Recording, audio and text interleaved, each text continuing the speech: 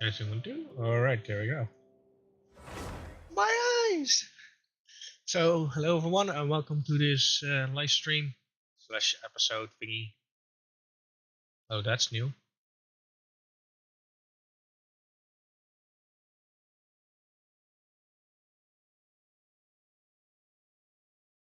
What's going on?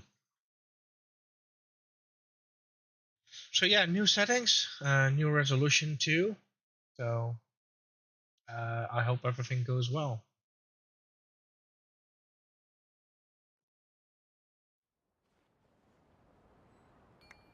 I'll give it a moment to load in.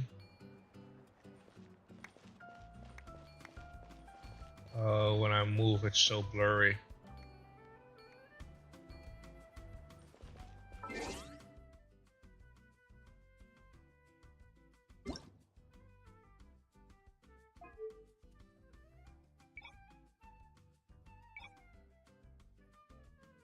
I don't have a 4K screen.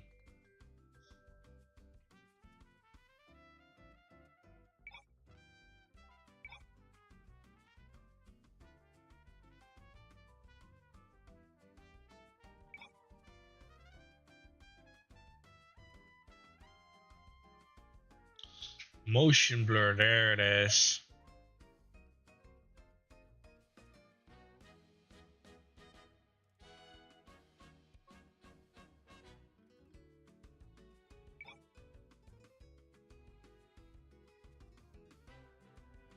And hello to you too. I just started, just need to set up some things.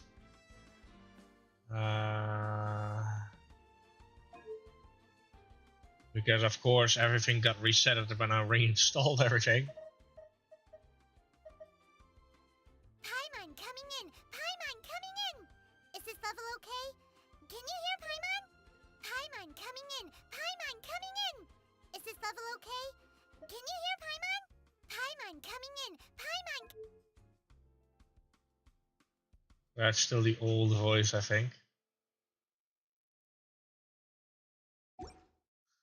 How did it? Well, it was just blood that they draw. I got the results from it, which raises a lot of alarm bells, unfortunately. So the thing is that my blood work looked okay. The values were within normal range. They have improved over what I had last time, which raises the concern because a lot of my symptoms were explained by a lack of certain vitamins.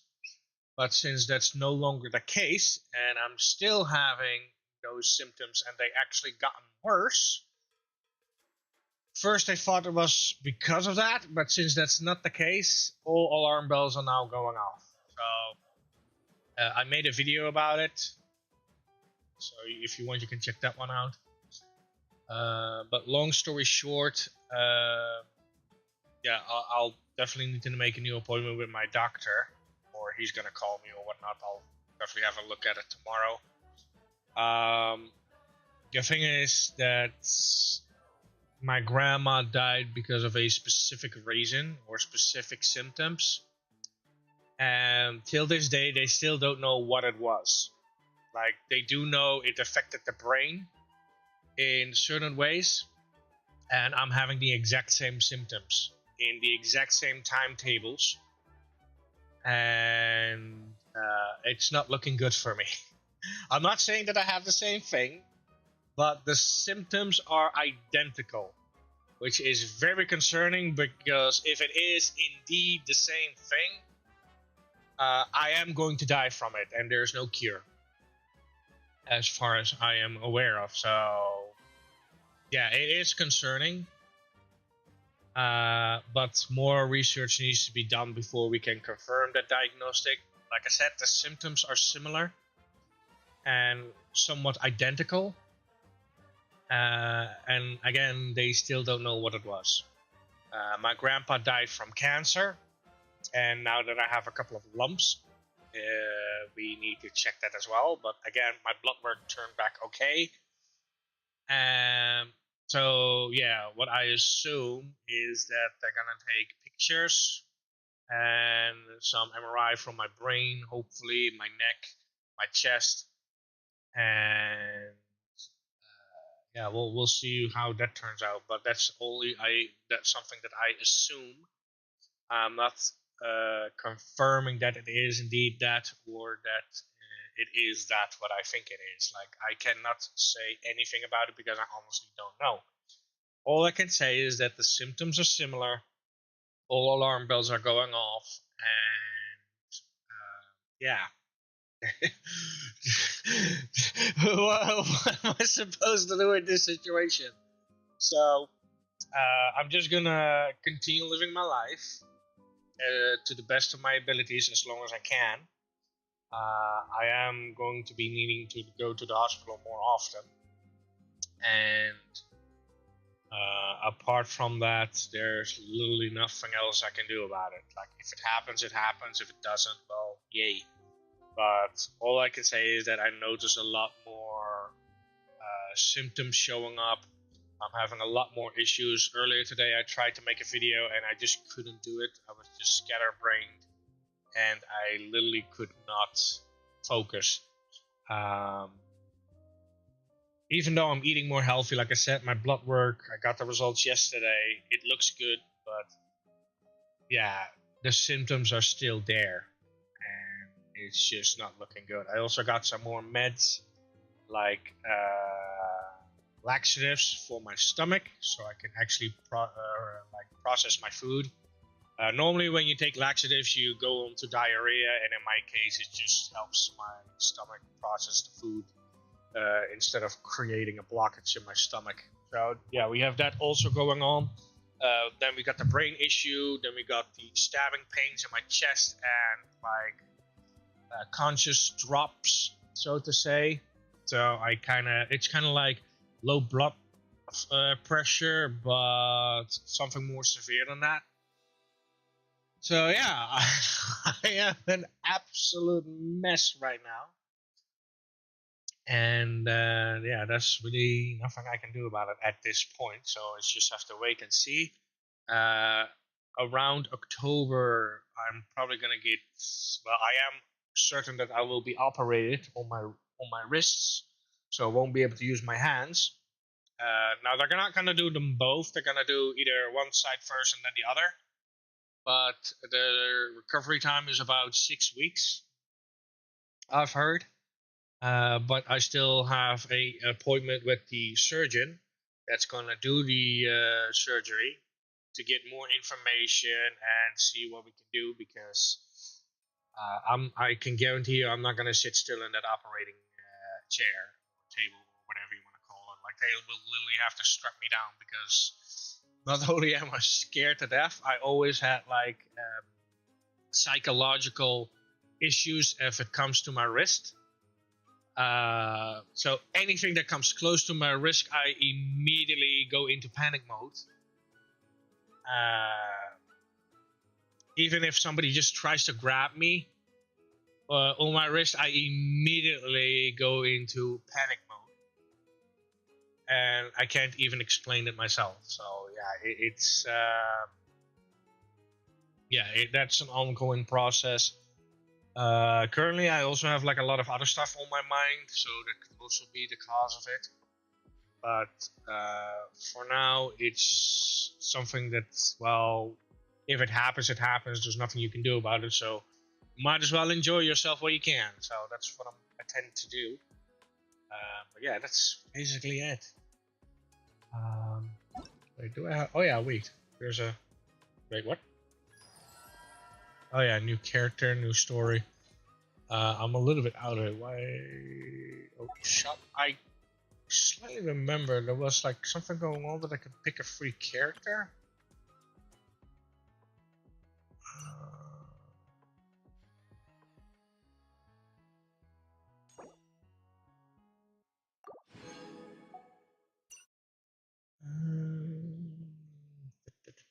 Um, So I'm gonna focus a little bit more on the storyline. So my apologies if I am not paying attention to chat. Usually when I do these let's plays, I usually don't pay attention to chat. Should we? It's not that I don't want to. It's just that I'm more focused on the story because I actually enjoy this storyline. Let's see.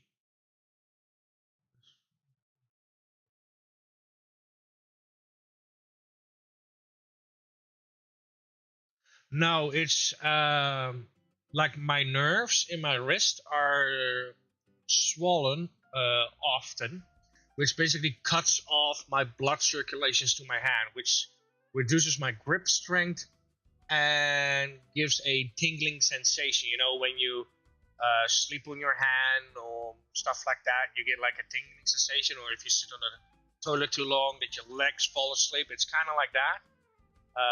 But this is just because my nerves are irritated and they get swollen, which basically cuts off the blood circulation. And that's why I need to be operated on my wrist. And then we also have like the stabbing pains in my chest, which can lead to multiple problems. Like in general, I have a very fast heart rate in general. Actually, speaking of heart rate, let me just hook this thing up so you can actually see my heart rate live. Because I do need to monitor that more often lately. But yeah, in general, I have a very fast heart rate for just sitting still. Like in idle, I am usually, not always, but usually around 120 beats per minute, and that's fast for a idle position. And I often have the thing that my heart rate is just fast in general, which is not normal, and getting stabbing pains and breathing problems. Yeah, that because of my hay fever, I'm having some breathing issues during the summer and spring. And having asthma on top of that, yeah, that ain't helping my case either. So, hold on, let me just see what my heart rate is now. Activate this one, and I can wait. Oh, yeah, there it is. See, 102 heart rate right now. That's current, and I'm just sitting still on a chair, and it should be around 80 or 70.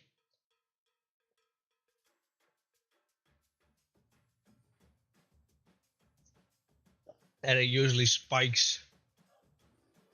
So yeah, it's not the best. It's not the best. What was I? Oh yeah, let's see. What is this? Oh yeah. Okay. I think I do have her. Oh, the character that I wanted is not here. I do think I have her though. So I can pick.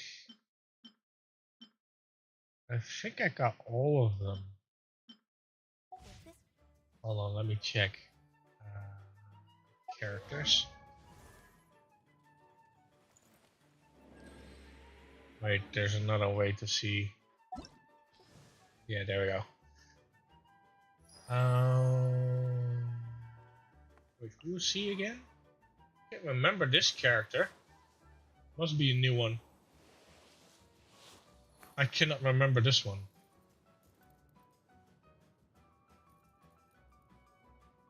I do remember this one. Do not remember that guy. Huh? Ooh. I do remember her. That's a new one.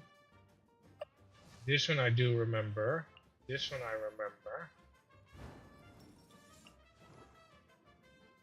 This one I wanted to have for a while, but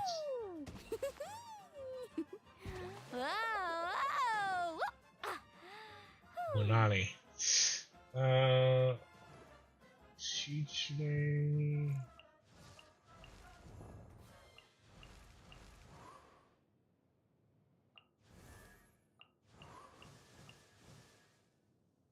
Head guy, which I called Greg. Oh, I don't have her. I don't even have him. Interesting.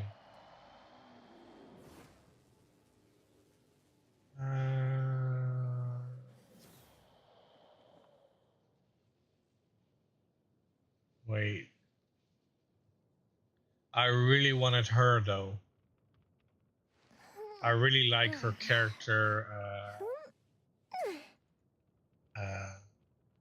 No, not the character.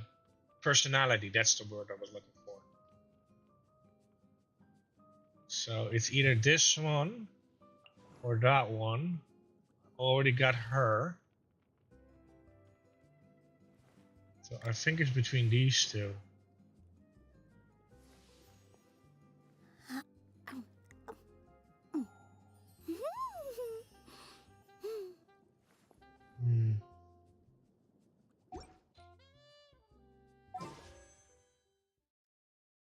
I don't care about Hat Guy. Don't care about him either. So it's either her or him. Actually, I don't really play that many water characters to be honest, but I do. What you call it? I think I'll go with her. Wait. Oh no! Wait. What the hell?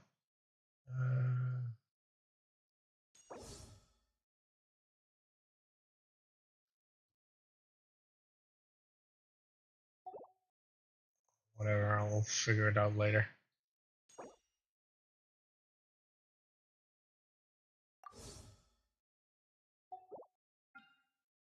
Mayida and the new chick.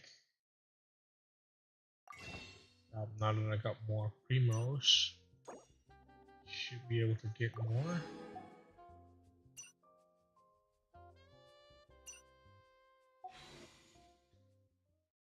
Oh, I'm one short. Oh, I am one short. All right, all right, all right, all right. Let's see. Purple. So no five star. I'm glad you gave me a chance. Oh. I always think it takes people with similar tastes to sustain a pleasant conversation. Nice to meet you. I'm Kaveh, an architect. If you have a project you'd like me to work on, then I'll need a detailed description of what you have in mind. Don't think I have him yet.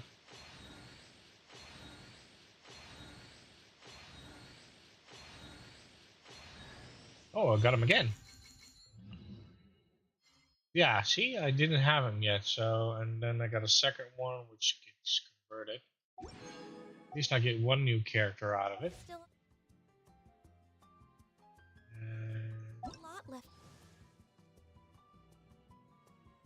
Where is he? There he is.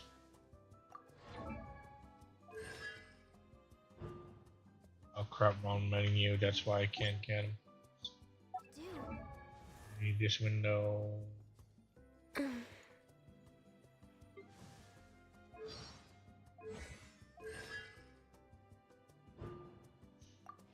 That's also another thing, you know, like characters that I like to play, I barely have anything, and characters that I don't care about, you know, they're almost like fully unlocked. Like this one, I never played her, as she's almost fully unlocked. Never played her, and yet halfway done. I do like her, but none there. And she's not fully leveled either. Like this one, I never played. Fully unlocked. This one I did play now and then, but only one. This one barely played, halfway done. This one I like her personality, but nothing there. Nahida, Jean, Bennett, fully unlocked. I never really played them. Well, I played them through the storyline, but I mean, like as a actual team member, no.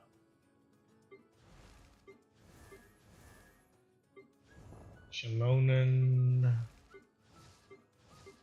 Like this one, I never really played her on this account.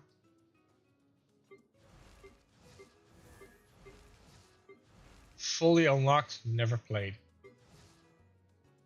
Fully unlocked, almost never played. I have played with this one. And I have played with this one too. Definitely played with that one. Traveler.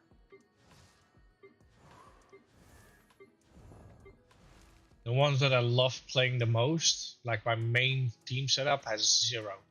I do have only one on Ganyu. Or Ganyu, sorry. But Barbara is one of my main healers, and this one is the most important one. If they decease or die, they get resurrected. It doesn't work on online though.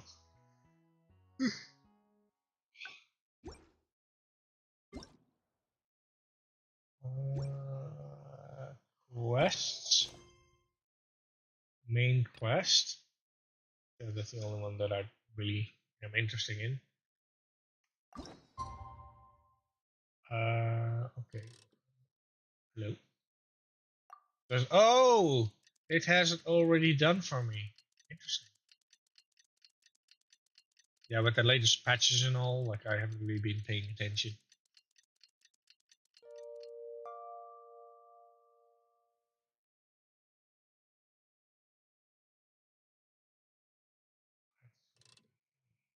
Seven. There we go.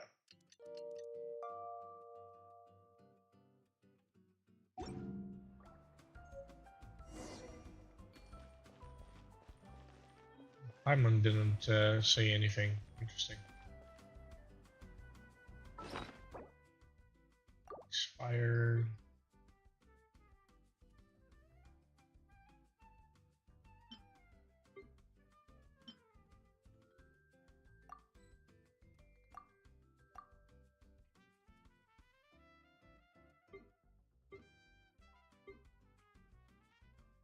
How's my food looking? I have plenty, but I do need to farm more. Because I think I will be using this one quite a lot. Where do I need to go? I haven't done much exploring either.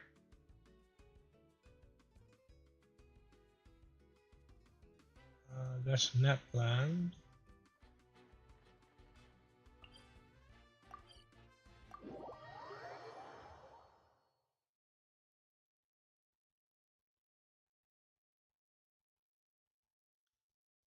Let me start recording too.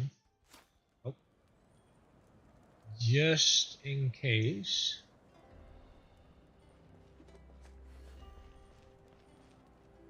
Oh. There.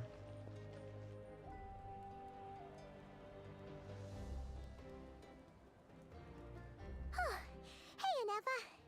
Sorry to keep you waiting. Actually, let me increase the audio a little bit. A little bit low. That is perfectly all right. My data indicates clear skies in the coming days. Current conditions for maritime travel, optimal.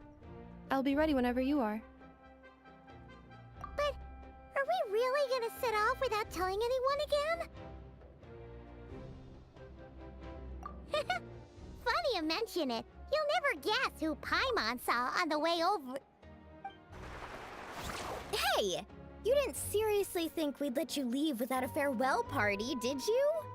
No chance. Yeah, come on, Traveler. We've already made all the preparations. And most importantly, how dare you try and slip away without first paying your respects to the almighty Dragon Lord! A little bird told us you'd soon be leaving for Nodcry. So, we asked Paimon to give us a heads up before the date of your departure. You sure it's not time to think about changing that little habit of ours? Don't worry, we won't keep you long. Besides, everyone's there already. Chaska, Ian-san, Auroron, even the Pyro Archon herself. You're invited too, Anefa. Shilonen has a special gift for you. Accompaniment request accepted. Shilonen demonstrates excellent massage technique. My impression of her is exceedingly positive. Wait, so robots like massages too?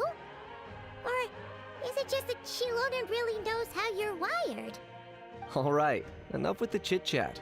Let's head to the venue. Woohoo! Party time!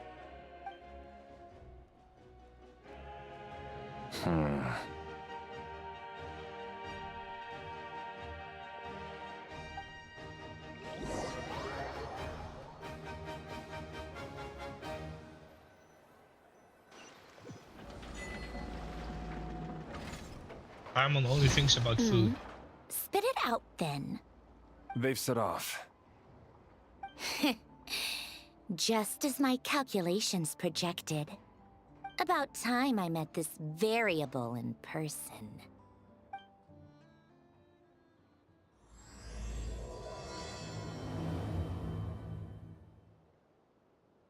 You know, every time we head to a new nation, there's always a point where it suddenly dawns on Paimon.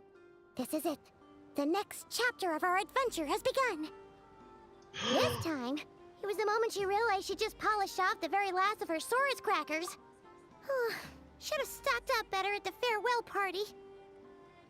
In other words, Paimon has marked the geographic coordinates from 2 minutes and 40 seconds ago as the boundary between Natlan and Notcry.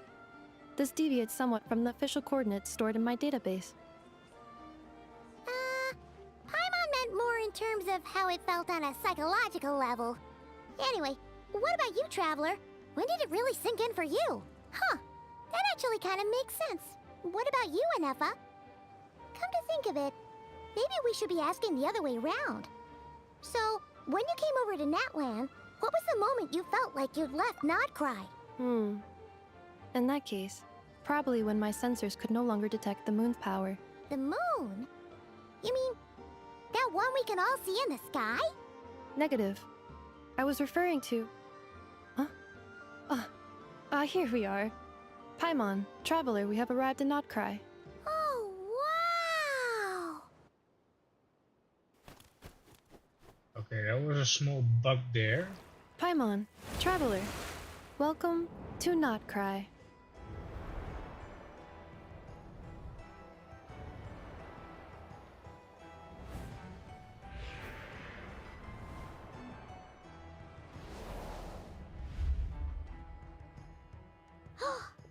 That must be Nasha Town up ahead! That's the place you were telling us about on the way over, right? Paimon's halo was also changing color from like reddish to pink.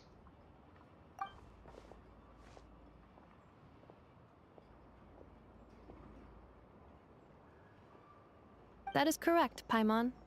It is also the most bustling commercial hub in all of Notcry.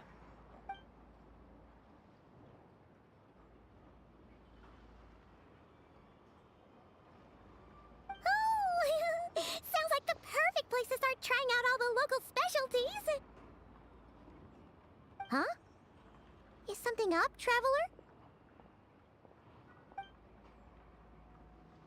Paimon, this is where our spaceship landed when Lumine and I first arrived in Teyvat. Huh? He speaks. Are you sure? But how come you've never mentioned that before? Seems pretty important to Paimon. Oh, well, because those memories are really hazy. All I remember is Lumine waking me up and us leaving the ship. But just now, setting foot on this land, I felt something.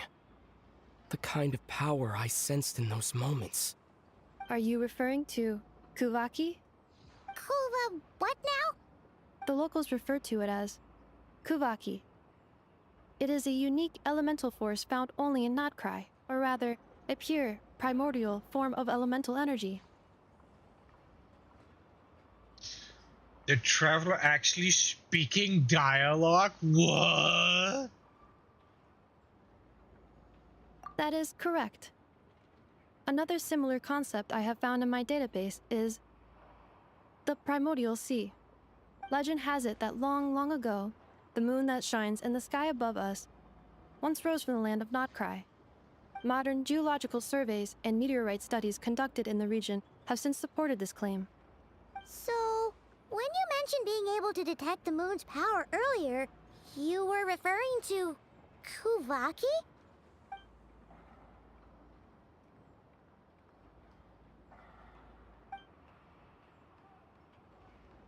Wait, Traveler, you're saying we might actually find your spaceship here? Do you still remember where it landed? Notcry is surrounded by the ocean. In other words, it could have been anywhere along its coastline. Negative. Description still lacks sufficient detail to pinpoint target location. Hey, it's okay if you can't remember everything right away. After all, it's been a really long time.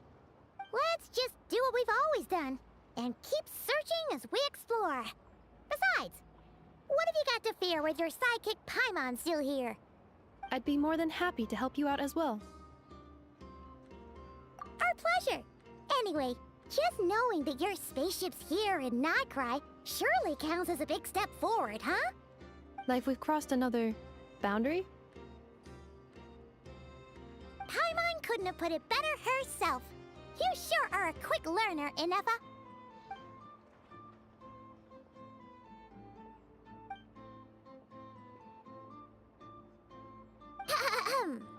Well, as the best guide in the whole of Teyvat, Paimon hereby does solemnly declare, Notcry, here we come!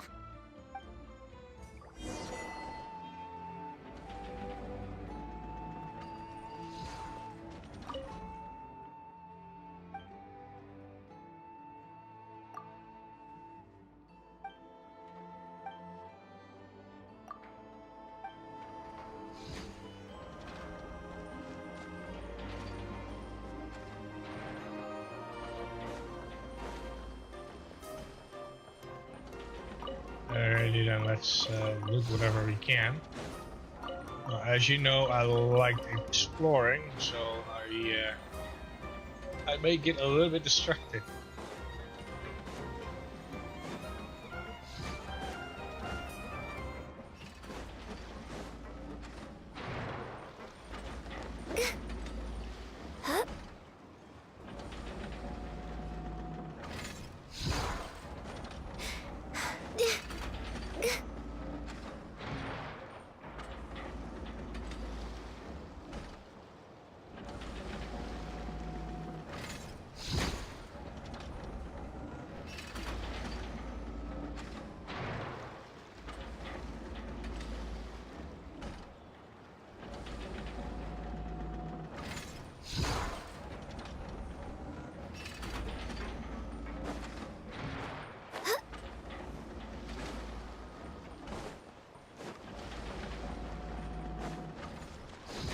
Next on the agenda...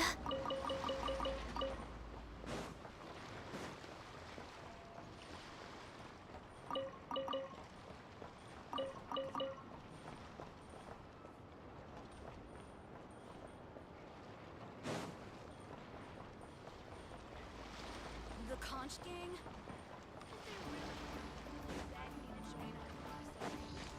We're way behind schedule.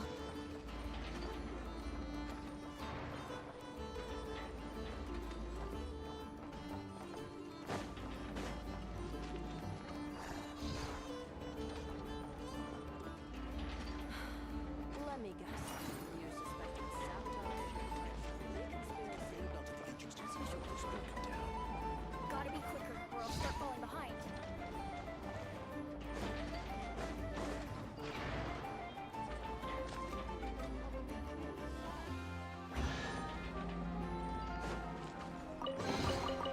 beautiful treasures are a cause for great happiness.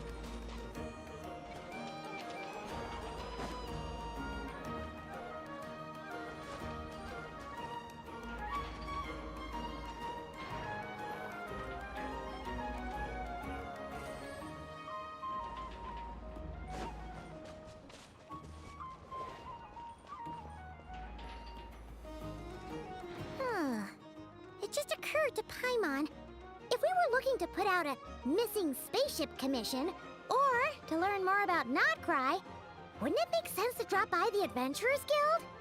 The guild is located in Nasha Town. Simply follow this road and you'll reach it.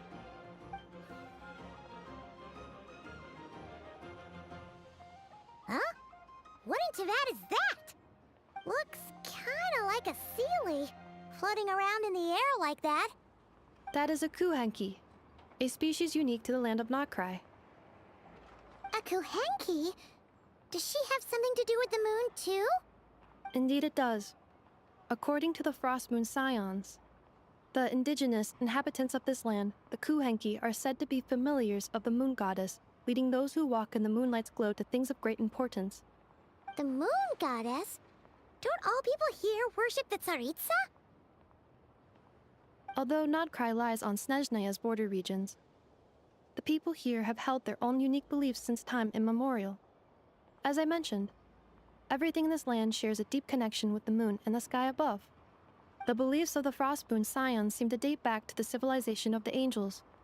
According to the documents in my database, even the 7 Archons did not exist at that time. Wow! So the origin of their beliefs goes back even further than the Archon War? Correct. At some point, you may come across some statues of their goddess. The Frostmoon Scions carved these as well. Hey! Looks like she's floating away! I suggest you follow her. The probability of an ordinary person encountering a kuhenki lies in the single digits. Many here consider them heralds of good fortune.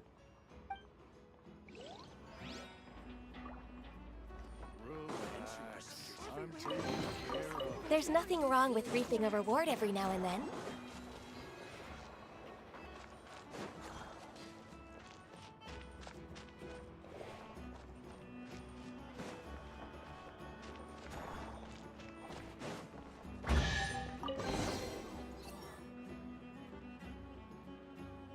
Is this a travel guide?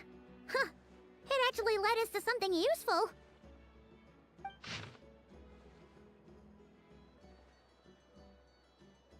Are there any particular points of interest? Oh, it all looks pretty interesting to Paimon. If we have time, she'd love to see, pretty much everything. Recalibrating route. If we keep following the current path, we will arrive at an area of scenic beauty. From there, we will be able to identify both the Adventurers Guild and several must-visit specialty stores. Yikes! Why is Paimon suddenly getting the feeling that if she doesn't step it up soon, Ineva's gonna put her out of a job?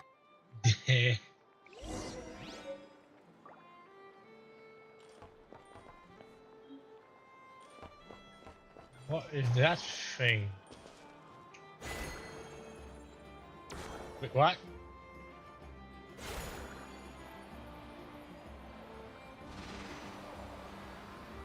Wait, what? What just happened?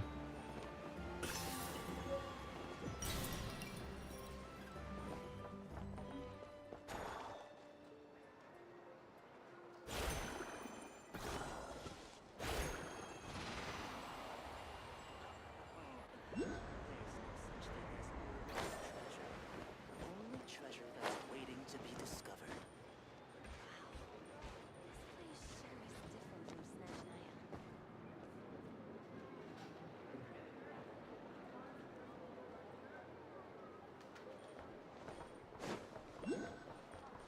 We're way behind schedule.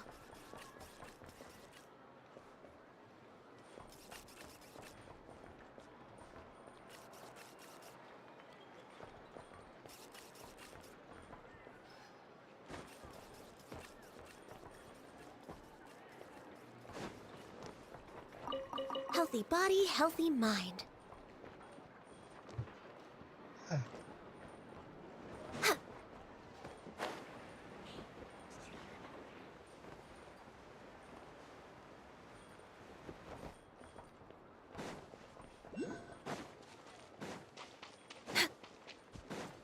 Next on the agenda.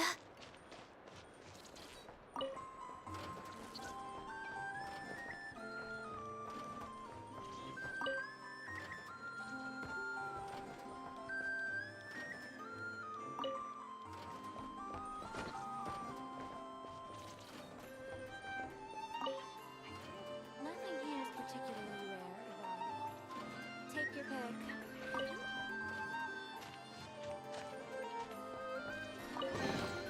There's nothing wrong with reaping a reward every now and then.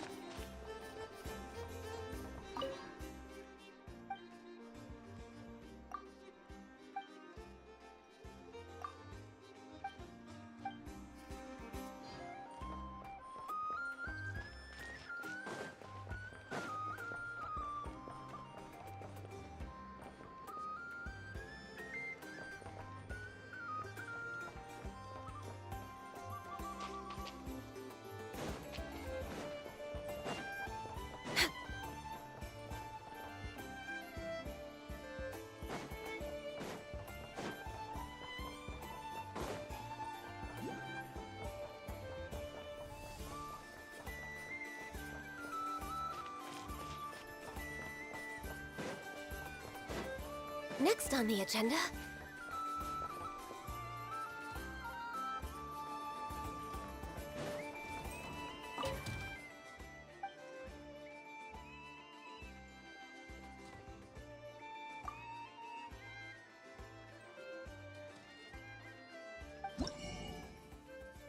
Oh.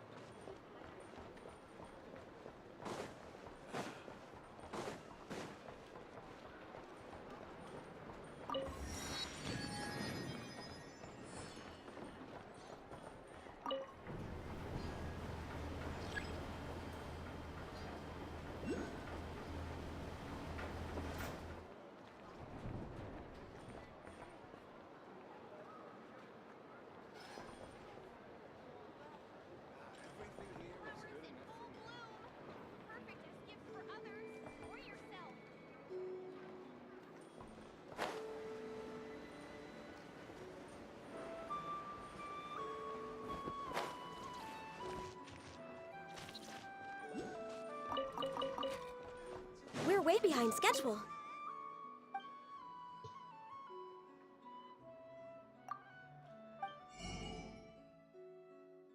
Let's see. Oh, this is a different type of weed. Might as well get it.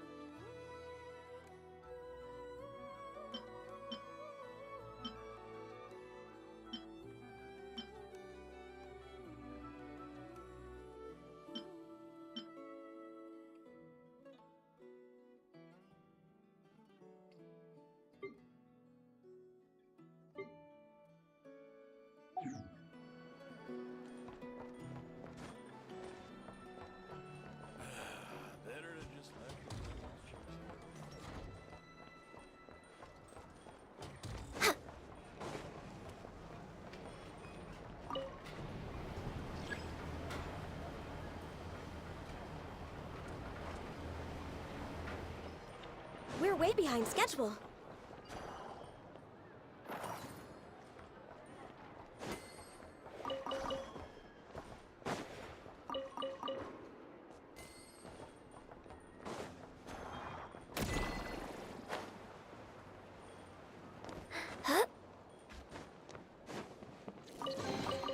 Beautiful treasures are a cause for great happiness.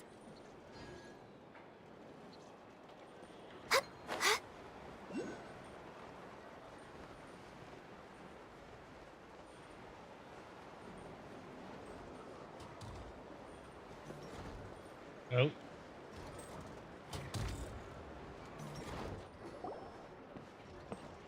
Wow! Nasha Town actually looks pretty big from here. Feels a bit different than Paimon imagined, though. Which aspects in particular deviated from your expectations? Well, Paimon keeps hearing people describe Nodcry as an adventurer's paradise. So, she kind of thought it'd be a bit more picture perfect somehow. According to legend, there was indeed an era of peace in Notcry's past, the age of the Fae. Tales of those ancient heroes are still told today. One of the most well-known is that of the Lantern Fae.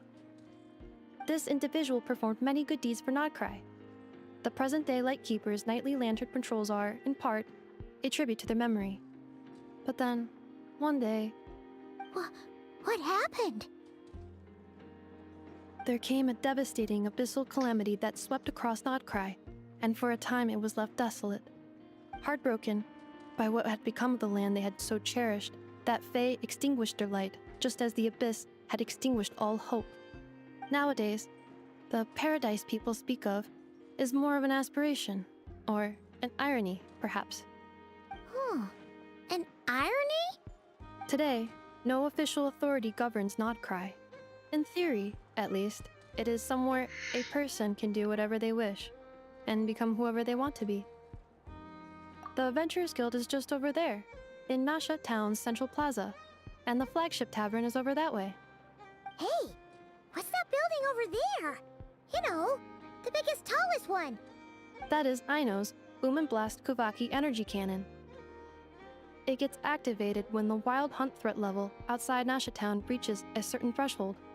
But according to the scan I just ran, the energy cannon appears to be malfunctioning, likely due to a recent discharge. The Wild Hunt? Isn't that the abyssal calamity you mentioned that's specific to Nodcry? It is a phenomenon that has been occurring for several centuries now. Yet the time and location of wild hunt attacks are seemingly random. At first, it was more of an old wives' tale that adults used to scare children.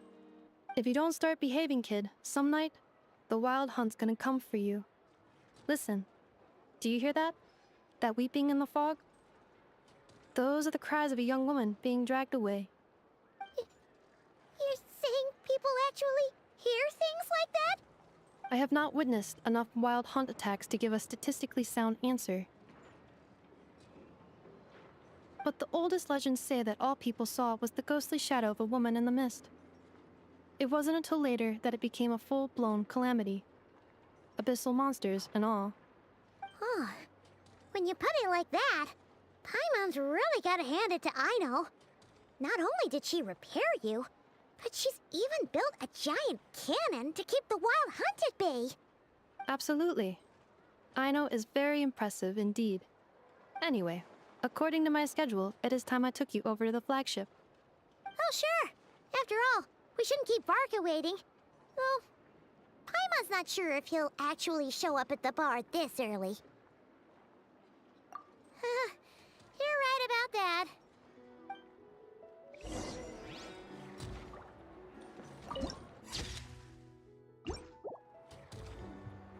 Now that I've finished all the new books that have come out lately, maybe I should start on my backlog.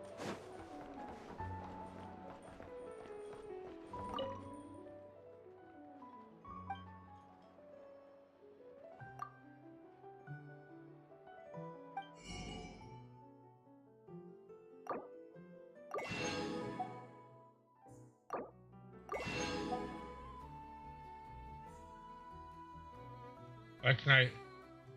Quest items. Oh.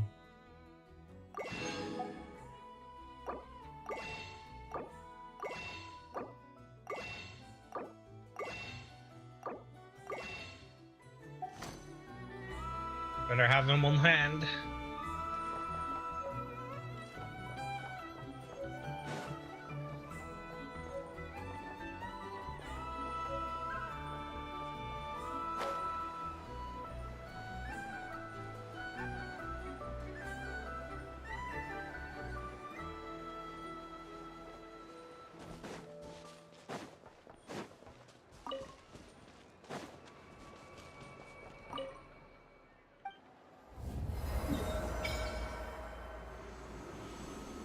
Oh.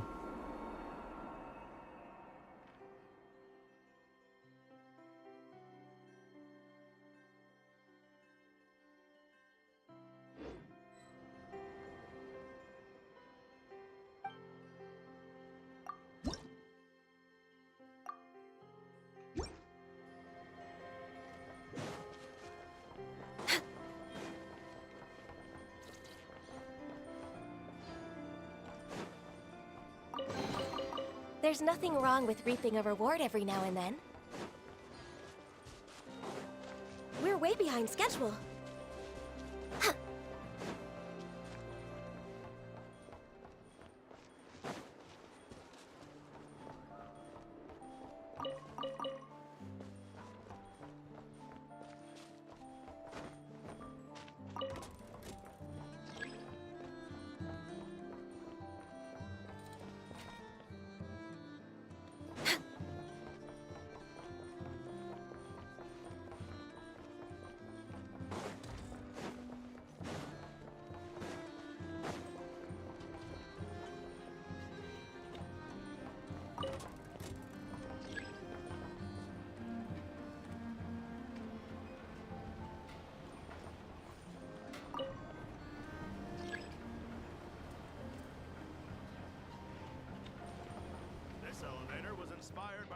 We're way behind schedule.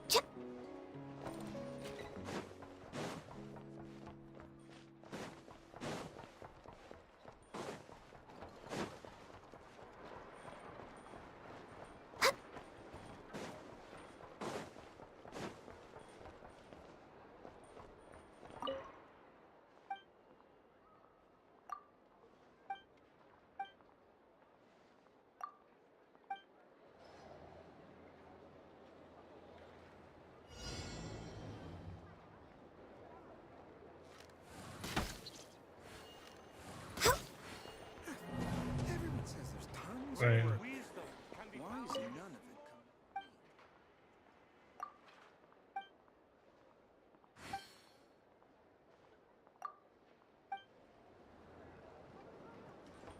This Okay, so research this, looks promising indeed. this one. Oh, okay.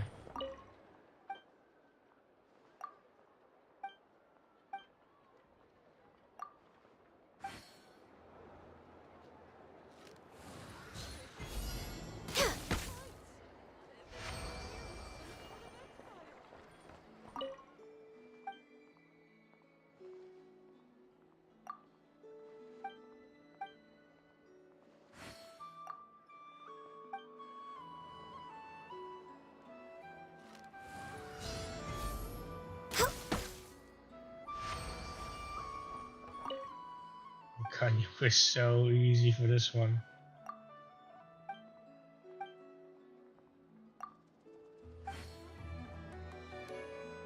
Great wisdom can be found in the smallest object. Everyone says rooms of work.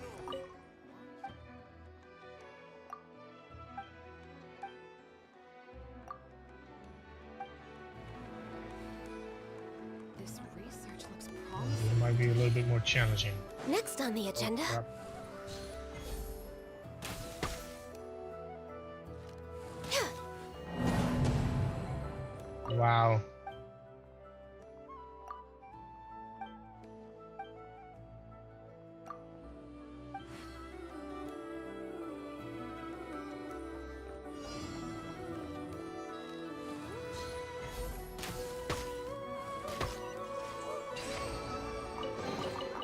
There's nothing wrong with reaping a reward every now and then.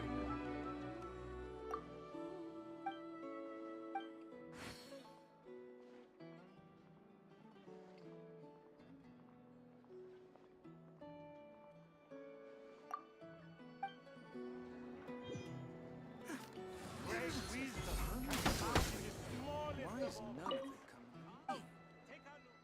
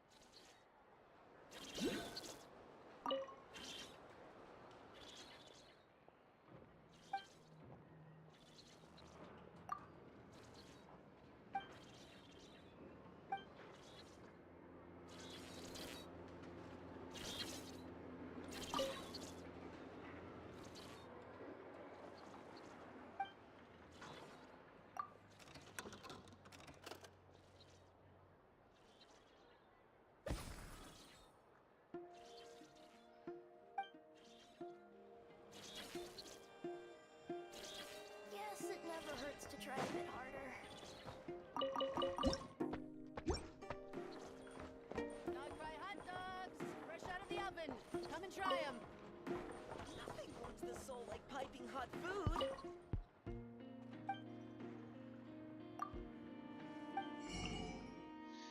Ooh, new recipes. Make those.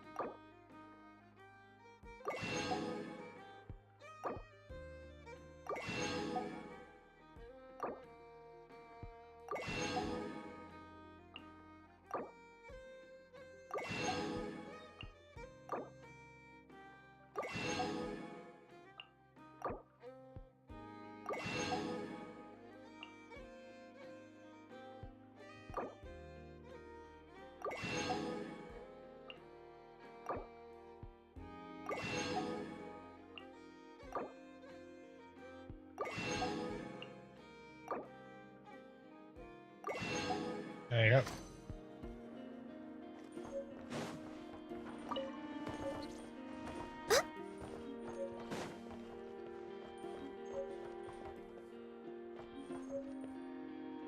Guess it never hurts to try a bit harder.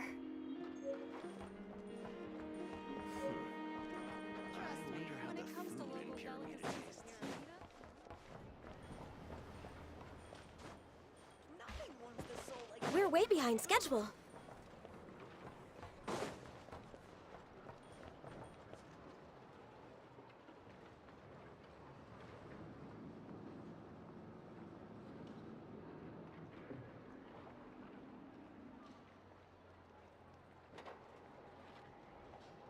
I thought It's the so night shift nice was to supposed be a de-stress. cushy job where you just clock in, sleep, and get paid.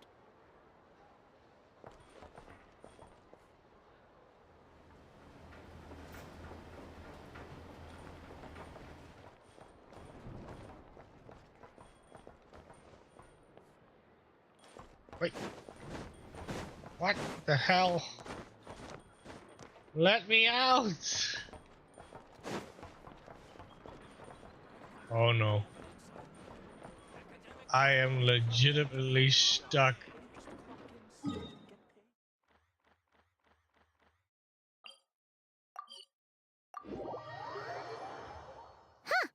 this the Adventurers Guild? Why isn't anyone here? Does that mean that Catherine and Nodcry actually gets to clock out? Anyway, let's come back later.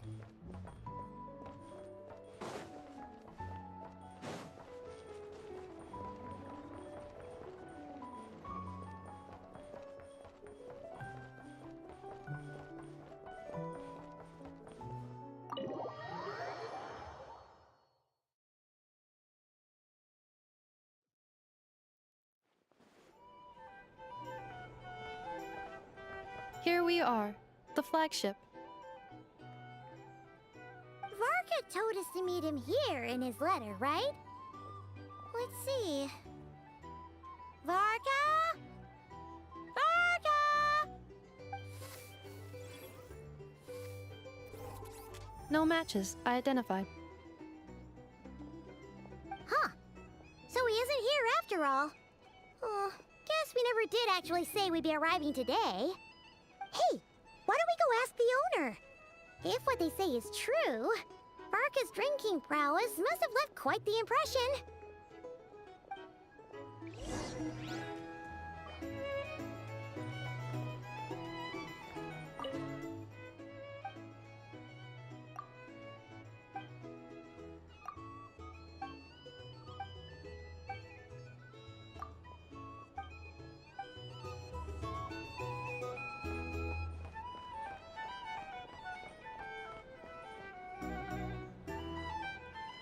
Huh? Well, well. If it isn't the ineffable Ineffa. Hello there, Demyon. You know each other? Of course! Ineffa's a regular here at the flagship. So, robots are into booze too? Not at all. The energy conversion efficiency of alcoholic drinks is very low, and most of them are full of impurities. Still, I can affirm that your berries and fried meat deserve a solid 9.12 out of 10. It has Aino's approval too. Funny that you should mention that. While you were away in Natlan, Varka would come in here every day to pick up a serving of berries and fried meat for Aino. Aww. He must have been worried sick that she wasn't eating properly on account of being so hung up about Ineffa being gone. Actually it's 'cause Varka found out that Aino went wild after Ineffa left, gorging herself on snacks she normally couldn't get her hands on. So it was more worry that she wasn't getting a balanced diet. I think I might have just put my foot in it. Anyway, since you're back from Natlan, these two must be the ones Varka mentioned. The Traveler and Paimon, yes? Yep, that's us. So, from the sounds of it, you must be a close friend of Varka's too. Varka? Goes without saying. After all, he's the only one around here who's ever managed to stay standing after 10 rounds of the roulette special. Paimon can't believe he's made such a name for himself. Though, guess it's hardly surprising how. Right now? Must be somewhere near Anvantinyarvi. That's quite far from here. Huh? Where's that? It's a lake in the northern part of Nodcry. Word reached him of trouble brewing around those parts, so he took his knights to check it out. Oh. So, we missed him? Varka knew you'd say that. So he specifically told me to make sure you stayed here and enjoyed yourselves. He sends his assurances that everything's under control. Well, if he's that confident, guess our only option is to accept. Anyway, it's not like there's any special cause for concern. He is the Grand Master, after all. Exactly. Plus, not only has he booked you into our finest room, he's paid for it in advance, too. Whoa! It's so generous of him! We might not have met yet, but Paimon's got a feeling that we'll get along with Varka like a house on fire. Oh, and by the way, he also asked me to serve up a portion of berries and fried meat for Ineffa. That was prepaid as well. Thank you. No, thank you. I'm the one who should be grateful for your business. Traveler, Paimon, Why don't you go ahead and drop off your luggage? I can use this time to go pick up some components that Aino asked me to bring back. Sure thing. Besides, now that we've got ourselves a map, once we're done unpacking, we might as well go for a stroll ourselves. Why don't we meet up again later? Oh. So you no longer require navigational assistance? No worries, we should be fine. We've got a rough idea of our way around town, so Paimon's reasonably confident we shouldn't get too lost. Thank you.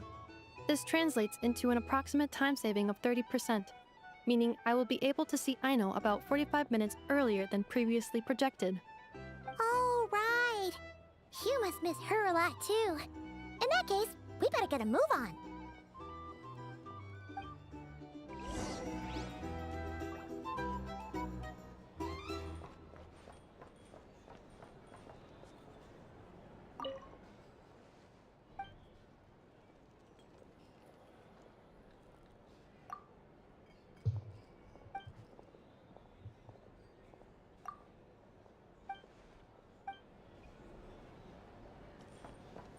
You're here to sign up our drink recommendations?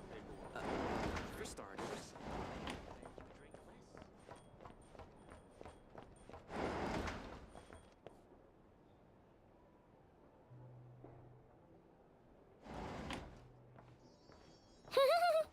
Feels pretty nice having someone sort out our food and lodging for us, huh? But is this really the flagship's best room? It's pretty big, make no mistake, but it looks a little worn out, right? Though, to be perfectly honest, that feels right at home with everything else we've seen of Nasha Town. You mean it's got something to do with Nodcry's history? Oh, that makes sense. But what exactly was this calamity?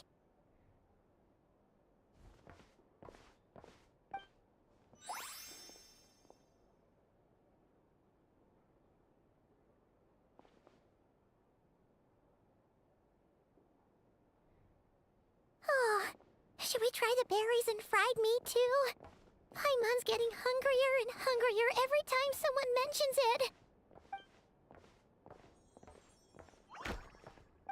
Oh, sorry about that.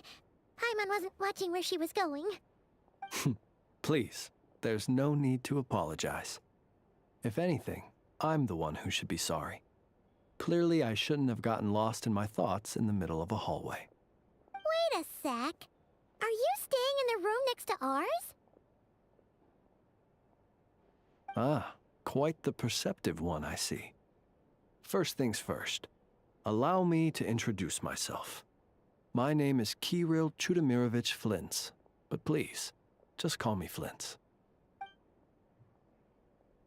Whoa, that's an impressively long name for sure. Ah, is that so? Names like mine ought to have been fairly common in Snezhnaya, at least in the past. Would I be correct then to assume that the two of you are travelers in this land? Yep, you sure would be. Paimon is Paimon, and this is the Traveler. We've been to a bunch of nations already, but we only just arrived in Notcry today. What a rare honor it is to meet such worldly travelers. Are you here for travel too? If only I had the time to spare. No, I'm just staying the night. Oh, so you're here for business? That's certainly one way to put it. I'm a Ratnik of Nodcry, normally stationed near the burial grounds to the north. My sole cause for being here today was to repair this lantern of mine.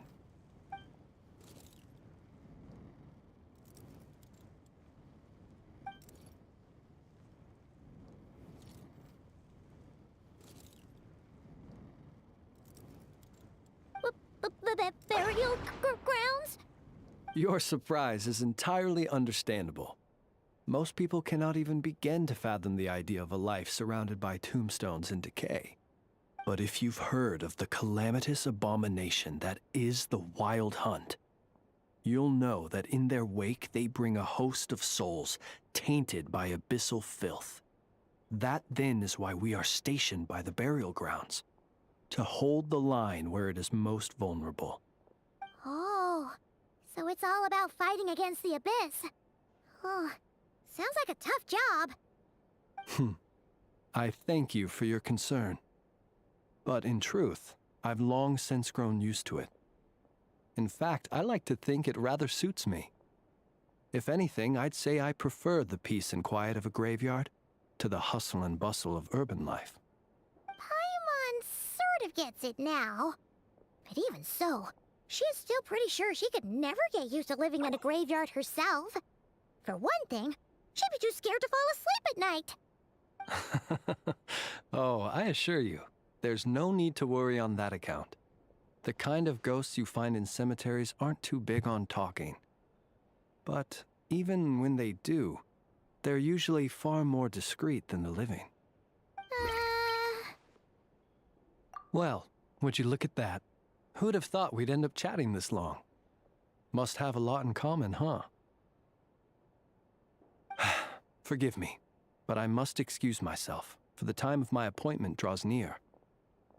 And in terms I'm sure you'll understand, a lanternless ratnik is like a mapless traveler. A serious conundrum indeed. Oh, sure. In that case, you go right ahead. We won't keep you any longer. Not at all.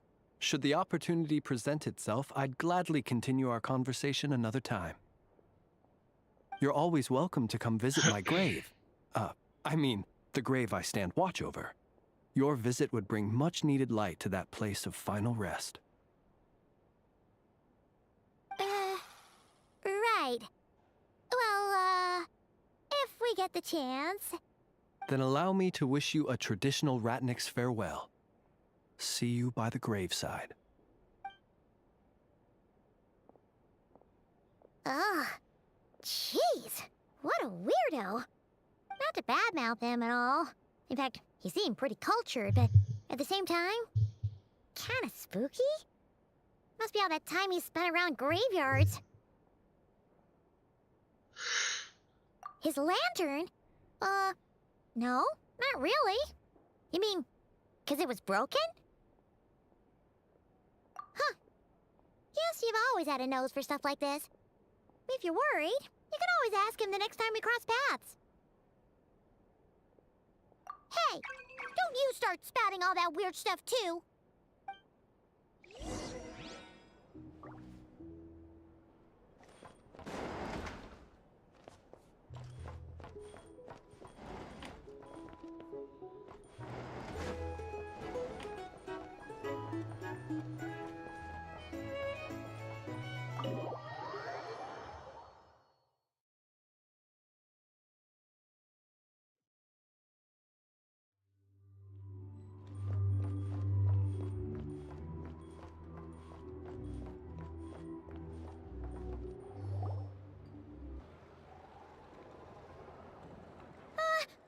Paimon almost forgot something super important. Were we gonna go try out the berries and fried meat? But now, heading all the way back to the flagship feels like such a waste.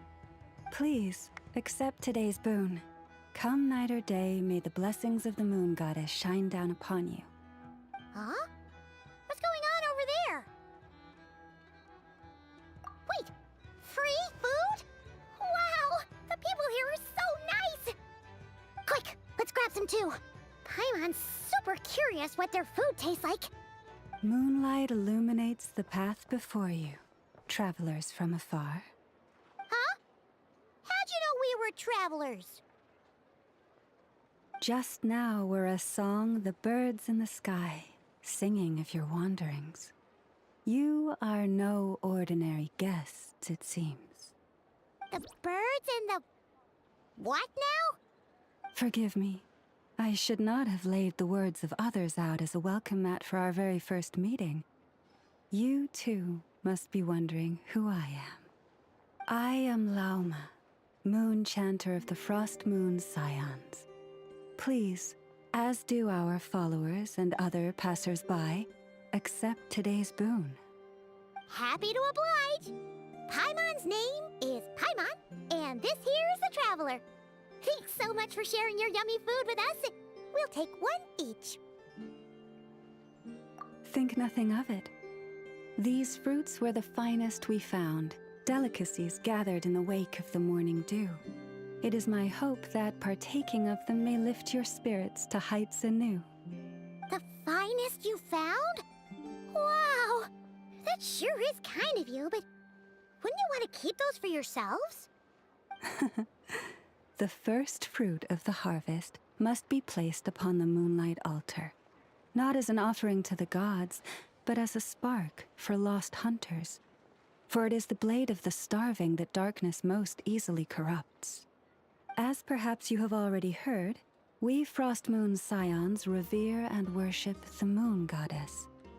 We believe that together, virtue and compassion are the shining light that will lead us all out of the long, dark night. And now, with tides of haughty Fatui swarming into Nodcry, driven by greed and greed alone, more than ever before, we must all unite under the banner of virtue. Huh! Look who it is again. Those unsufferably kind-hearted Frostmoon Scions. Got enough for us too? That's right! 2 servings each! We're starving over here! The Fatui! After what you've been doing to our sacred statues, how dare you even show your faces! Wilhelmina, bestow today's boon upon our guests. You hear that? No slacking now. We'll have the very best you got. But, my lady, they... Please, you two, accept this meal. But remember this. Kindness is the first lantern left to guide those who stumble in ignorance. Come again? Let me finish. But should they still refuse to follow the moonlit path, then by our frosted blades shall we show them its shadow. You! Hey, look who it is. Whatever. Just you wait. We'll be coming for you next. Huh? Where's the meat? Who wants to eat this garbage? Those stooges really are the worst. Ever since they came to Nodcry with all their weird equipment and built that so-called experimental design bureau, our lives have been turned completely upside down. Judging from how they reacted just now, it seems the Fatui already know who you are. Well, we have gotten in their way in pretty much every nation we visited, so we're probably at the top of their blacklist by now. I see. Then, on behalf of the Frostmoon Scions, I thank you for the goodwill you have shown us. Because if they had gotten ahead of themselves just now, I'm sure you would have stepped in to help. Just as the birds and beasts put it, your arrival heralds joy to us all. Besides, for a weary traveler far from home, what better respite than to bathe in the moonlight? You will always be welcome at the Frost Moon Enclave, the place we call our home. May we meet again in the moon's gentle glow. These are delicious! So refreshingly fresh! Those 2 Fatui wouldn't know a good thing if it came up and bit them on the shoulder. Looks like Inefa isn't done with her shopping yet, and the Adventurers Guild is still empty. Where should we head next? Good idea! Wouldn't want to let the Kuhenki down, after all.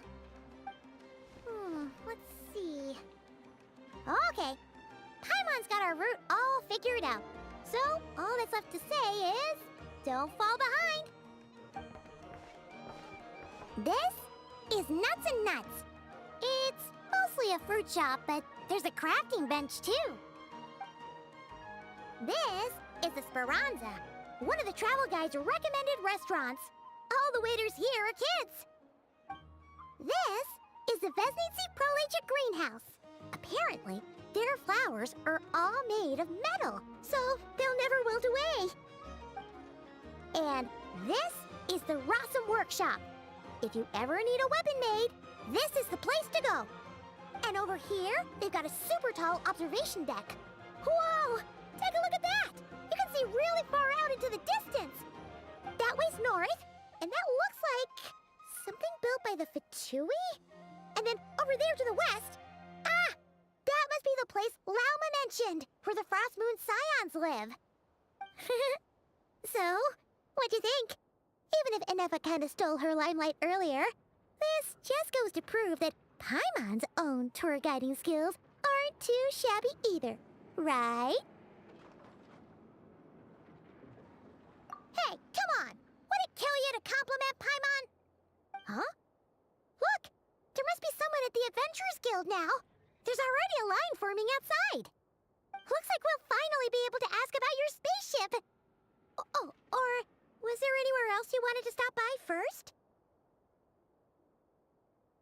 Where? Which one are you... Oh. Now you mention it, Paimon's noticed it too. Ugh. Better not be who she thinks it is. Anyway, where we go first is completely up to you. Either the Adventurers Guild, or that suspicious-looking shop. A word of warning, though. If we step into that shop, be sure to keep a very close eye on your Mora.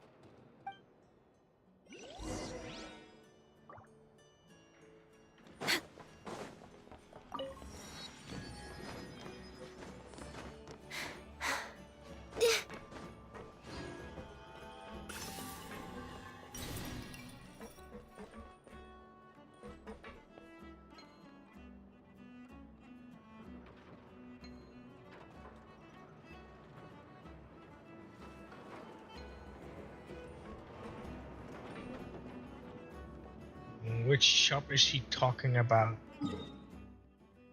Because I definitely missed it.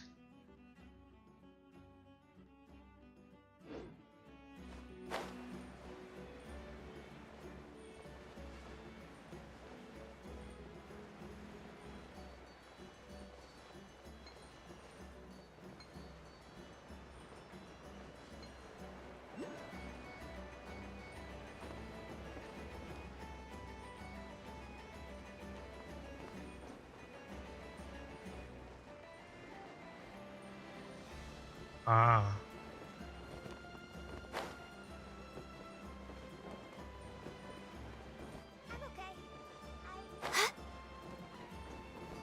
Oh. It's Dora!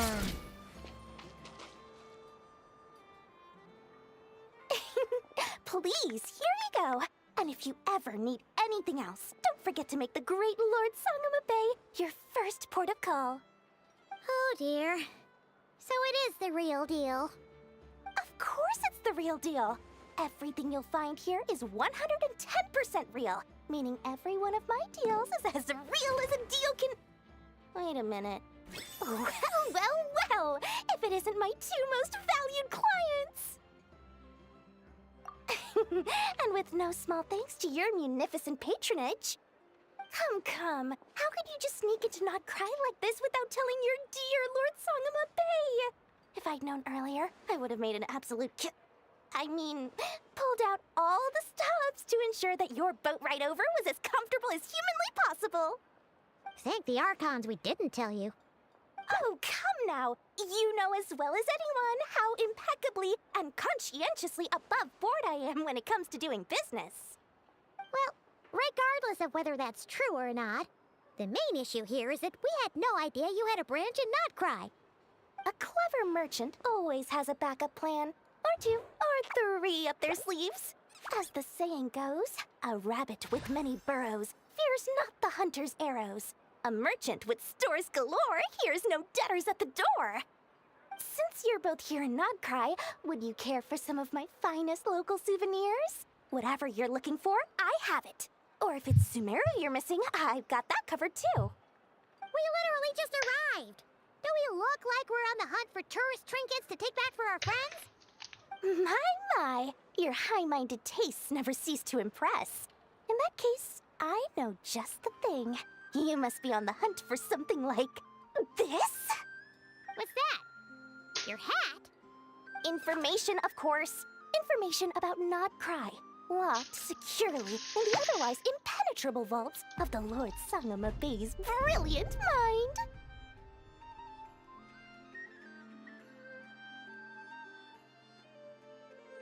I knew it! I just knew you'd appreciate the value of my wares. On the back of all our pleasant dealings in the past, I'll even take a hit by throwing in some insider info for free. Wow. You sure are feeling uncharacteristically generous today. What do you mean by uncharacteristically? I'm the most generous person. Forget it. Anyway, the long and the short of it is this.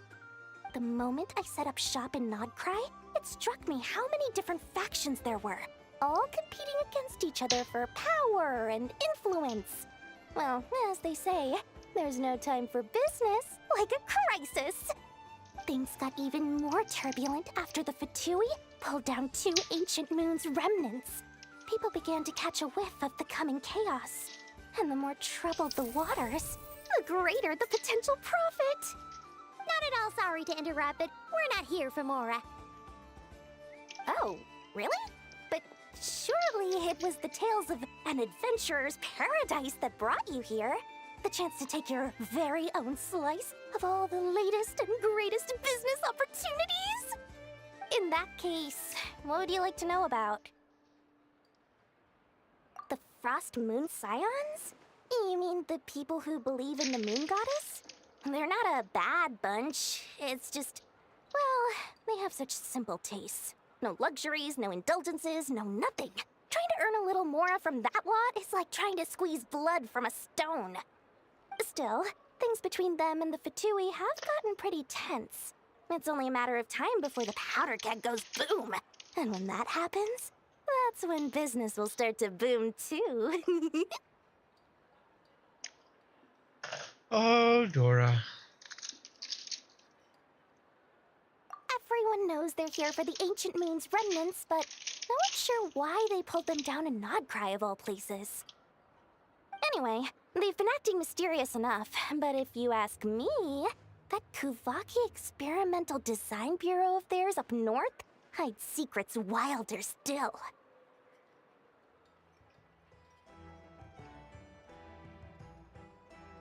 That bunch of booze-loving monstatters? Ugh, don't even get me started.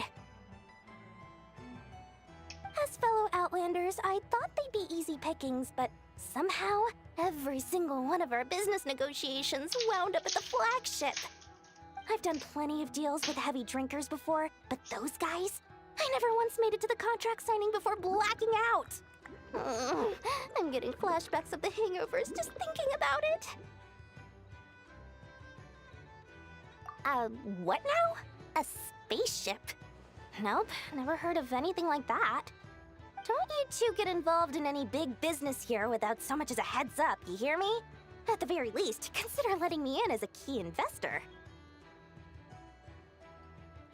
Oh, I almost forgot to mention. Sooner or later, you'll no doubt end up doing business with some other merchants in Nodcry. And someone's bound to mention a place called the Curatorium of Secrets. Listen to my advice. Do not, under any circumstances, go there, no matter how much trouble you're in. The Curatorium of Secrets? What do they get up to there?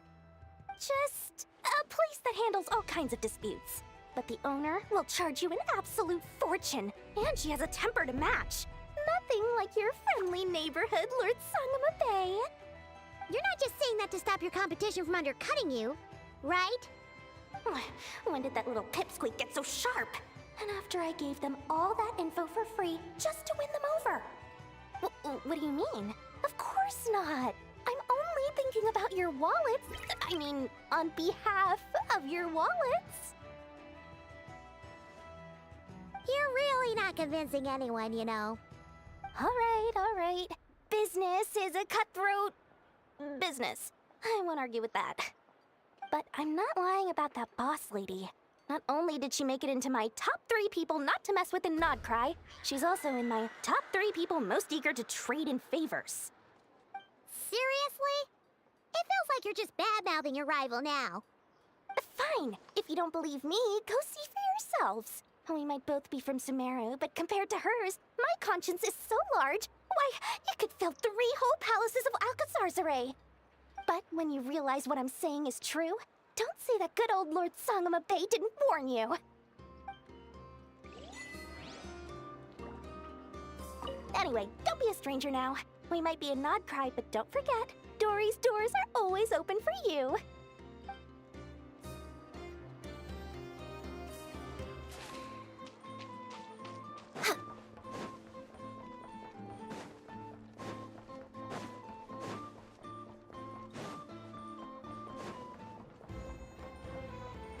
I'm managing here too. Oh, right. Come night or day, may the blessings of the moon goddess shine down upon you.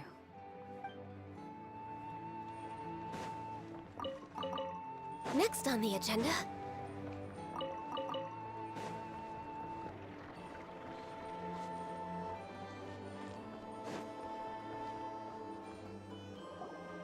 Lucky us! The line seems to be gone now. Come on, let's go say hi to Catherine.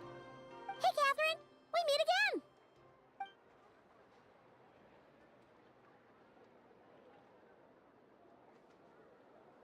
again. How ridiculous. Huh?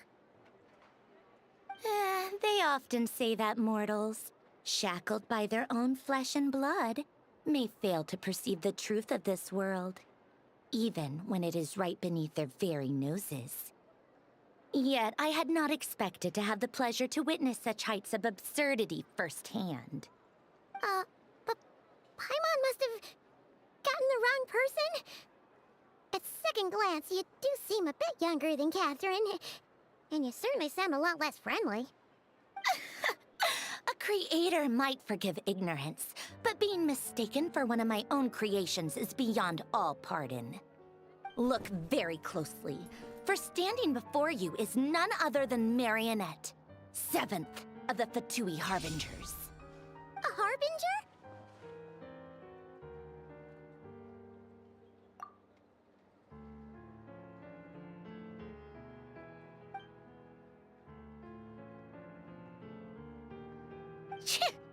Today's encounter is merely a courtesy call. A friendly warning, if you will. You interfered with my work once before, with that little robot. I let it slide. After all, it was nothing more than a distraction, a side project at best. But we are in Nodcry now, and as such, I strongly advise you not to stand in the Fatui's way. Otherwise, the next time we meet, I might just have to drop all this meaningless etiquette. Oh, please. You've got some nerve coming out with barely veiled threats like that. You're the one stirring things up here. Oh, perhaps you have misunderstood. Just because Nodcry lacks a ruler at present, that does not mean it should not be ruled. We Fatui are simply establishing a new order. Yeah, right. More like shady experiments, judging by your massive, creepy research facility. I've said what I came to say. What you do next, only you can decide. So why don't you start by using your already limited processing capacity to calculate your even more limited options? And, being the refined young lady that I am, I shall indulge you just this once. Ad Astra Abasask. Welcome to Nodcry, Dominion of the Fatui.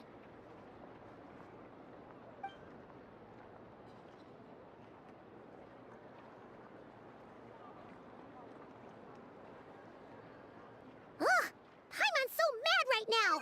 How can anyone so obviously evil be so annoyingly self-righteous? But if a Fatui Harbinger is here to greet us in person, that can only mean one thing. We'll have to be extra careful from here on out. Paimon hates feeling like she's being watched. Hey, the real Catherine's back. Ad Astra Abyssosk. Welcome to the Adventurers Guild. How may I help? I will do everything I can to assist you. Oh, you're so much nicer to talk to, Catherine. Please don't leave us again, okay? Hmm?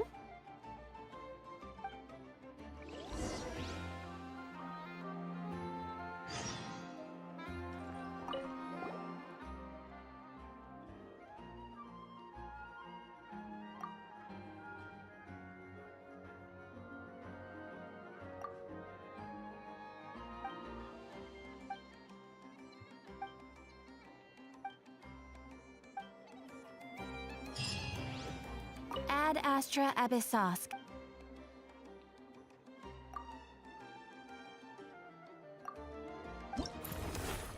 Oh, hello. What the hell is this?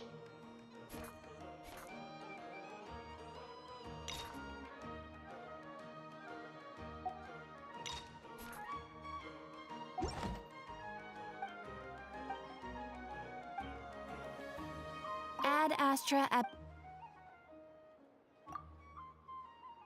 Ah, traveler. You have come at just the right time. I have something for you. You're certainly very familiar with the kind of work we do. But I'm afraid this has nothing to do with any of the above commissions. Please take this brand new Adventurers Guild notebook. The Adventurer Handbook is for recording details of your completed commissions and intel on all sorts of monsters. Whereas this notebook is for recording the marvelous people and wonderful events you encounter on your travels. I hope it will be of help to you. Anyway, that's all for now. My commission is complete. Safe travels, traveler. Ad Astra Abyssosk.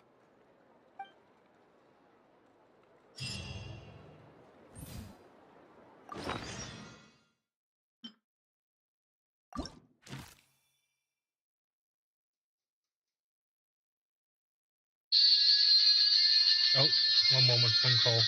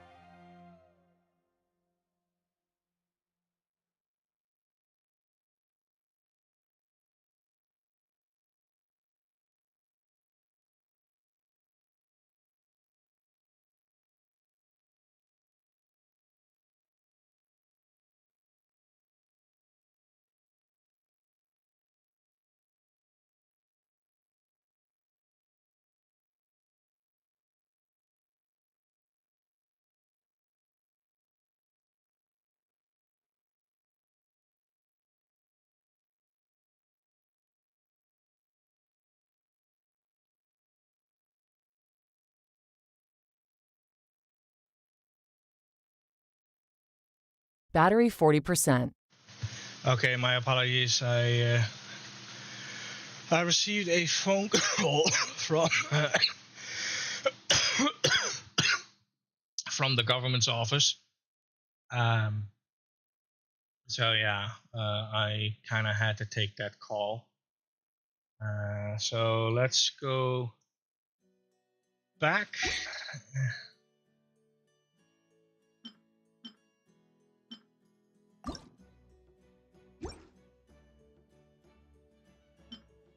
Why is it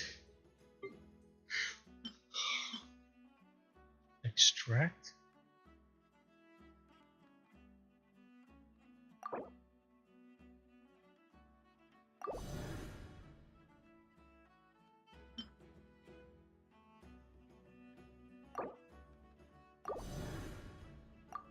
Do I have to do all of them, or no? That's just.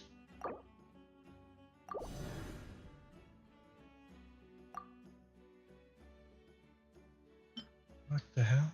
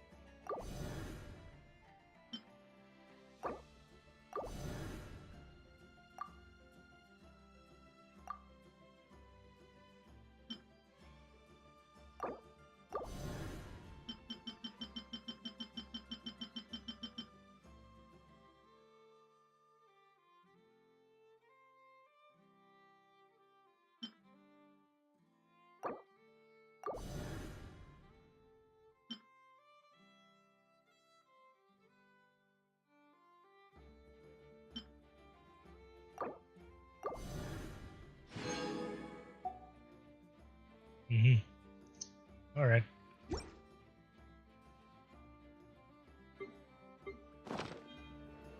Ad Astra Abyssosk.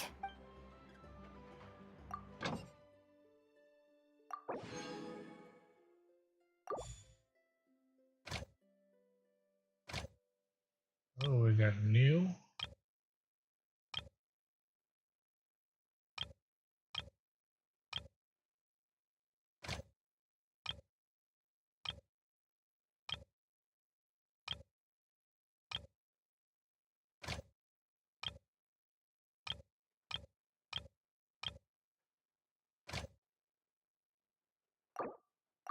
Let's recall.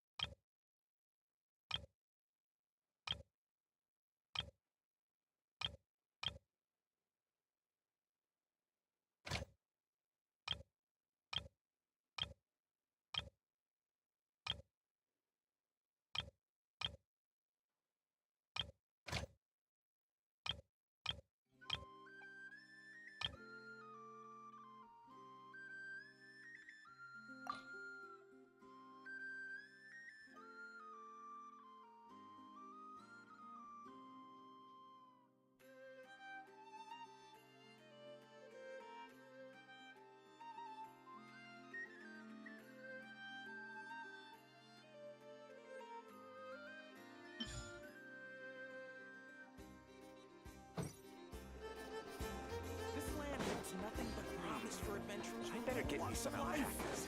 Wouldn't you agree? Enough.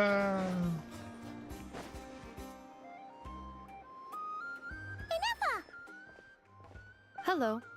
I was just about to start tracking your whereabouts. Did you manage to get everything Aino asked for? I did. What about you? Do you need me to navigate or introduce any more places around town? Not for now. We've seen most of it already. We probably need some time to process everything we've learned, though. Any progress with the spaceship? No. Catherine came back just now, so we asked her, but even she hasn't heard a thing. One possible explanation is the vast stretch of time that has elapsed. Additionally, given the limited resources available in Nodcry, it is entirely plausible that the wreck was scrapped for parts, or even mistaken for a pile of broken machinery. Aww. Understood. In that case, why don't we go ask Aino together? After all, she was the one who salvaged me, ancient dragon technology and all. If there really are any unusual parts floating around Nodcry, there's a high chance they've passed through her hands at some point or another. Good point. And since you keep mentioning her, we're curious to meet this whiz-kid mechanic too. Understood. Then I'll handle navigation as before. ETA at the Clink Clank Krumkake craft shop. 34 minutes ahead of schedule.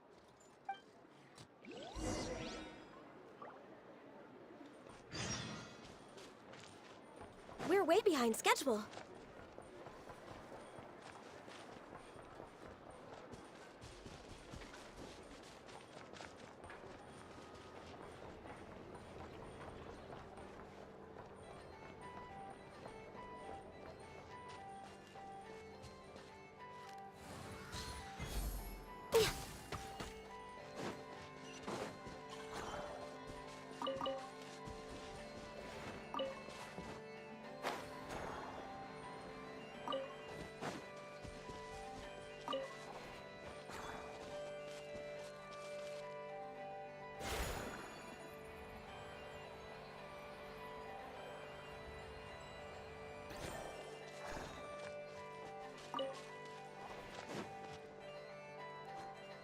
Oh no! There's a little animal trapped over there! Let's go help it out! Huh? That's weird. Why isn't it responding? The tides of Kuvaki affect everything in Nodcry. So much so that many creatures have evolved a kind of dependency upon it, growing stronger or weaker as it waxes and wanes. This little animal must have been caught here unprepared. So you're saying we need to use Kuvaki? Paimon will leave it to you guys then. Don't be scared! We'll get you out of there soon!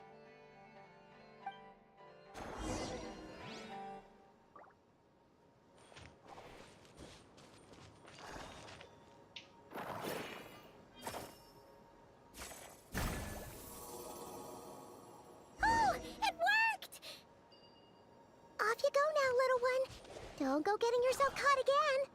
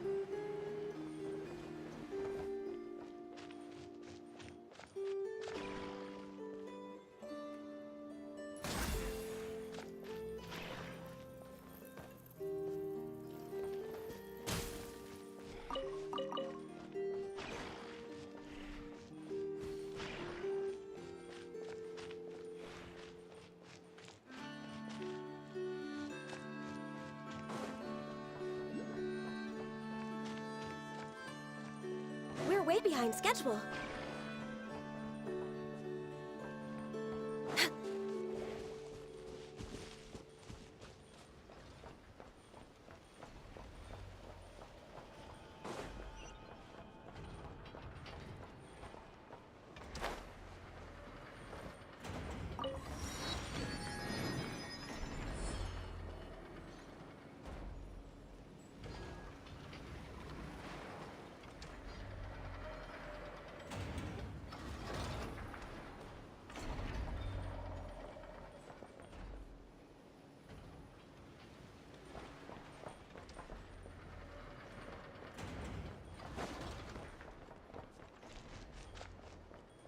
Next on the agenda...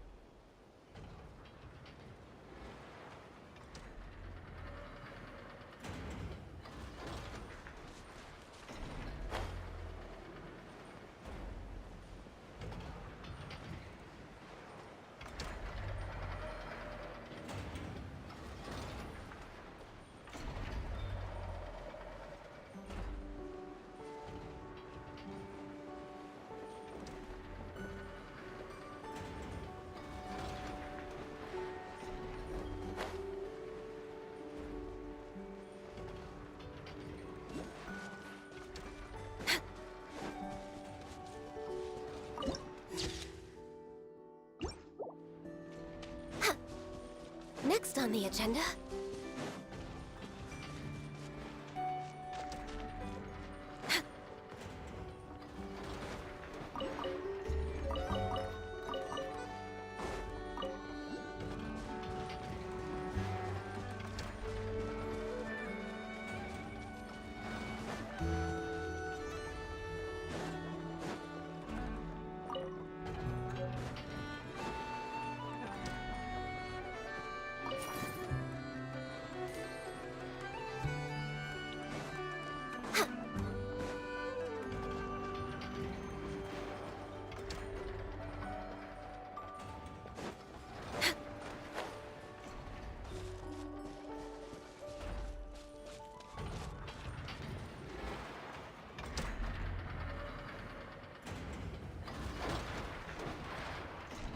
Here we are.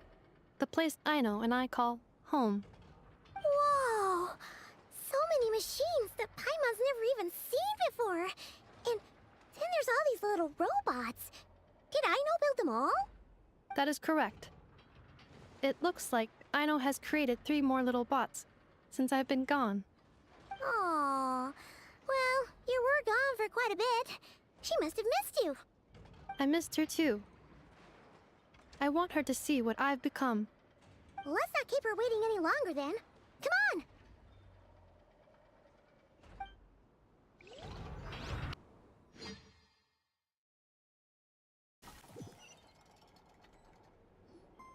on! Aino, I'm back.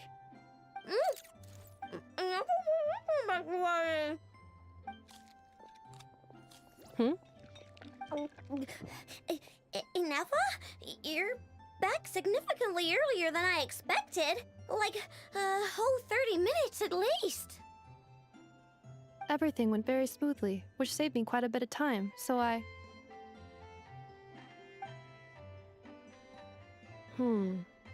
I know. Could you turn around for a moment? I know. I've been on my best behavior the whole time you've been gone. She's got chocolate all over her mouth. I know. While I was away, did you strictly abide by my tailor-made snack intake schedule? Oh, of course I did. 1 whole cake, 1 crumb cake, and 1 pack of chocolates a day, right? It was either a cake or a crumb cake or a pack of chocolates per day. Oh, shoot. When did you finish the snack stash I left for you? Literally just earlier today. Let me just go run a scan on that. I meant today, a week ago. And then you restocked an entire week's worth on your own initiative? 2 weeks worth. Hmm. Why does Paimon feel like the roles in this household are pretty much the opposite of what she imagined? Calculation complete. Aino's recommended snack calorie intake for the next 4 weeks. 0. Ah, no fair! You're a meanie, Nefa. This is what happens when you break an agreement. Oh, come on! Don't do this to me! I only ate a teeny bit extra every day. Just a teensy bit extra. That is objectively not a teensy bit extra. Oh, seriously? If you'd only arrived half an hour later, I would have had everything cleaned up and you wouldn't have noticed a thing. But now that I think about it, you even said you'd come back a bit earlier than you did, so I wouldn't have to worry.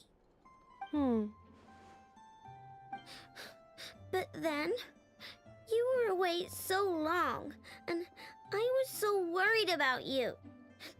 And that's the only reason I even... Oh. I know. I am very sorry to have kept you waiting. I'm back now. Welcome home. Oh.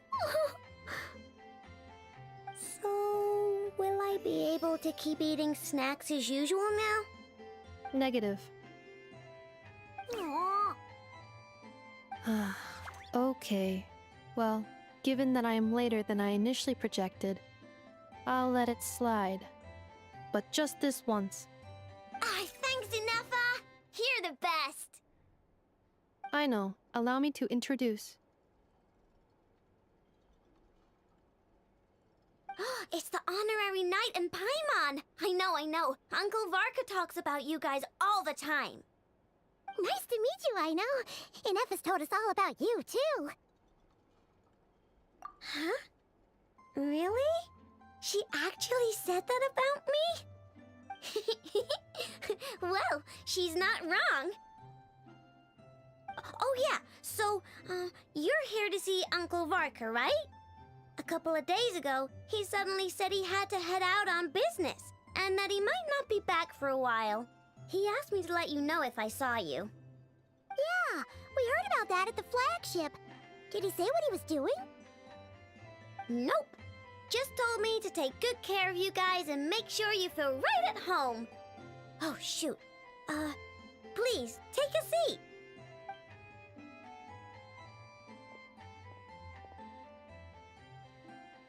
Do either of you need my help with anything? Anything at all?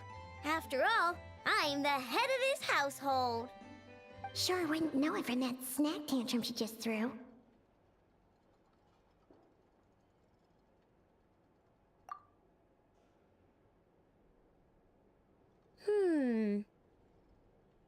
A spaceship, huh? From outside to that? Exactly. So, ring any bells? No. Oh. You sure? Nope means nope. Never seen the slightest trace of it. More specifically, by nope, I mean, I've never seen a single piece of tech in all of Notcry that might have come from out of this world. Not in any new machines or in any old ones either. Huh.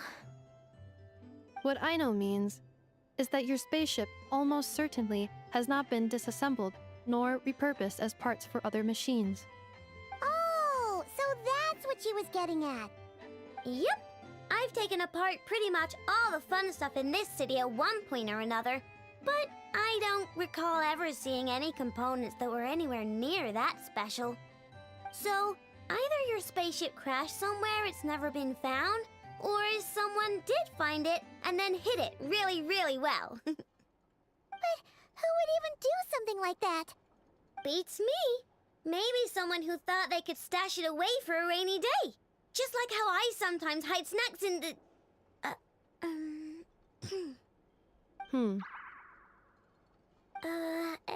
Anyway, long story short, I definitely haven't seen anything like that.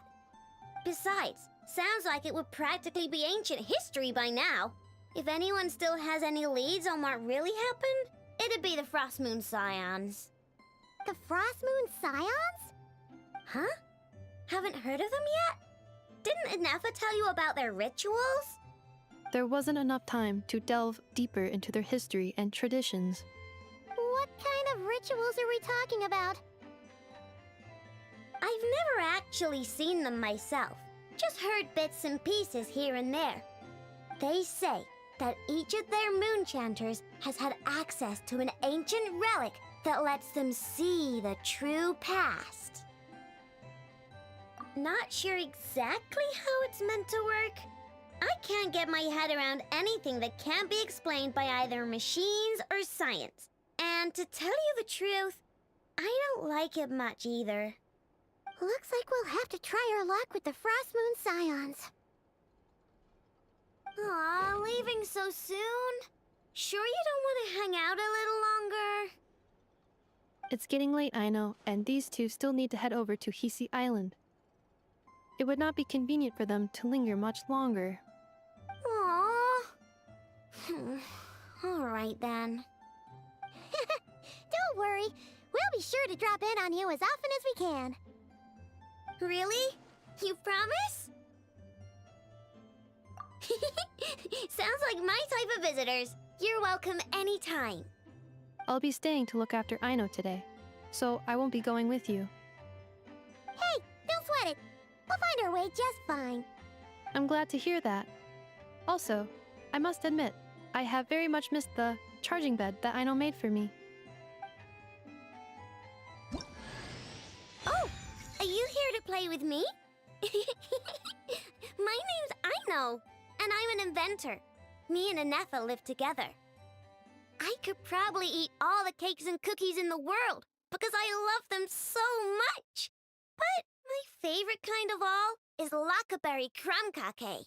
Come visit my Clink Clank Crumb Cake craft shop whenever you want. Anyway, that's me. What about you? Tell me something about you, then we'll be friends.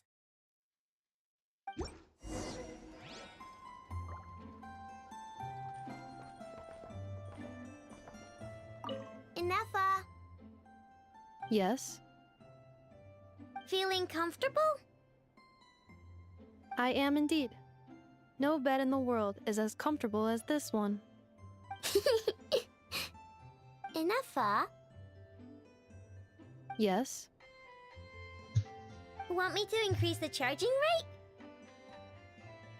Please, if you would. Thank you, Aino. Inefa,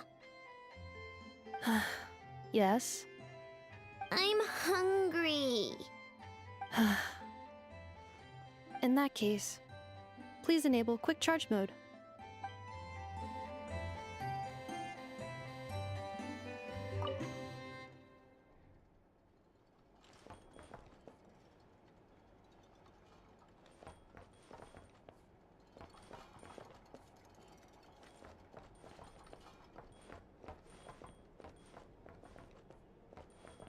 Is he sleeping in this chair?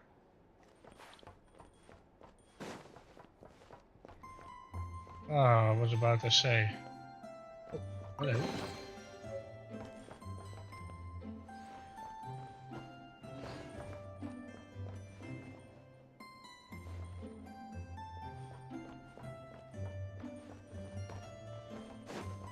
We're way behind schedule.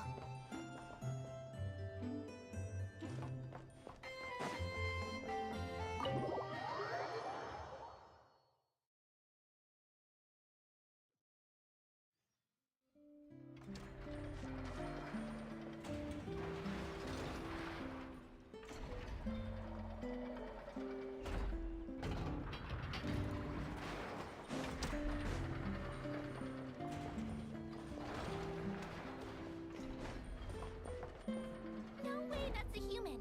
So much of their bodies. But surely that wouldn't be a human. If even your head's mechanical, then...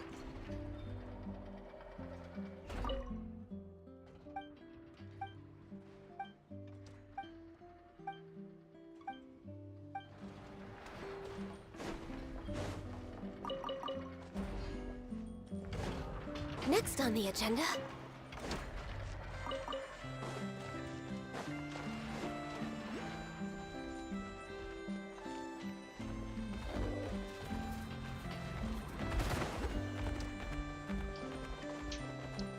Oh my god, I'm stuck.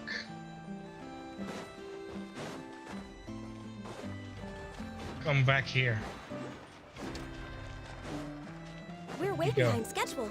Where did he go? Show yourself and meet your demise. Next on the agenda.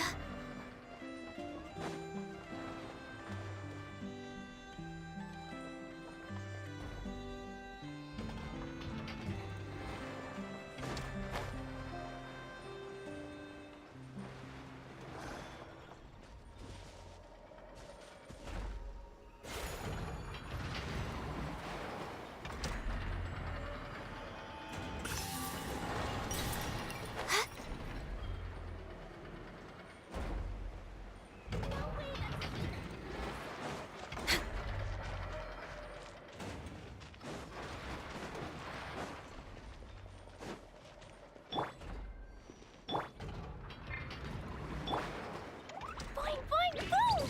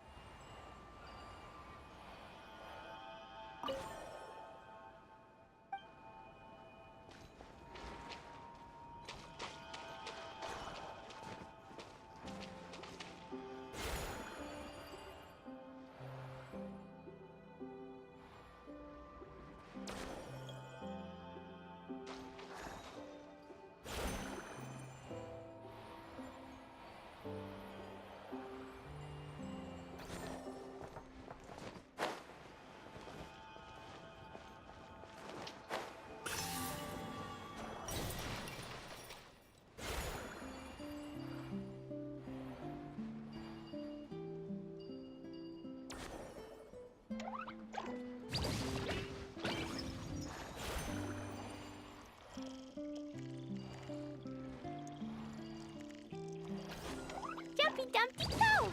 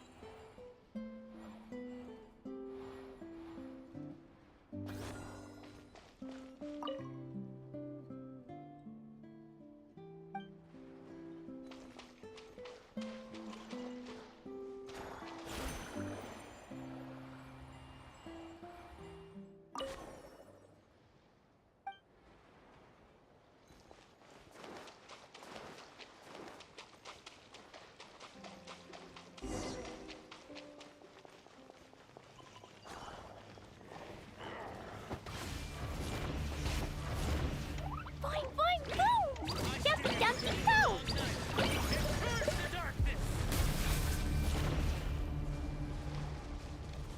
Strike them down!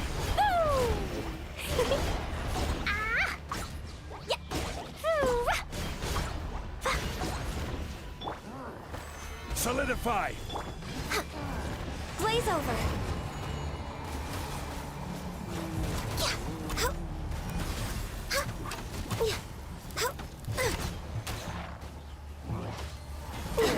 Next on the agenda. I stand against the long night and purge the darkness! Access denied.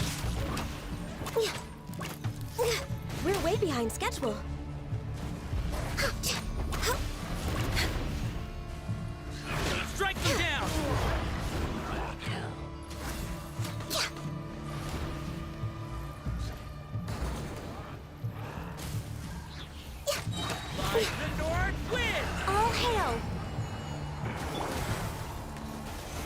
neutralized. I stand against the long night and purge the darkness.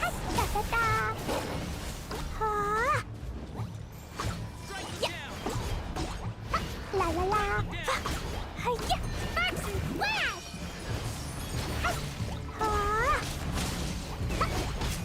Strike them down. Strike them down. Hiya! Boom! Boom! Yeah!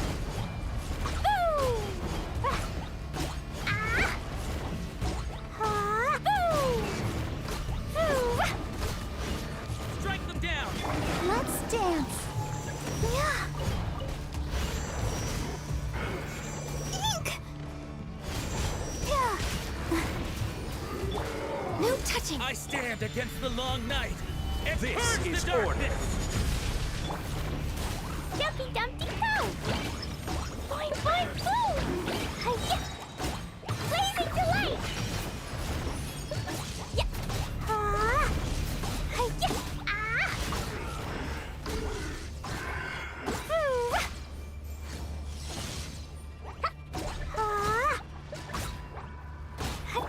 Crumble! Yeah. Yeah.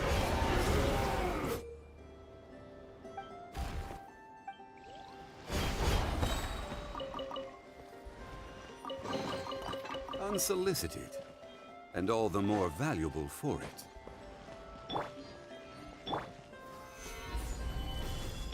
Let the show begin.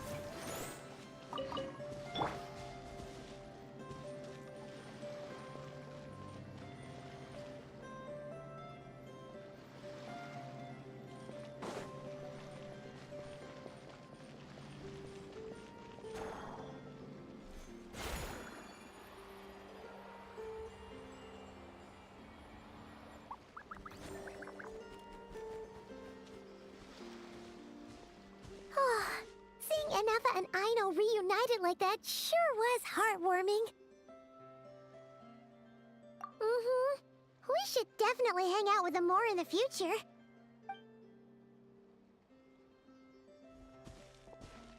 Speaking of homes, we must already be close to where the Frost Moon Scions live.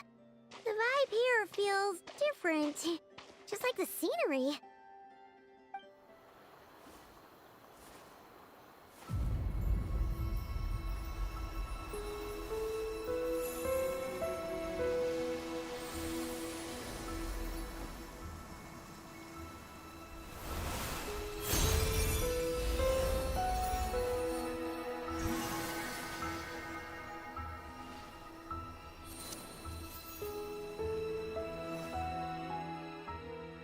Hey, what was that? I feel like some sort of breeze blew by, and then the petals suddenly turned into... Huh? Is that a Kuhenki? She looks different from the ones we saw before. Hey there! What's your name? Huh. Doesn't seem able to speak.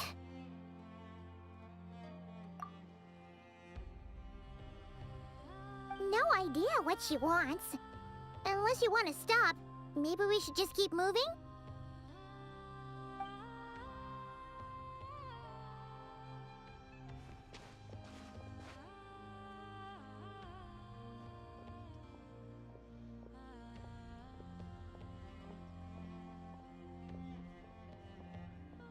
She's following us!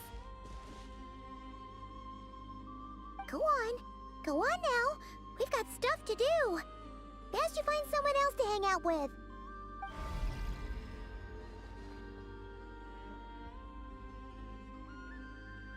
Hey! Don't make it sound like Paimon's some kind of meanie. Paimon had no idea what she wanted, okay? Ugh. Anyway, next time Paimon sees her, Paimon promises she'll be nicer. Seeing as we're on our way over to meet Lauma anyway, we can ask her about it while we're there.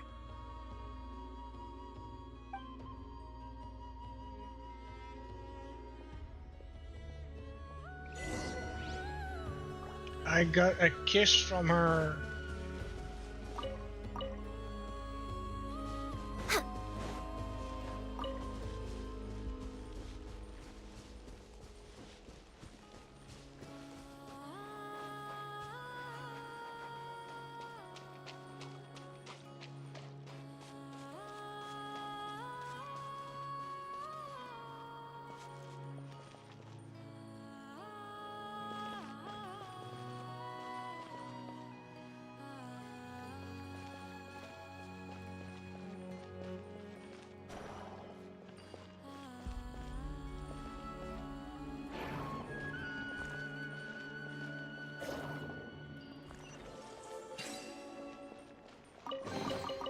There's nothing wrong with reaping a reward every now and then.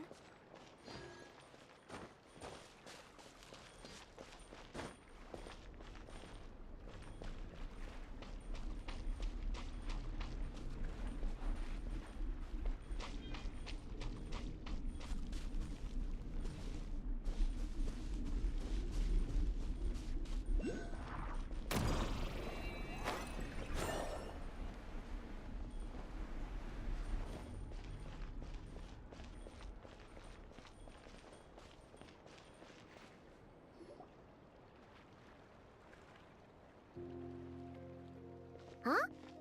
Hey, look! Isn't that Lauma? The moon chanter? Let me take a look at your wound. You must be more careful. Doesn't matter how much of a rush you're in, your safety always comes first.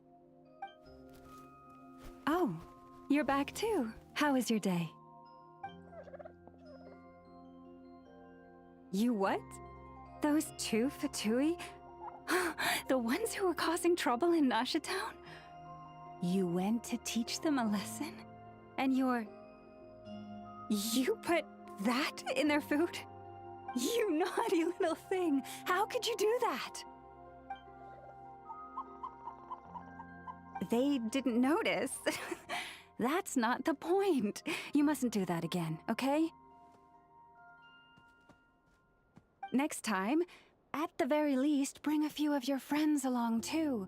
You'll be an easy target if it's just you on your own. Hey, Lauma! Still remember us?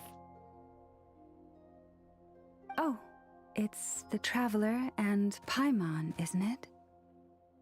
Welcome to Hisi Island. Not at all. Those who come with kindness in their hearts are always welcome with the Frost Moon Scions. Were you just talking to those animals? I was indeed. The Frost Moon Scion's bloodline is unique, for throughout our history, there have been many among us who could communicate with all living things. What was that? Oh, is that so? She says she was trapped in a plant earlier, and that you are the ones who rescued her. She wants me to thank you on her behalf. Oh, it was nothing. Barely lifted a finger. If you both are free, why don't you join us at the Frost Moon Enclave for dinner? Consider it a small token of thanks for your kindness. We'd love to! And actually, we had something we wanted to ask you anyway.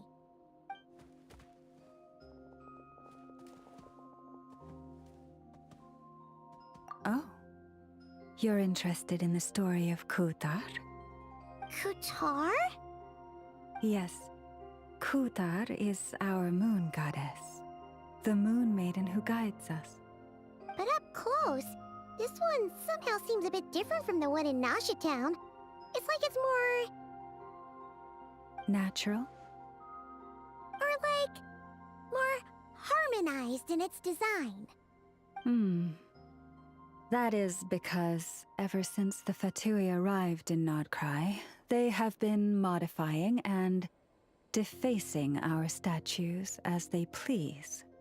These statues were made by the Frost Moon Scions who settled here hundreds of years ago, crafted from the very finest Lunasol stone.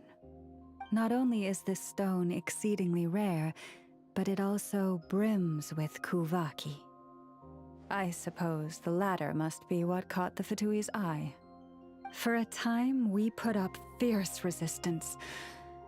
But now, this is the only one left that still retains her original form. We heard they even pulled some ancient moon's remnants down from the sky. That's right. The two largest remnants landed in Nodcry. One here on Hisi Island, and the other on Paha Isle. The Fatui built their research facility on top of the remnant over on Paha Isle, but they've had their sights set on the one here, too.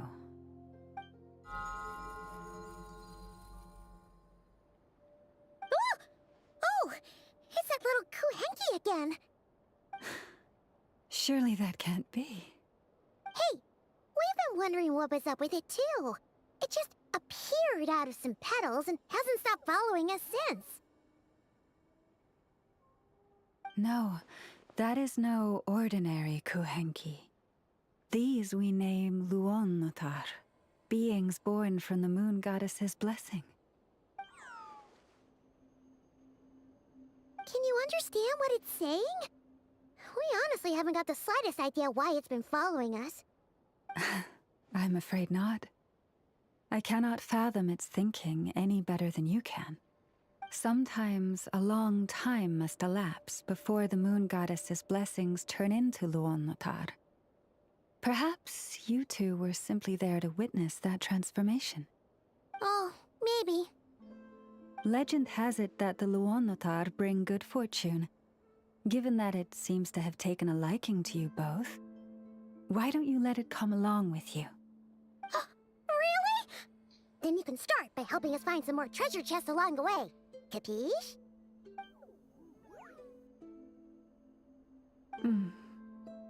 Twilight approaches. If you would hear more of the moon's story, then let us make our way to the Frost Moon Enclave. Beneath the gentle moonlight, I shall share this tale in full.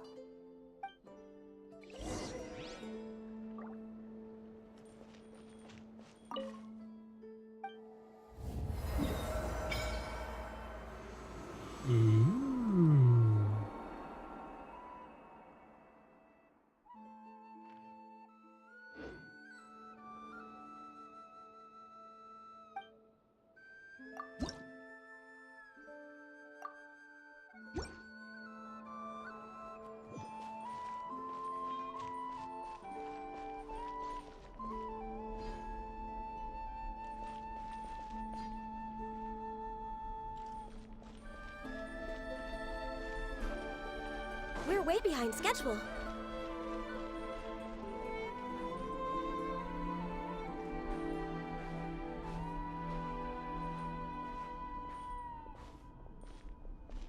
We both have blue.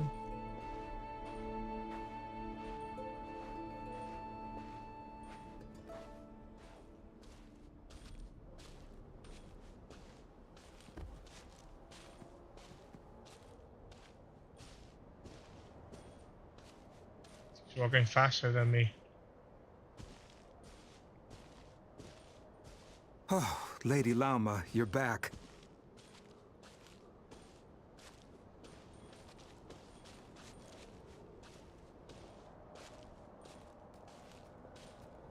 Come day or night, may the blessings of the moon goddess shine down upon you.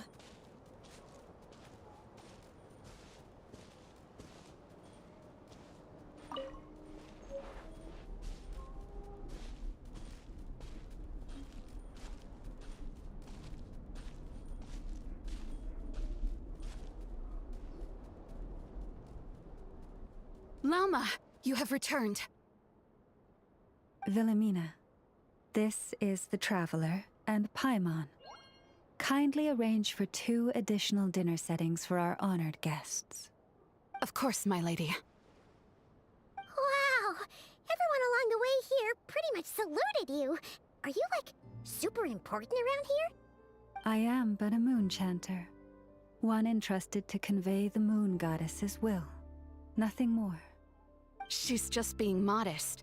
The Moon Chanter holds the highest rank among us Frost Moon Scions. Lauma is our leader. Wilhelmina? I know. I'll send word to the kitchen. 2 meals coming up. Whoa! Paimon had no idea you were such a big shot. It is merely that the unique traits of our bloodline have manifested themselves especially strongly in my person. That is no accomplishment of my own. Please, follow me this way.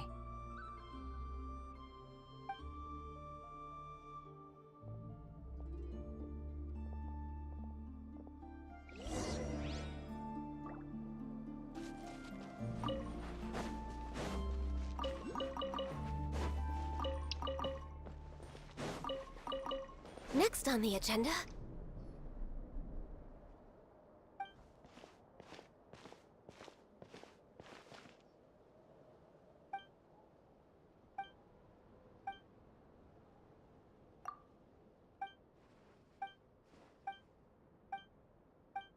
It's not voiced.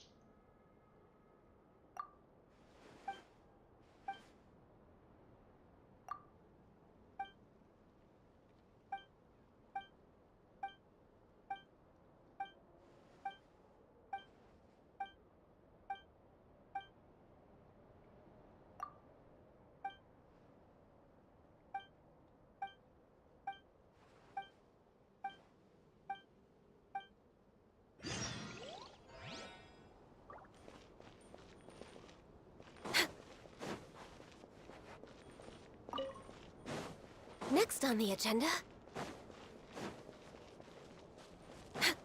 We're way behind schedule. Next on the agenda...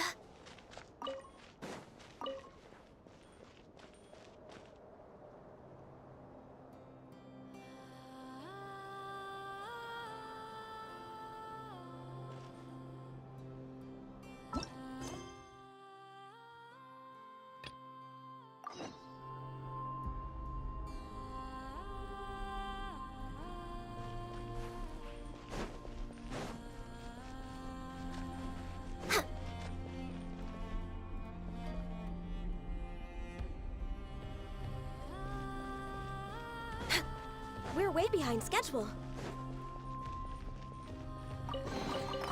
Perhaps whoever left these behind was also fulfilling a contract.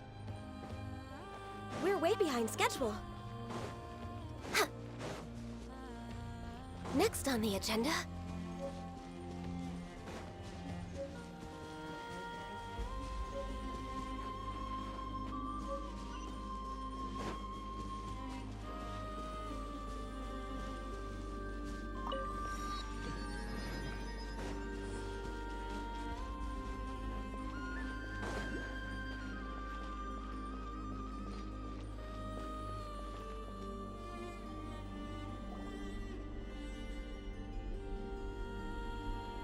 Even to this day, I am still trying to piece together the many fragments of our past.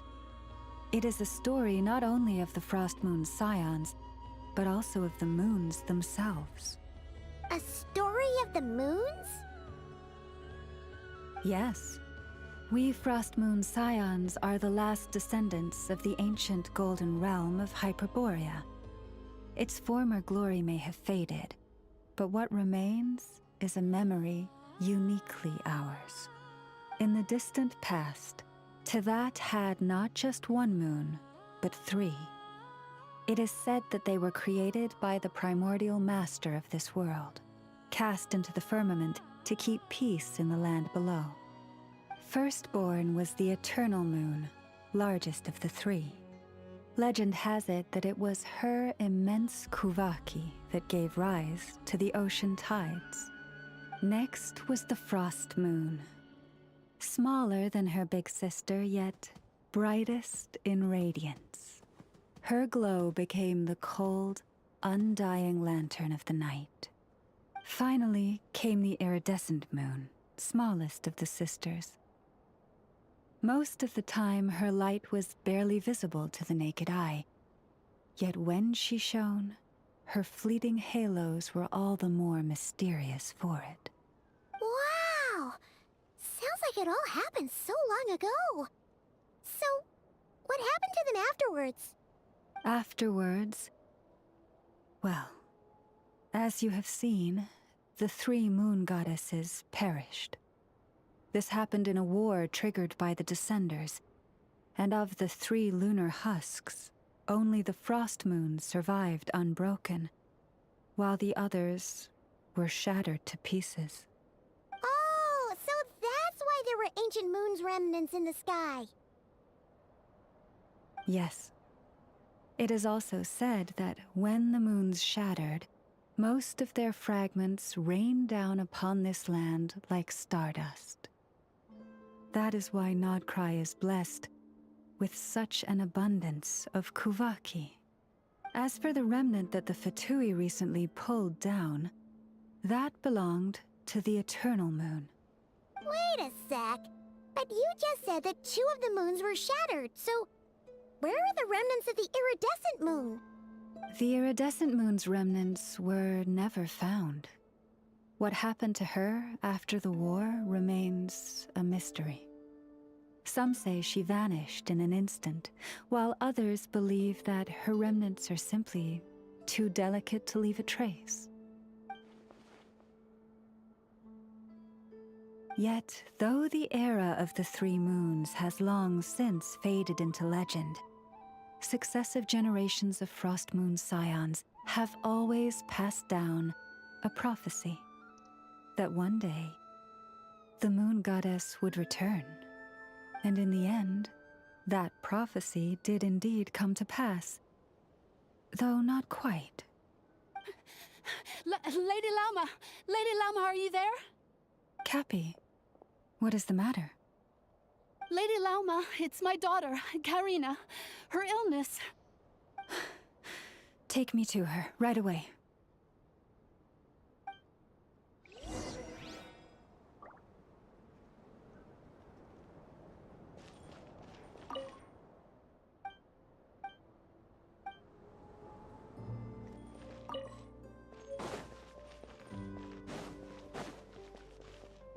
We're way behind schedule.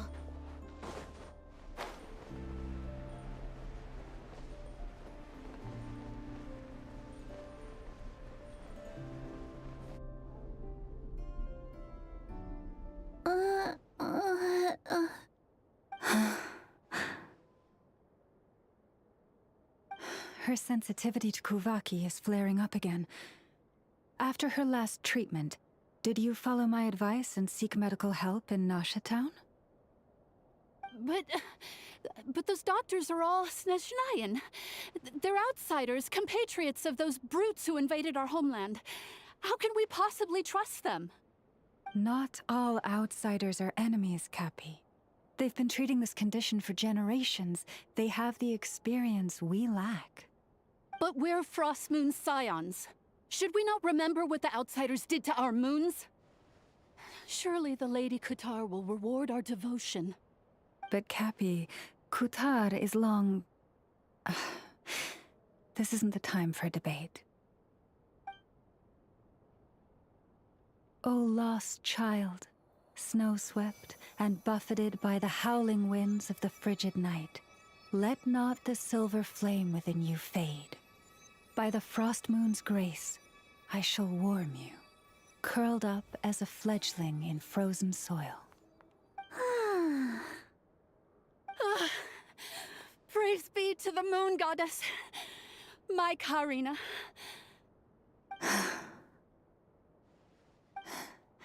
Remember, she must take powdered laka berries daily. It will ease her symptoms.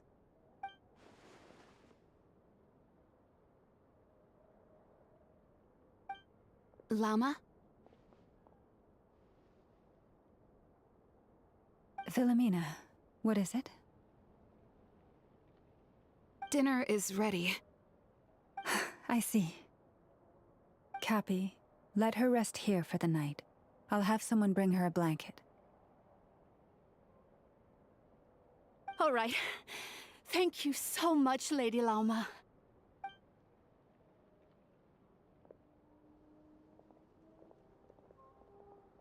Will she be all right?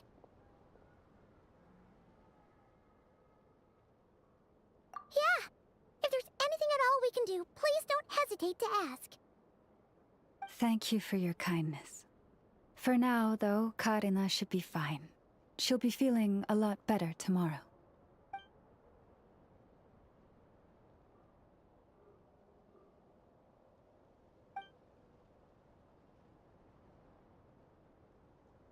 Please do not be worried.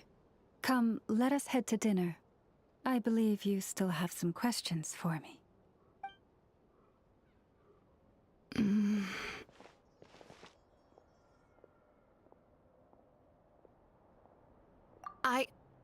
Oh, sorry. Yes, I'll be coming too. I was just thinking about something. Oh?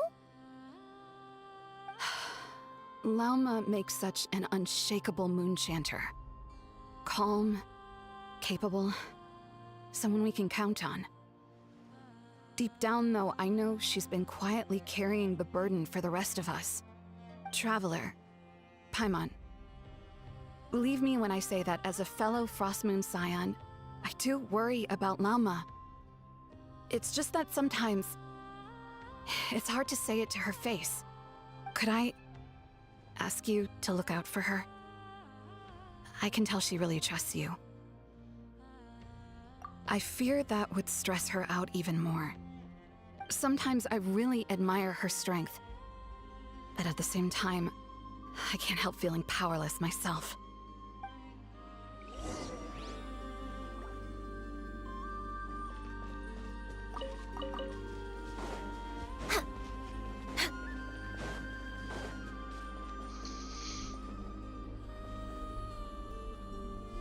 Phew. Paimon's so full. That was even better than the stuff you gave us before. I'm glad to hear it. Thank you for accepting such simple hospitality. Hey, we should be the ones thanking you. Seriously, that was seriously scrumptious. How did you even manage to finish it? This slop's barely edible. Then again, I guess that's what you'd expect from savages. It's you! Those rude old Fatui we just met back in Nasha Town. My sincerest apologies. If you found the food we gave you earlier difficult to swallow, may I suggest taking a deep breath and joining us? These delicacies might change your mind. After all, I suspect that your previous meal may have been tainted with something most unpalatable. Huh? What do you mean? Tainted with what exactly? With the bitter snobbery of those who call themselves civilized. Why, you? Looking for a fight? Sure, I'd be more than... Hold it! We're not here to brawl. Yet. We're here on official business. Orders from above. We're here to deliver the Frostmoon Scions a warning. Or rather, a final ultimatum. You have 3 days to hand over the relic and reveal the whereabouts of your so-called Kutar. If you fail to do so, the Fatui will immediately begin the cleansing of Hisi Island. Which, by the way, is the sovereign territory of the Tsaritsa of Snezhnaya. What insolence! Your demands are outrageous! For generations, this land has belonged to the... Dear guests, allow me to save you both time and trouble with a speedy reply. The Frostmoon Scions will never hand over anything to the Fatui. And to those who set foot on our land with ill intent, I say this. With your blood, we shall draw an inviolable line in the snow. That applies to you, too. Stubborn savages, the lot of you!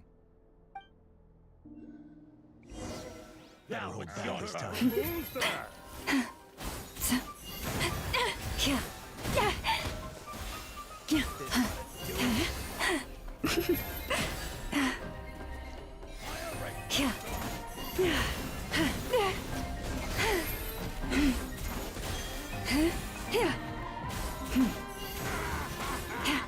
You poor lost lamb. Stay your ebb and flow is over. I will have order.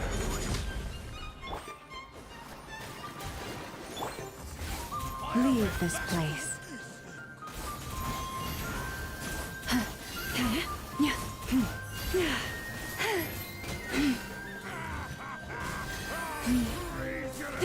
Luscious. You'll pay for this. Mark my words. Hey,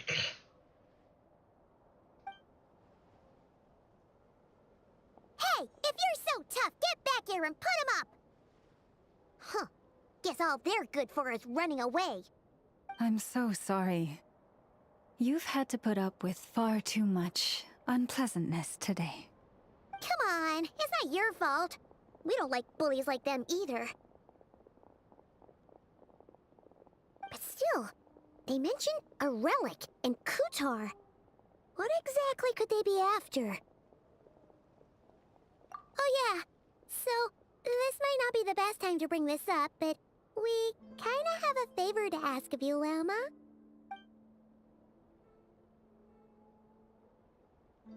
I see. So your questions concern the sacred relic too. Please, do not hesitate to speak your mind.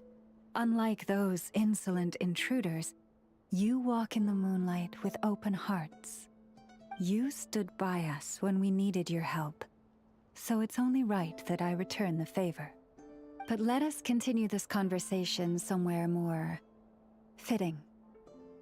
As it happens, there's something I'd like to show you, too.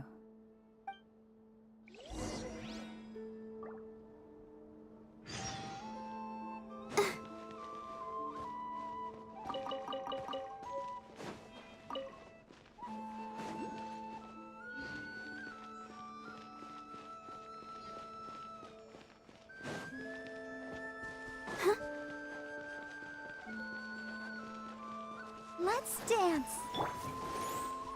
Whoa! Now that's one huge statue. This is the statue of our goddess, the Moon Maiden Kutar.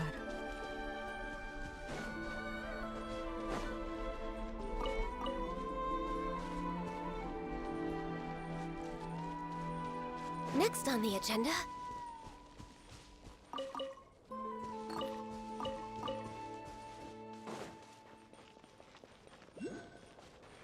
We're way behind schedule.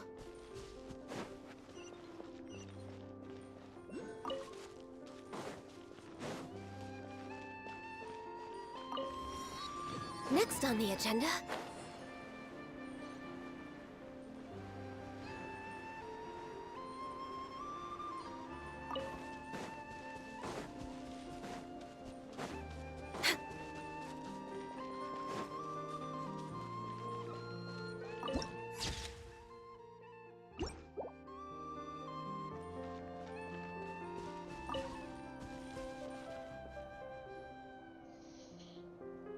Wow! It's spectacular! Kutar was born here on Hisi Island around 500 years ago. As it just so happened, a priestess of the Frost Moon Scions witnessed the moment of her birth. Instantly realizing that this was the prophesied rebirth, she quietly recorded the event and carved this statue to honor that miracle. According to legend, Kutar's birth was accompanied by the sudden appearance of many Kuhenki, who wove the moonlight that bathed her into silken vestments fit for a goddess. Hey! It's like it knows we're talking about it. From that day forth, the Kuhenki have been regarded as Kutar's familiars. Some believe that their habit of guiding travelers to hidden treasure stems from an instinct. The same one that not only drives them to protect the moon goddess, but also to make her smile. After all, according to the records, Kutar always looked lonely as she gazed up at the distant moon.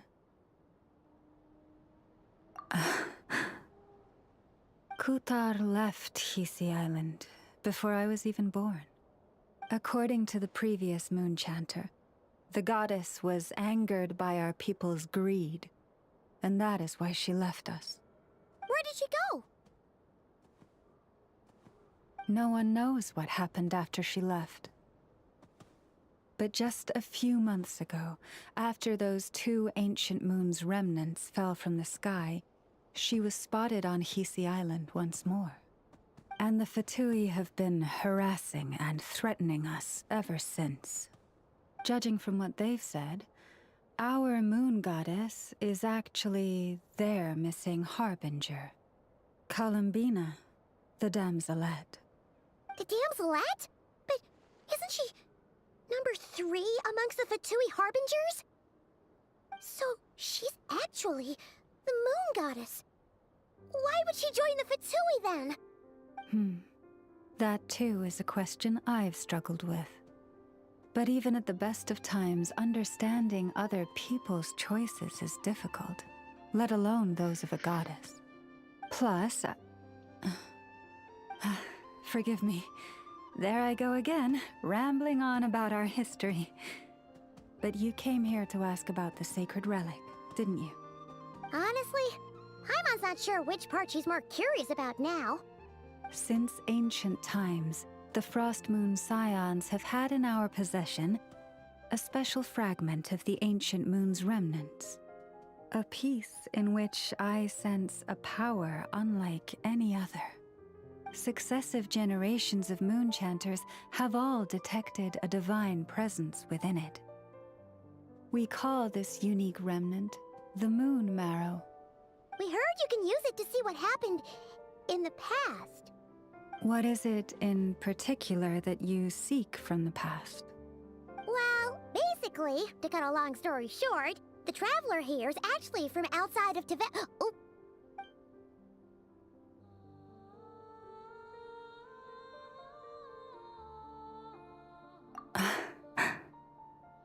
Thank you.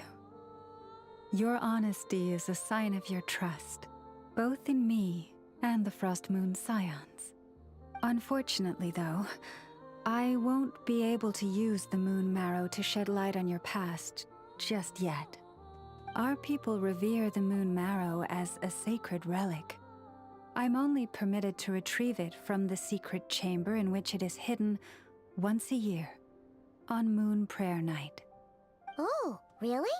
So, when's the next Moon Prayer Night? Judging from the tides this evening, a little less than 2 months. Huh? Does that mean the date changes every year? The ceremony is held on the night when the moon is closest to Tevat.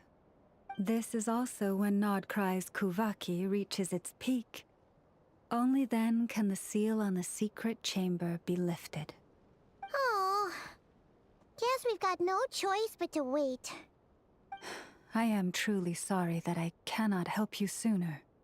But, as the Moon Chanter, I swear that I will do everything I can to help you find the answers you seek. Think nothing of it. After all you've done for us, you deserve nothing less. Who'd have thought today was only our first day in Nodcry? Feels like so much has happened already. If I may be so bold, what does family mean to you?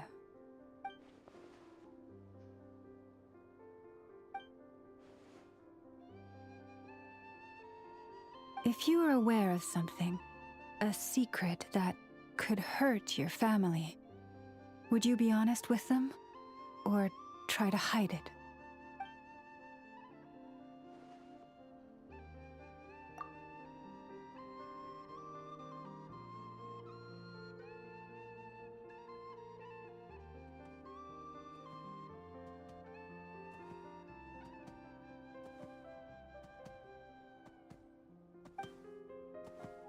Oh, I'm so sorry.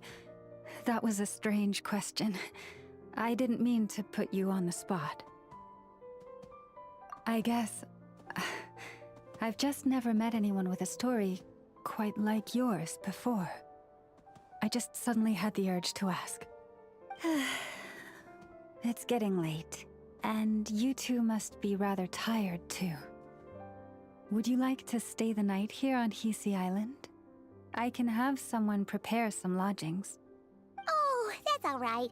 We've already got a room back at the flagship as it happens. Speaking of which, if you ever need us, feel free to come knocking. Do you need me to show you the way back? No worries. It's quite a way, and you should get some rest too, Lauma. We'll make sure to be careful. Understood. Then I won't keep you. May your first night in Nodcry pass in stillness and peace.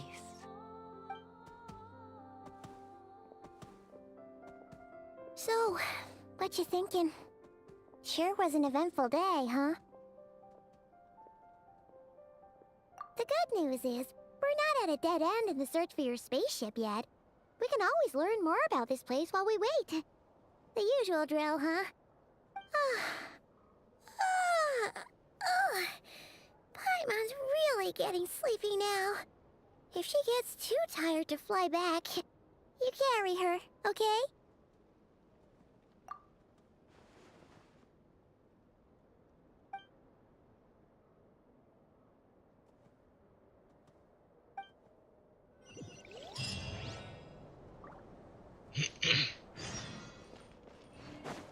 We're way behind schedule.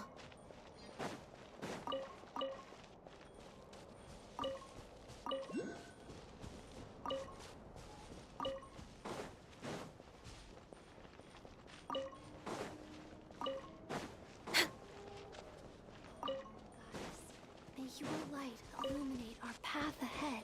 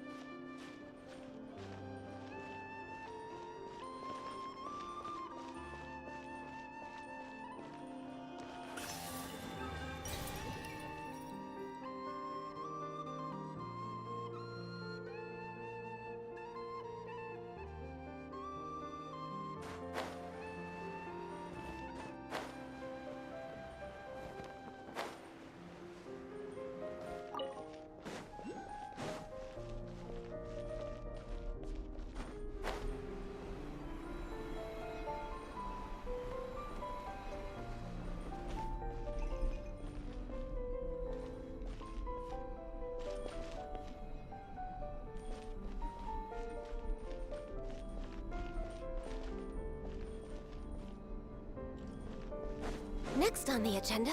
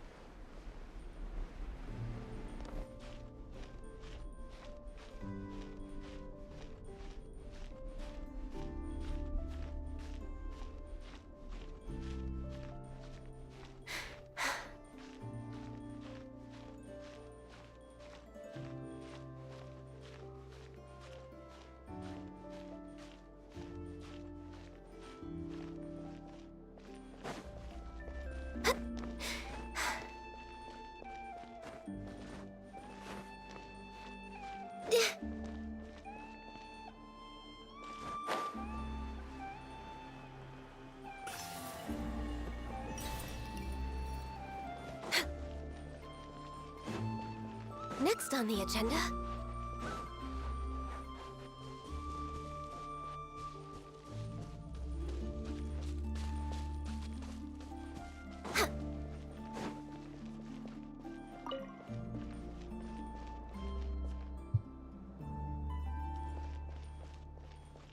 Next on the agenda...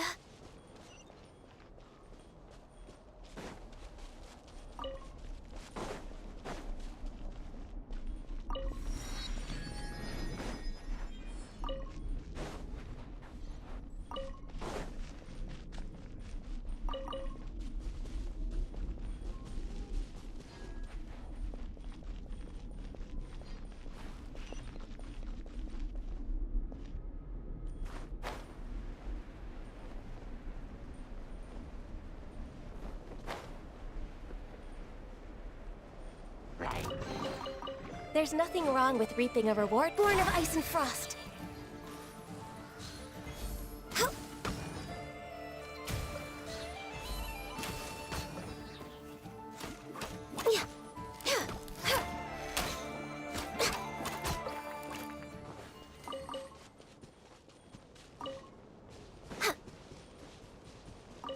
We're way behind schedule.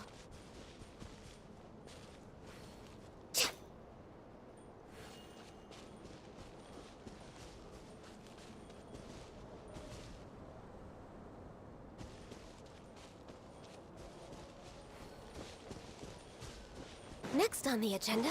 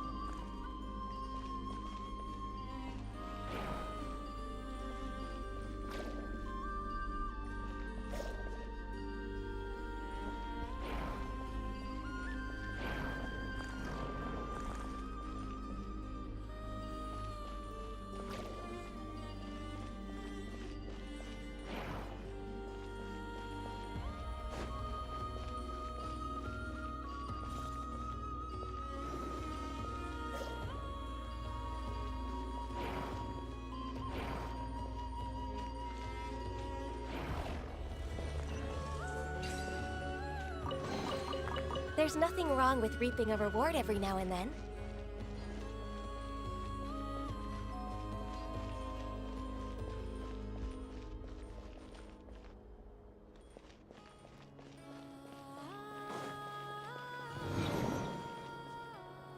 We're way behind schedule.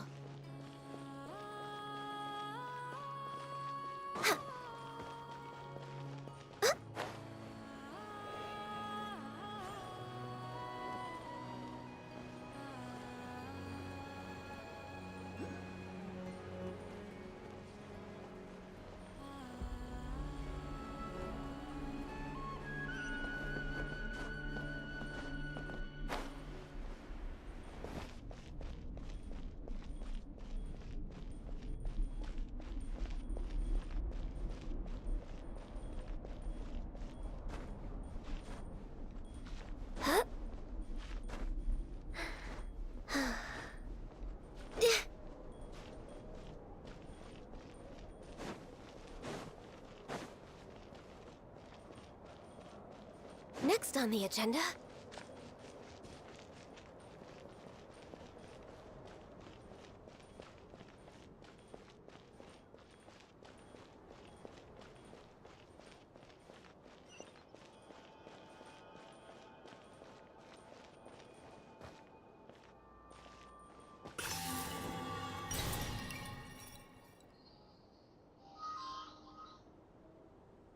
That was my alarm. Let's see. Put that way.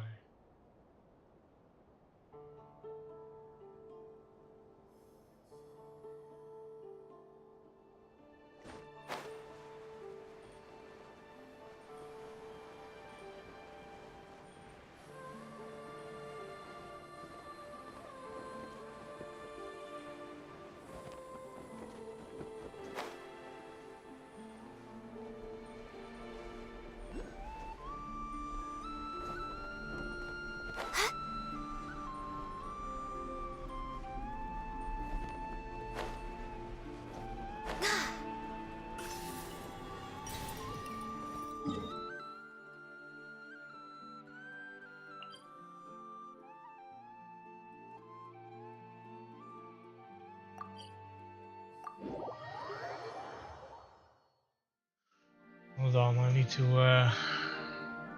put on additional tabs.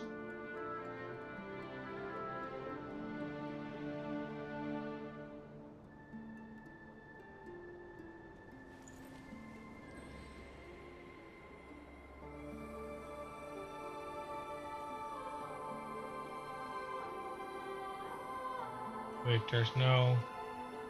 Oh yeah, she was going to be late. I remember now. Should we really be off work this early? There is still a lot left to do. Let me just open Discord. What is this?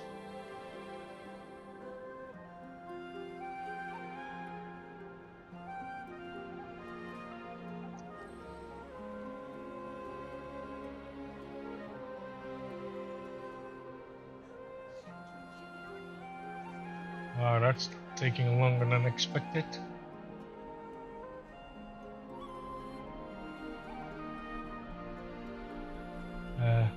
That will be the If you same lie on the today. grass, I you just can feel the forgot heartbeat of the schedule. world. Okay.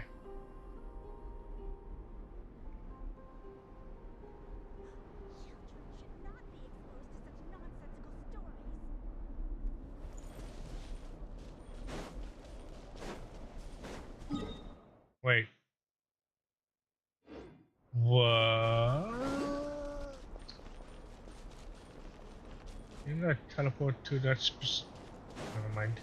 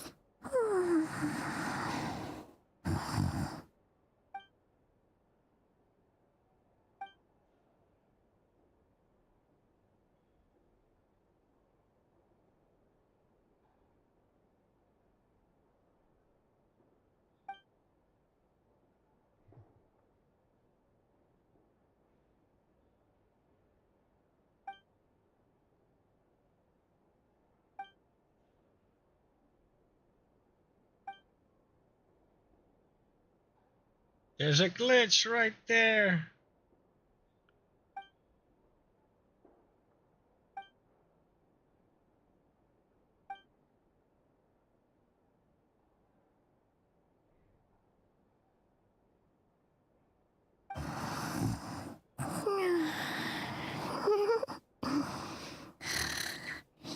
Just one more helping.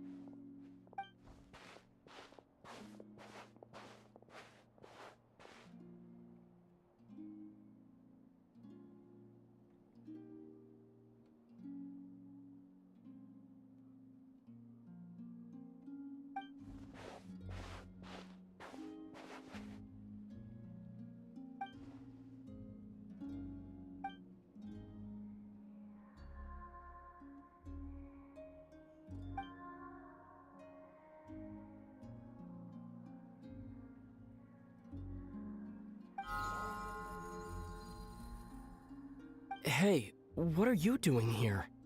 These flowers. I remember. When you first appeared, there were flowers like this all around you.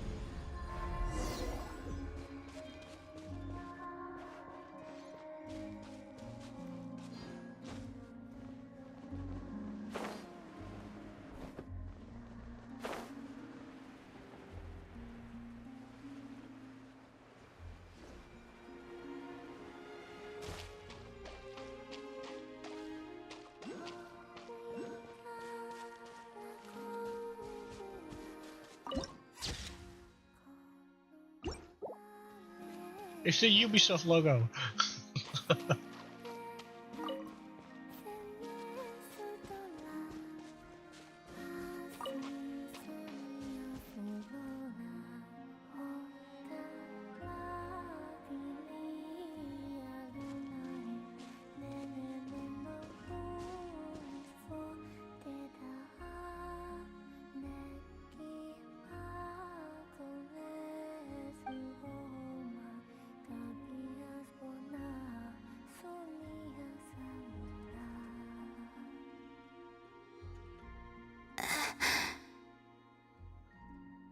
Who goes there?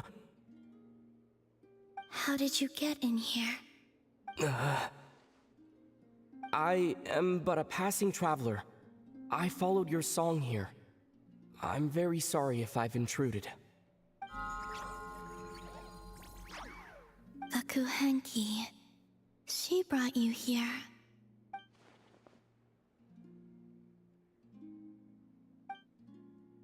May I ask, are you the one they call Kutar?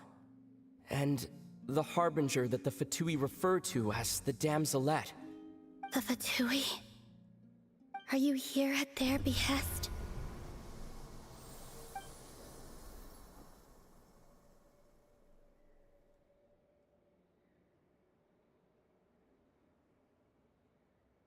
Please don't get me wrong. I have no intention of doing anything for the Fatui. I just wanted to ask you about Nodcry and the moons. The moons? Do not believe in what you can see. What truly matters is what you cannot.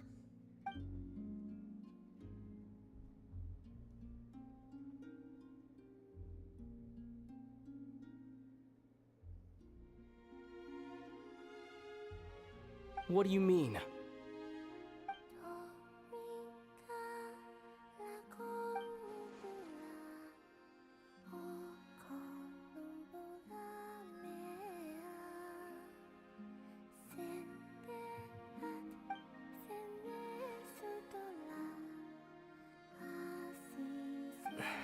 Listen, I'm the Traveler. I'm on a journey through the nations of Teyvat. Hello.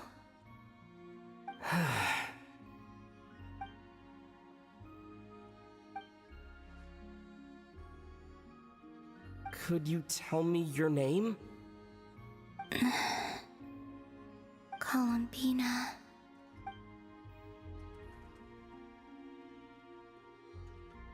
Kutar, the damselette, the moon goddess. Pick whichever takes your fancy. I do not know my own name.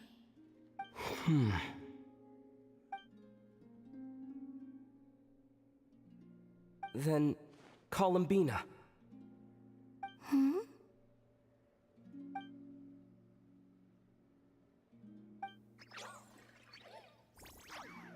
This Kuhenki, this Lanatar, did you bring her into being? Come here, little one.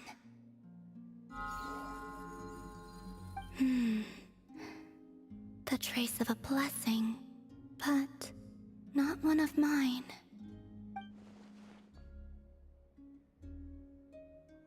People always assume I can do many things. Assume I have done many things. But I haven't. All I ever wanted was to.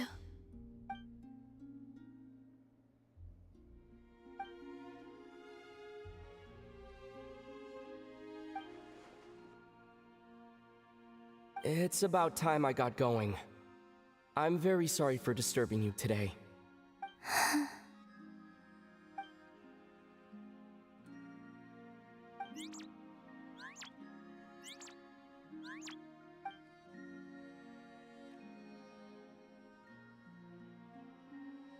Columbina, that Kuhenki.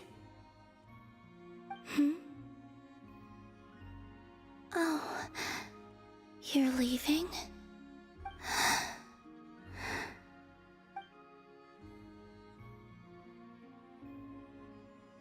Go then.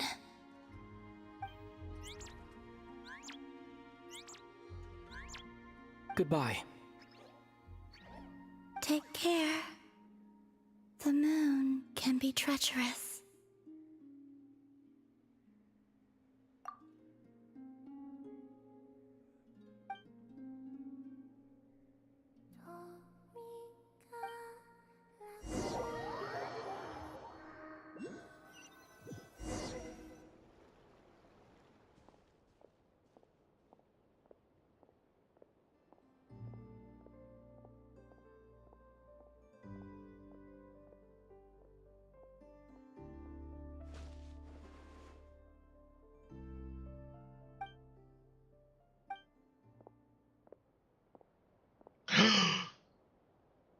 Wait, is that... Lumine?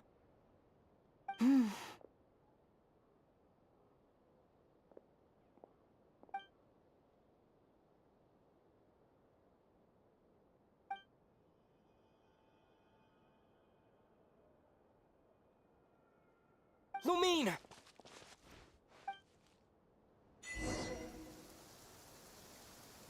It was her. Lumine!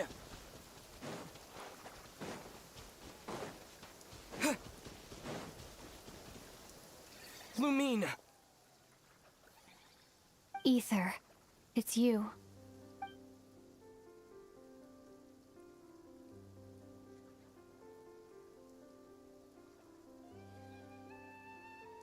Why are you here on Hisi Island? If I told you I was here in search of the Frost Moon Scion's sacred relic, what would you think?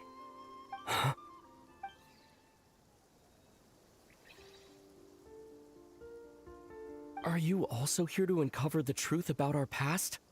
That's right. What happened to us in the past, how we came to Tevat, why our spaceship crashed here. There are things I want to know too. But I'm not about to sit around waiting for another 2 months to find out. Wait! Wait? But I still have unfinished business.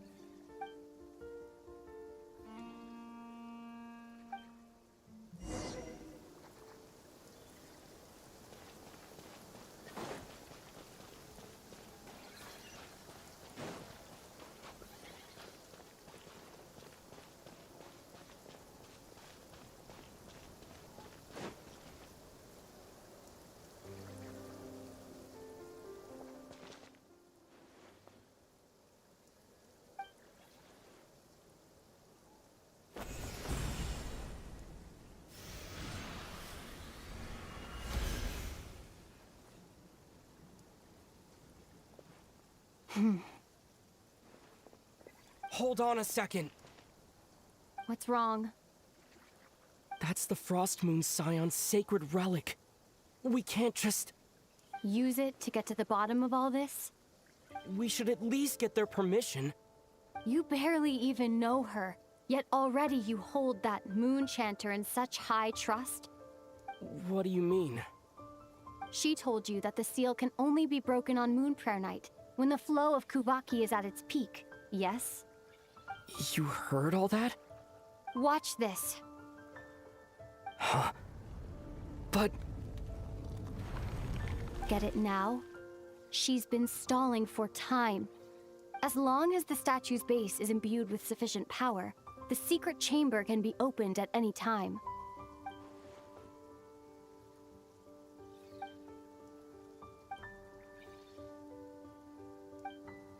Is it such a sin when I don't put all my cards on the table for you, but not when someone else is doing it? It's not like that. Is it?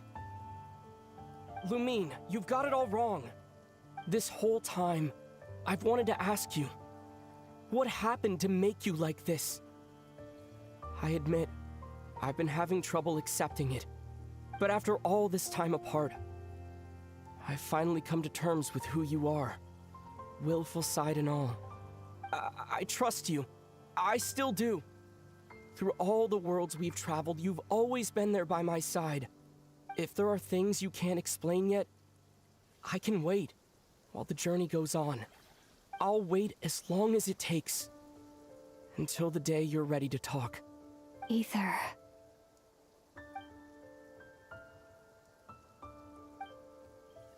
I'm not looking to borrow the Moon Marrow simply because of our past.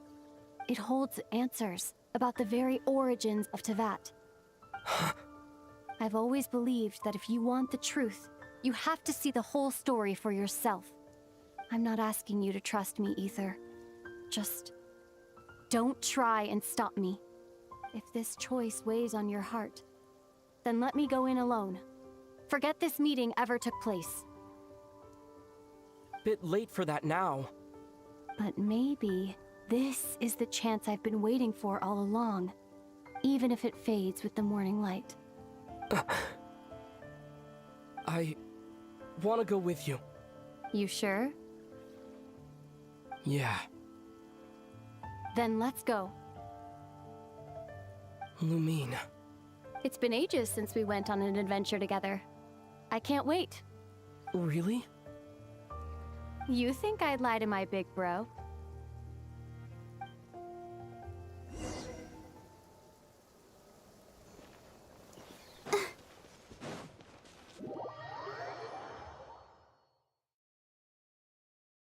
From what I understand, the path ahead is likely to be full of trials and challenges. A deterrence against intruders, and a test for those who truly seek entrance. I doubt the two of us will have any problems. I agree. Still, if we get separated, things could get tricky. Best we move together and watch each other's backs. Even the sound of your footsteps takes me right back. As a warrior, as a traveler, as my big brother. Looks like this is the first trial. This place is absolutely gorgeous.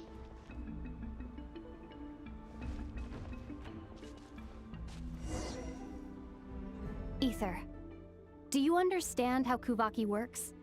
How it exacts force through push and pull? Okay, I'll leave it to you then.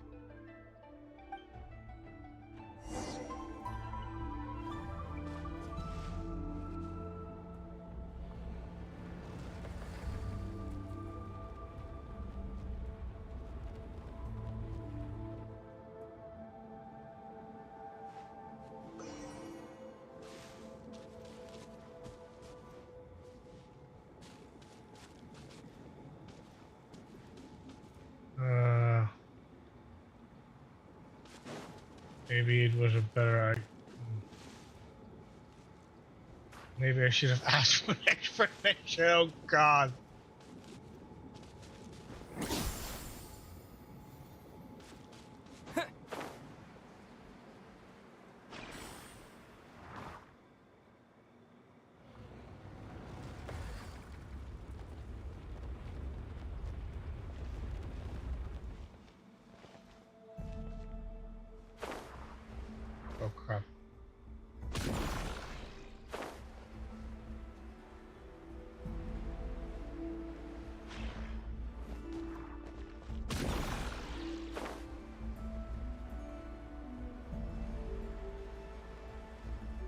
This should help Lumine get across.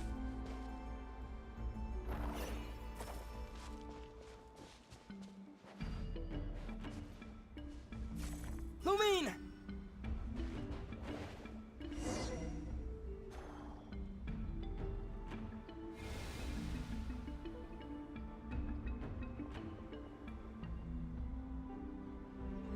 We make a pretty great team, huh? Just like the old days.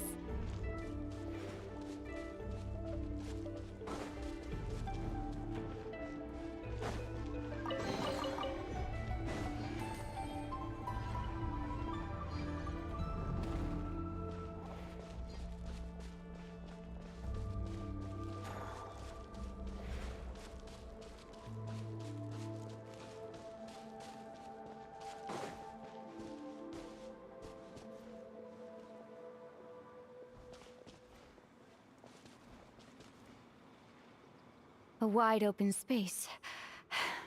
Must be in for a fight.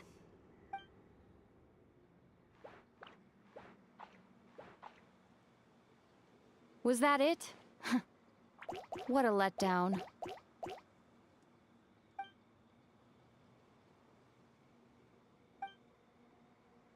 Ether, What is it? why are you looking at me like that? Those enemies were weak, were they not? Maybe it's because the trial's only just begun. Actually, I've got an idea. Why don't we have ourselves a little friendly competition? Let's see if your journey has made you rusty. You're on.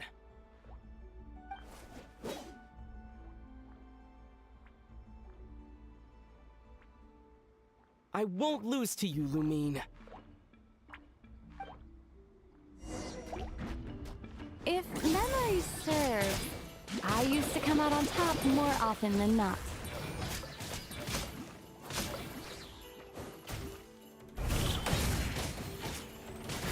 You sure you're all right? Seems your memory's slipping, Lumine. Save it. We'll know who's stronger soon enough. Let's see what you've got.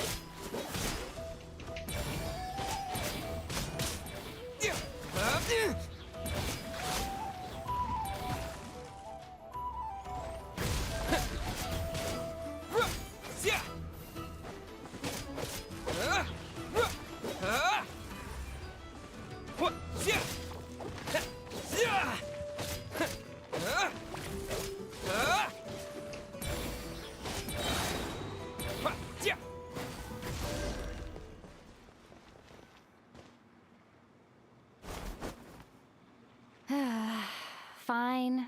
You win. Didn't feel like you really wanted it anyway. Going all out in a place like this sounds like overkill to me.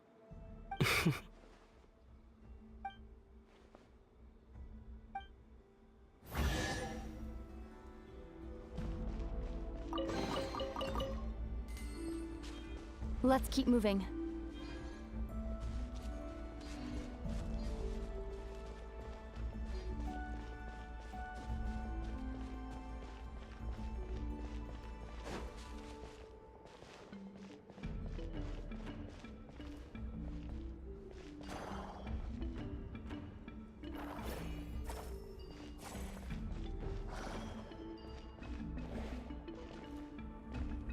Why can't I pick it up?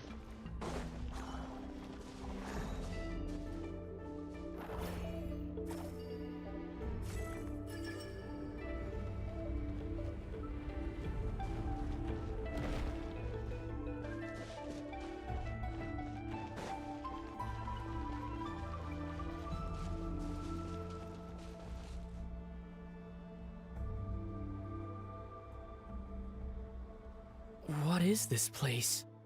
No sign of any monsters. Feels like a ritual site.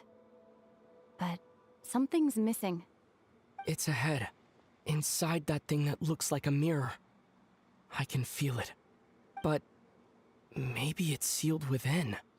Can you open it using Kuvaki? Apparently not. Do you think it might have something to do with the Frost Moon Scion's bloodline? Lumine? If this is about strength of blood, what could possibly stop us? Let me give it a try. Why don't you check around for other clues? Sure.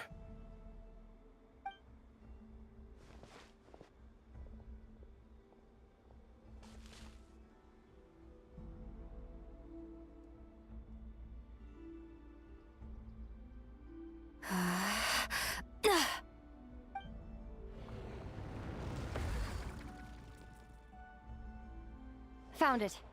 This should do the trick. Okay.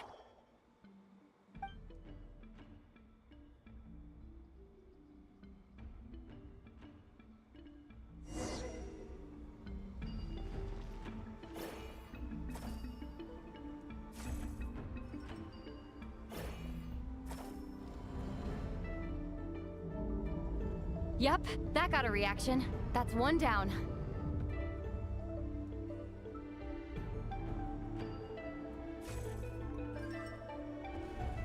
Nicely done.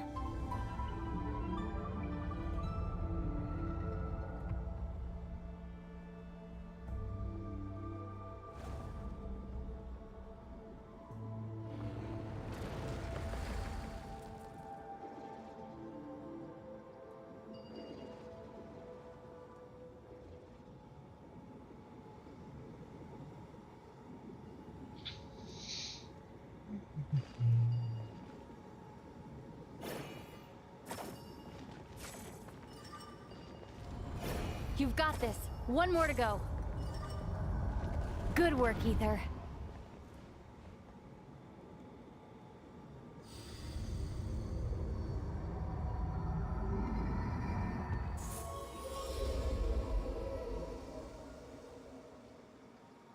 The door's open. Come. We must be close.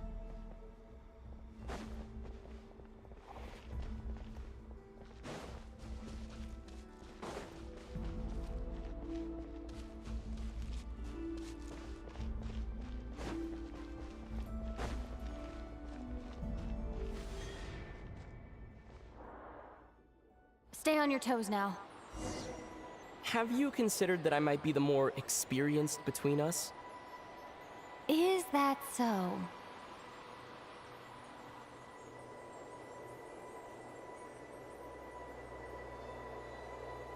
So, will you be heading off again after we're done here? Maybe, maybe not. Another cryptic response. Don't worry about things that haven't happened yet.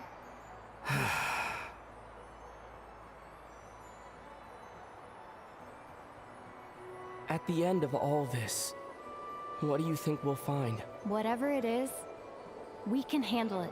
What about the end of our journey? That's not something we need to worry about right now. The infamous water diaper.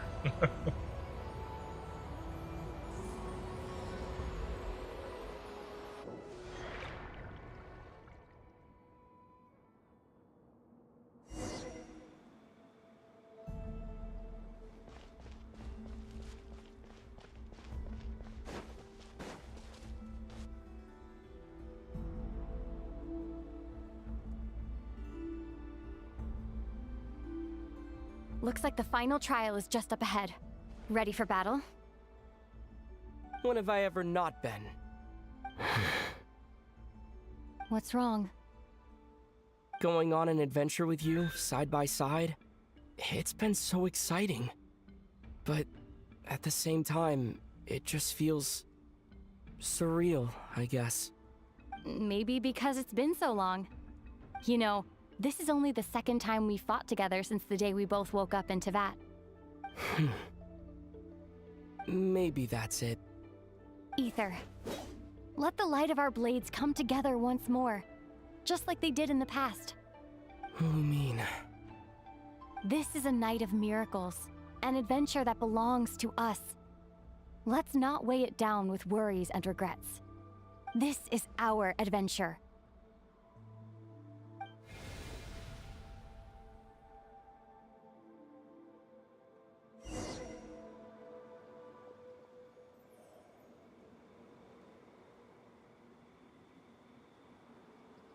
Hold on a second.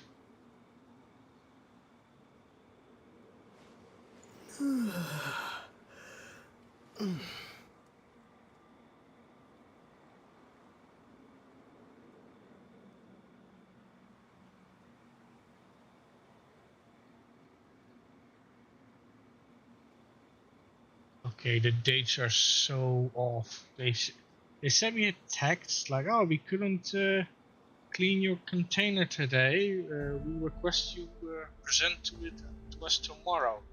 And then they give me a date, and the date is definitely not tomorrow. What kind of BS is that?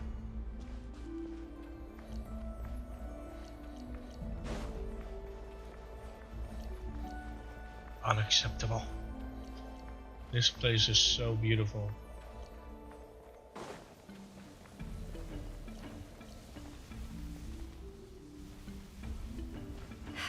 Here goes nothing. Prepare for battle. Stay focused! Dodge its attacks!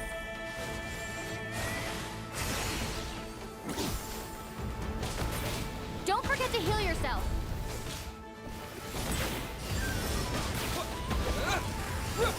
Now's our...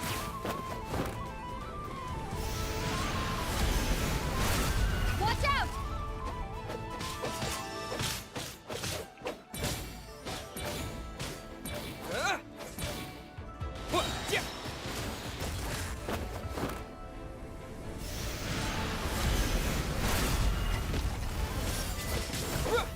Time for the finishing blow.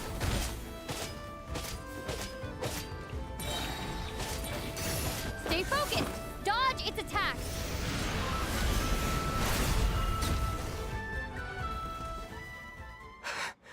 It's over. Nicely done. Flawless execution. Couldn't have pulled it off without your backup.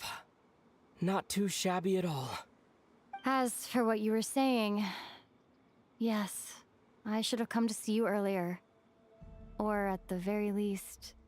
Spent more time with me going on adventures like this. something like that.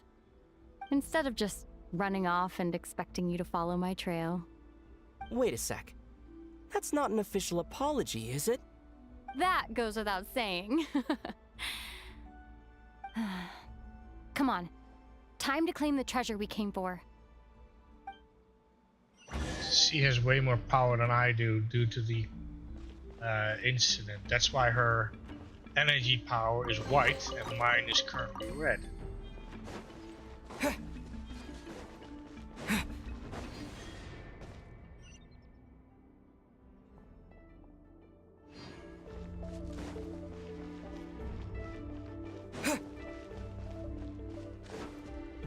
Story time!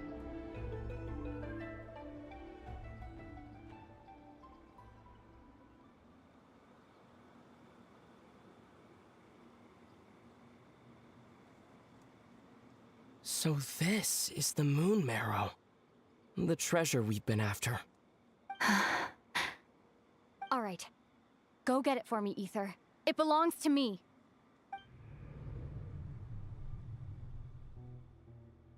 What's wrong, Ether? After everything we've just been through, you still don't trust me? Don't you want to know the truth too, just like I do? Rest assured, I'll share the truth with you afterwards. Now, go bring it to me.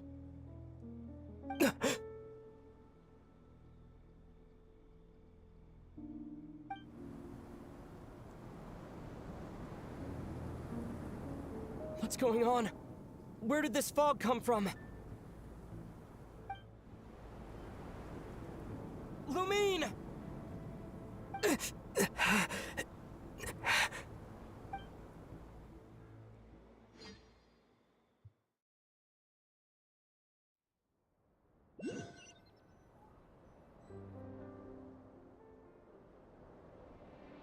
Lumine!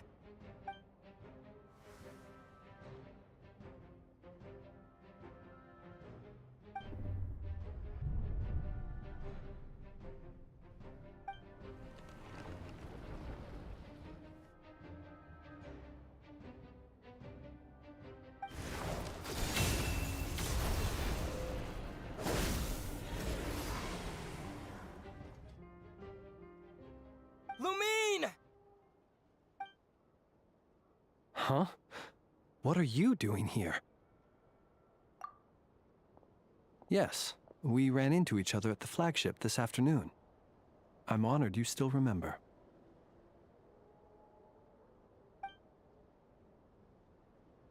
Are you looking for something here?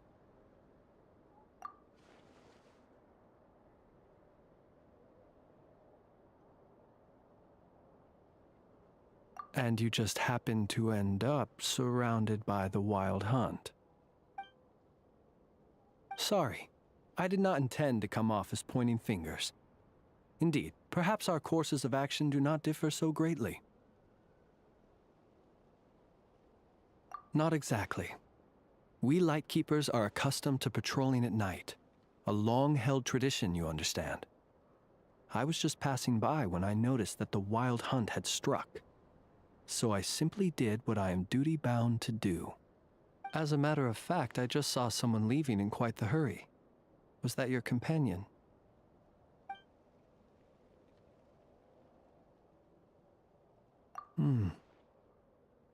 Perhaps I should take my leave now. After all, my patrol isn't over yet. Nodcry is a dangerous place to be at night. I'd advise that you head back soon as well.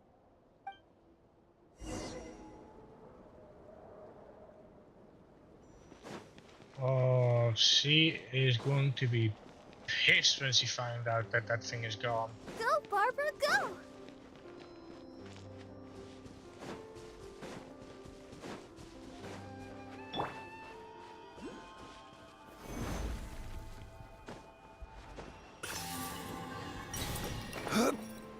How to make enemies in an instant. She says to trust her, and then it's like, yep, nope, denied, and just...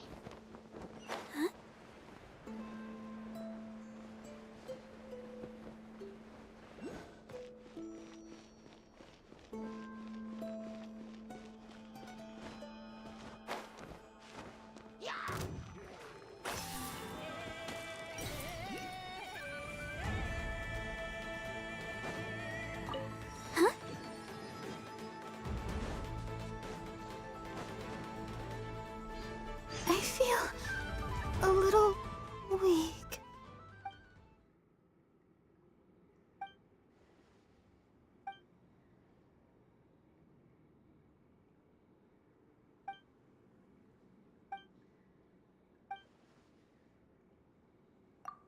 How come that Paimon is here? Shouldn't you be sleeping?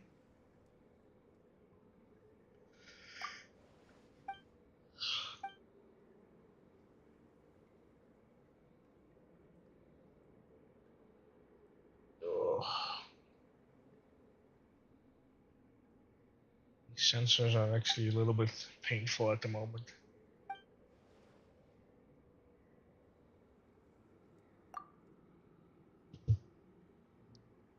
Maybe I can adjust this.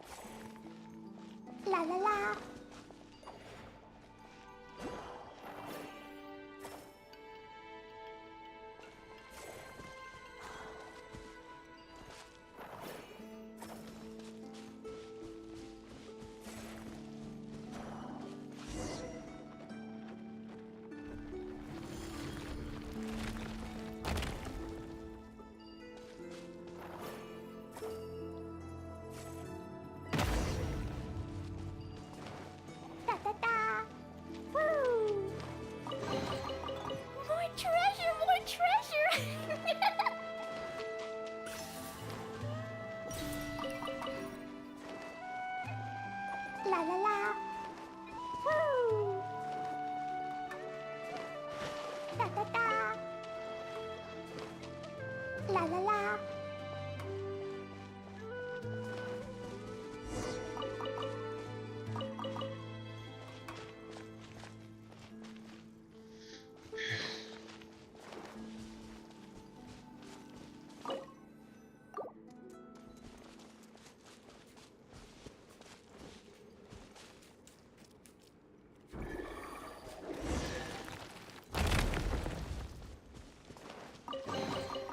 Maybe there's even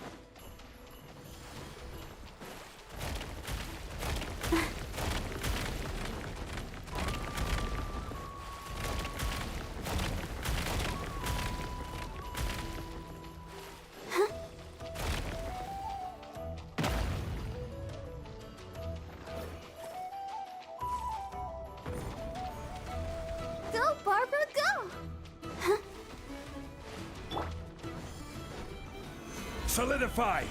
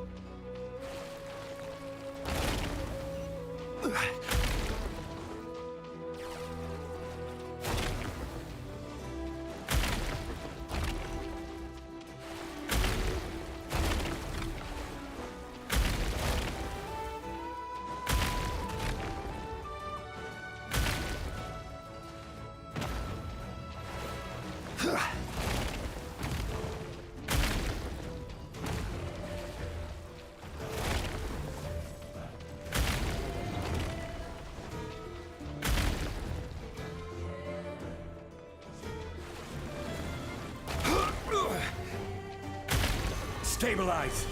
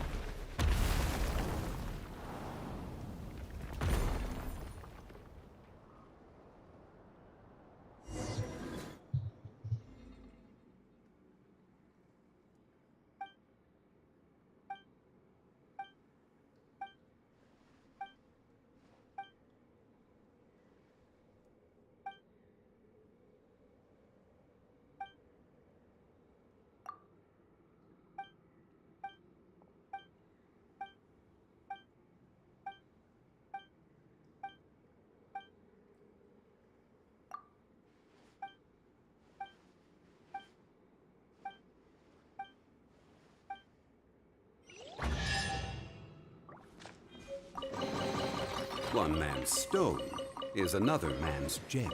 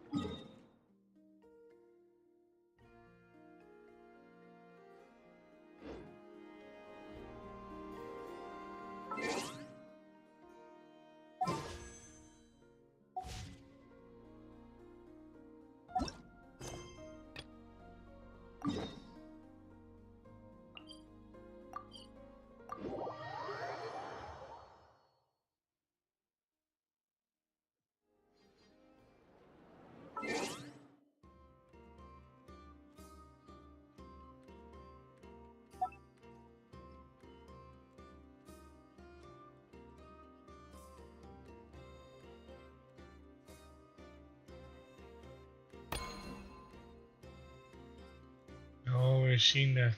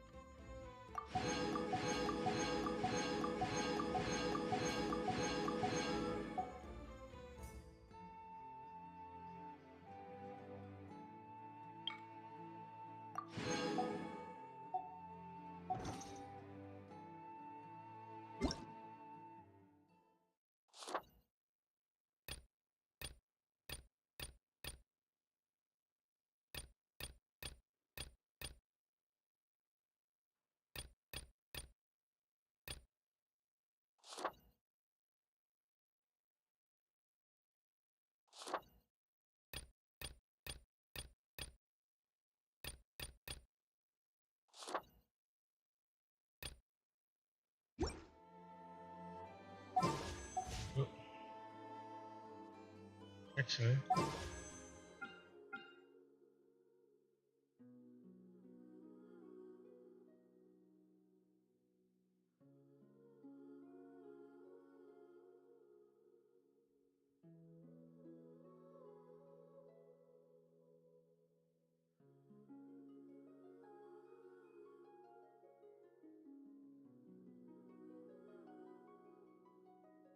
So it's just a banner where you can pick whatever one you want, then you need to pull that.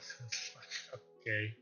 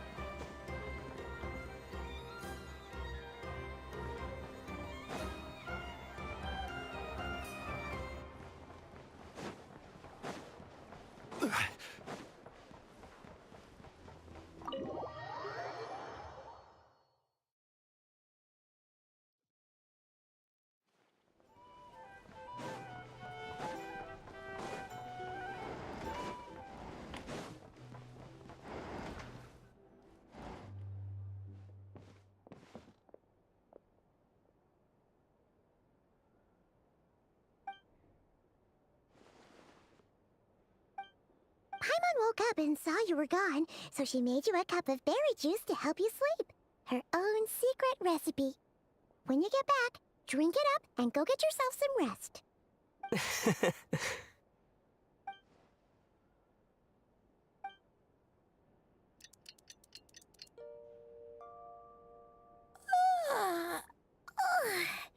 Good morning?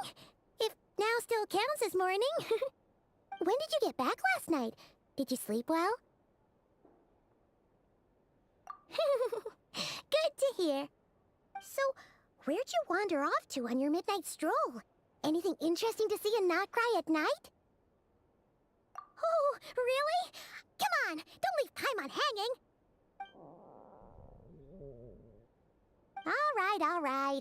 Guess we'll have to feed your stomach before we feed Paimon's curiosity. Let's go grab something to eat while we talk.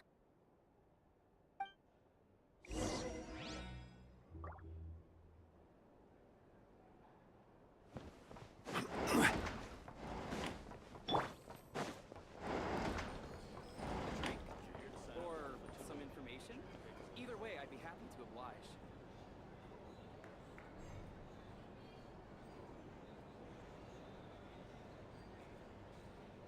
Phew!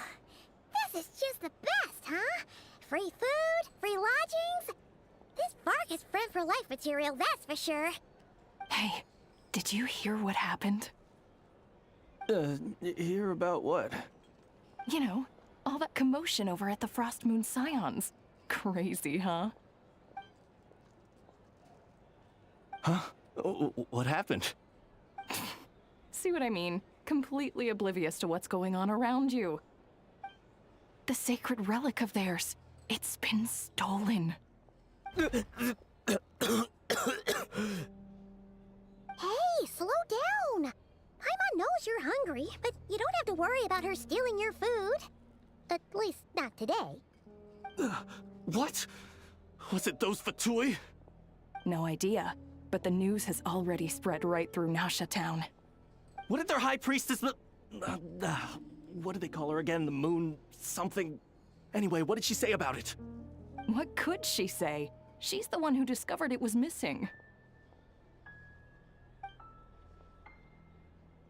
She was in Nasha Town first thing this morning, hoping to launch a joint investigation with the Voynich Guild. Whoa! Did you hear that? Lama and the others, their sacred relic's been stolen! Who in Tivab would even have the nerve? Paimon bets it was that bunch of good-for-nothing, rule-breaking, troublemaking Fatui!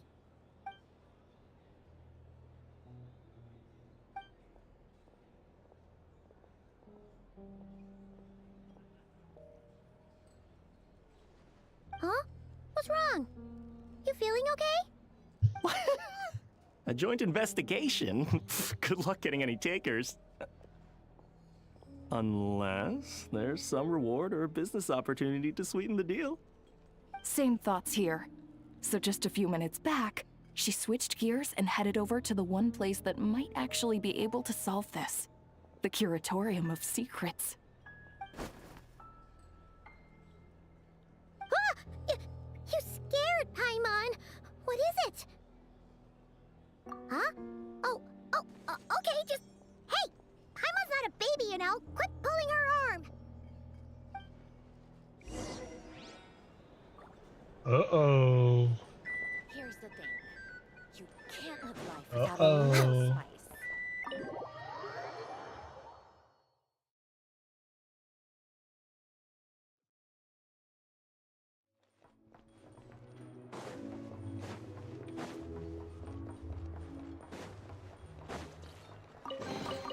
There's nothing wrong with reaping a reward every now and then. Time to confess. We're way behind schedule.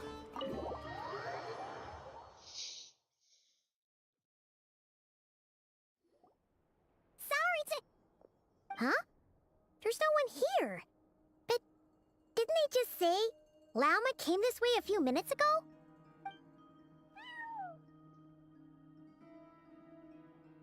No one except for a cat watching over the front desk. Excuse... meow? Are we supposed to check in here?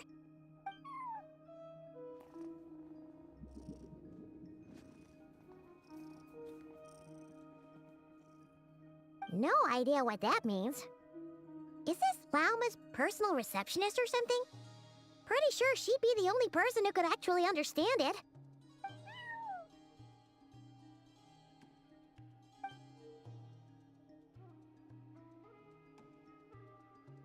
Huh? It's heading into that room! But why not? Like I told you already, that's just... Huh? Another client.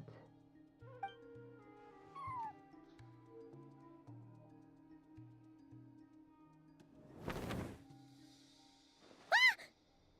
So, you were in this room the whole time?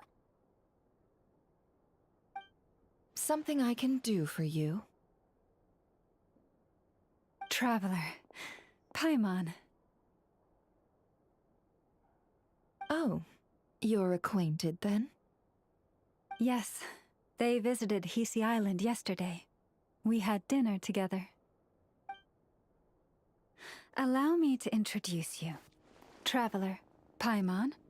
This is Nefer, boss of the Curatorium of Secrets. Pleasure to meet you.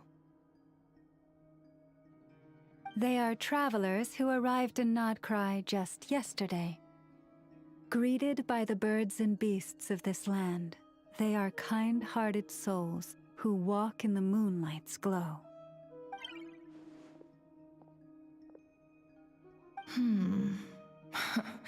Interesting. Thank you, Lauma, but you need not have introduced them. They are great heroes, renowned throughout the nations beyond our borders. Oh, really? Do not forget, I deal in information. Just because most people in Nodcry pay scant attention to foreign affairs, that does not mean the same goes for the Curatorium of Secrets.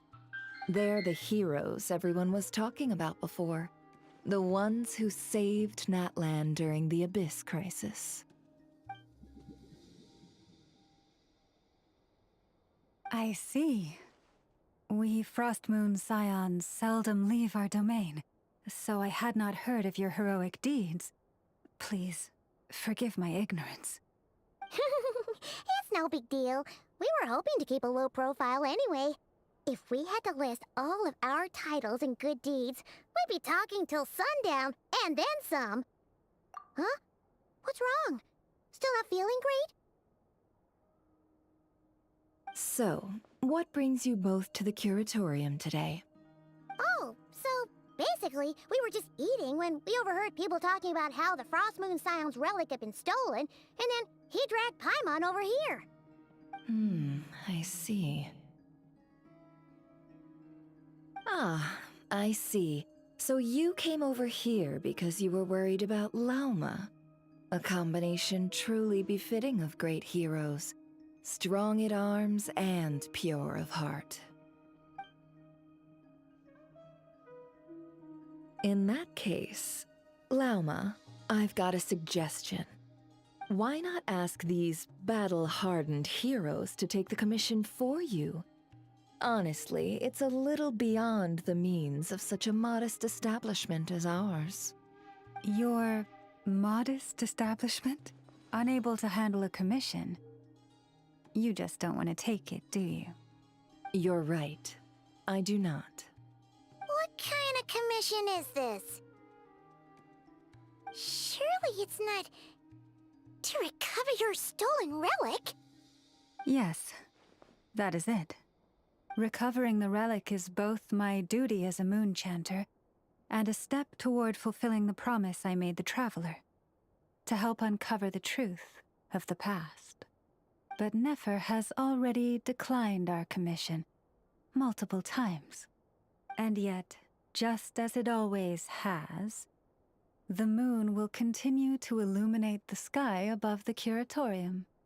Come night or day, may the moon goddess keep you. Enough of that.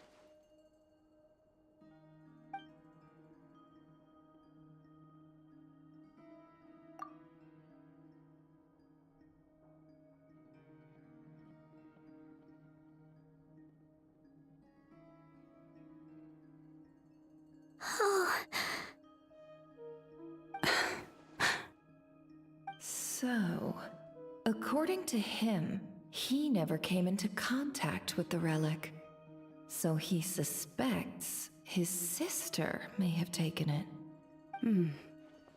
I understand. The Frost Moon Scion's secret chamber has remained hidden from the world for generations. But the reason outsiders are forbidden entry is not only to prevent theft. Within the chamber lie ancient trials, challenges designed to test the worthiness of those who enter. To intrude without rightful cause is a most perilous act indeed. So please, don't be too hard on yourself. The fact that you made it through those trials proves your right to stand before the relic. To put it simply, the Moon Marrow itself has deemed you worthy. No. Your honesty tells me everything. You never sought to take the Moon Marrow for yourself. As for what happened at the end, I suspect the Chamber's protection mechanism may have been activated. Among those who entered the final chamber, there was either someone with impure intent, or else an abyssal presence. The Abyss? Perhaps that's why, then. Either way, the Moon Marrow was taken. And I believe you. So the problem remains the same. I need to recover our relic. See? Didn't I tell you it would all work out in the end? But before everyone starts celebrating, forgive me for asking just one more thing. Are you absolutely sure your sister took the relic? What do you mean? Weren't they the only ones inside at the time? Who knows? Think about it. After your sister broke the seal with abyssal power, what was to stop someone else from following you in there? In theory, nothing. And as it just so happens, I received a tip-off from one of my sources earlier this morning. Word is, today of all days, the Fatui suddenly called off their search for the relic. What? Huh? Why? Well, Either they woke up this morning and suddenly decided they'd lost all interest, or... Exactly.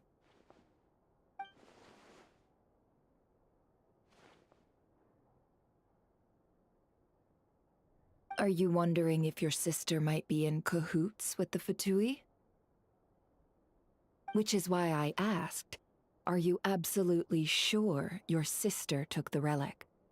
Or to put it another way, do you really know your sister?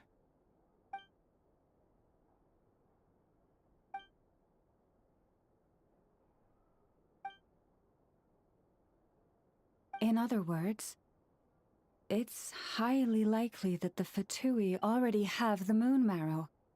So, basically, all we need to do is find our way into that Fatui research facility, and we should be able to get to the bottom of this, right? Congratulations, you've found your answer. Looks like the curatorium won't need to lift a finger this time. Well, Lauma, there we are. On behalf of our long-standing cooperation and the great hero by your side, I'll waive your consultation fee. But just this once. You're really not planning on helping us? I think I've helped more than enough already. If we're to stand any chance of infiltrating that facility, we'll need the help of a specialist. Just so you don't get the wrong idea, let me make myself crystal clear. The Curatorium of Secrets has always striven to abide by a policy of strict neutrality. We do not take sides with any faction in Nodcry. I cannot help the leader of the Frostmoon Scions sneak into a Fatui facility. That would make me their enemy.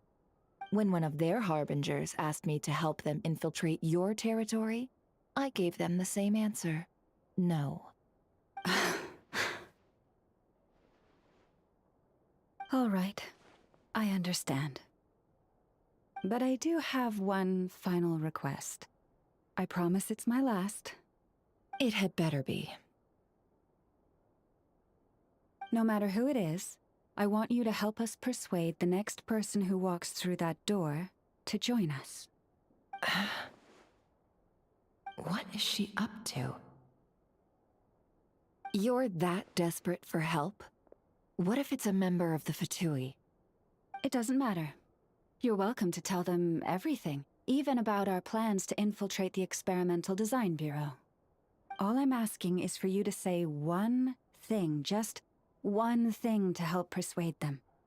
If you do that, I promise I won't ask you for anything else. Made up your mind? Fine. Fine, I'll play along with your little game. Besides, as long as I'm not personally involved, no one can accuse us of taking sides. Boss, I'm back!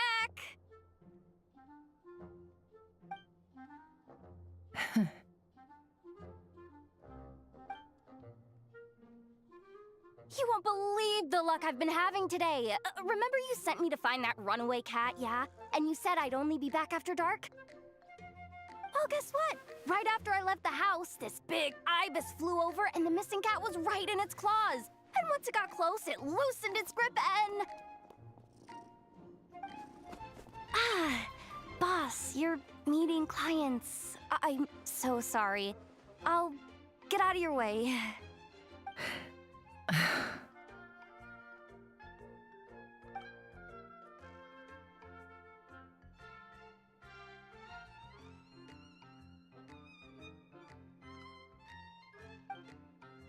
Yehoda, dear, come here. Huh? Me? Is something the matter? Oh, hi there. My dear Yehoda, I have a request. Yikes! Why does the boss sound so scary? Did I do something wrong? Would you be so kind as to accompany these 3 delightful clients of ours and help them infiltrate the Fatui's Kuvaki Experimental Design Bureau? What is going on here? Boss usually just says things like, hey, go do this, or You go take care of that. Why is she being so scarily polite? And wait a sec. The Fatui's research facility? That's basically a death sentence. Made your mind up yet, my dear?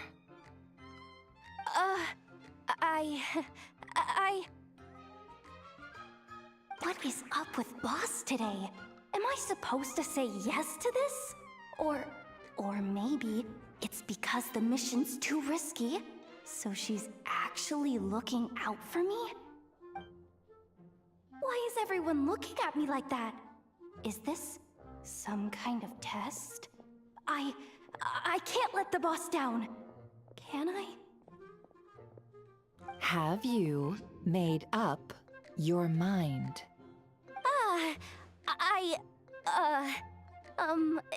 That's... Sure, why not? Really? You really don't mind helping us? Huh? Oh, yes. I mean, no. Of course, I guess I do. Oh, thanks so much! We owe you big time! On behalf of the Frost Moon Scions, too, thank you, Yehoda, for your help. What the? Seriously, what just happened? Why does the boss look so fed up? Oh no, was I supposed to turn them down? All that mentoring, time spent teaching her how to deal with different factions. In one ear and out the other. Never. You got what you wanted. You promised that was it. I know this goes against your principles. I won't forget the favor. Trying to get me to change my mind now? Of course not. I just wanted to say thank you. So, thank you. Oh. Yehoda, we'll leave the planning to you. Let's discuss the details elsewhere. Huh? Oh, okay. Oh, what have I gotten myself into? Oh, by the way, Yehoda, before you go... What is it, boss? You're fired. Huh? Effective immediately. As in, this exact moment. The curatorium will take you back, of course, but only once you've completed this commission for our 3 clients. What? Is there some issue? Well, here's the upside. Without me taking a cut from your commission, you'll earn more. Seriously? Can someone explain what's going on here?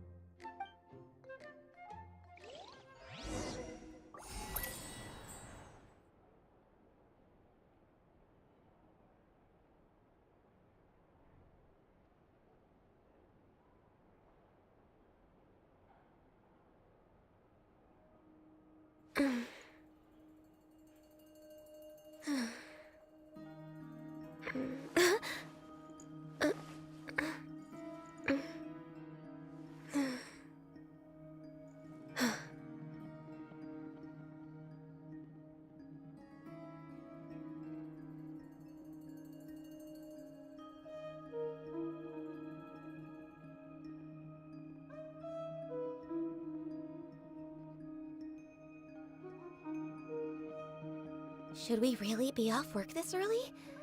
There is still a lot left to do.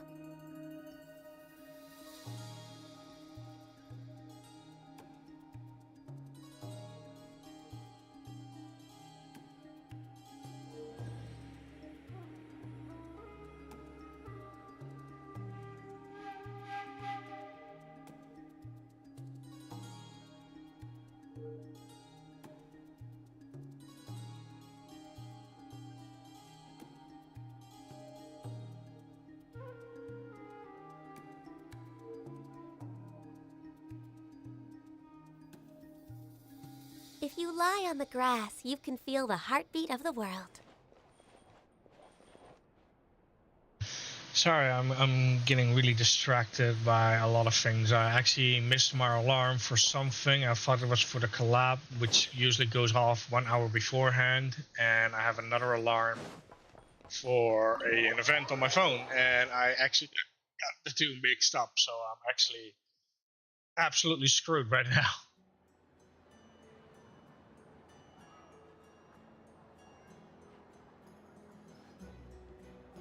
Are we sure Yehoda's alright? She looked totally crushed just now. She'll be fine. She's just in shock. But one thing's for sure. The Curatorium's professional standards are beyond question. The fact that she only requested 1 day to prepare says it all. As an apology, I'll ask my animal friends to help her out more often in the future. Also, thank you for being honest with me. It means a lot. Was it really, though? As far as I see it, trusting your family is never wrong. In this case, let's call it a misjudgment. But the truth is, we all make mistakes every now and then. What matters is how we deal with the consequences. So, in return for your sincerity, there's something I'd like to share with the two of you as well. Oh? What is it? Perhaps it is something best said under the moon's gentle light. Would the two of you meet me on Hisi Island tonight? Oh, it does sound important. You're right, there's too many people here. Somewhere quieter makes a lot more sense. Thank you both for understanding. Then let us meet beneath the moonlight.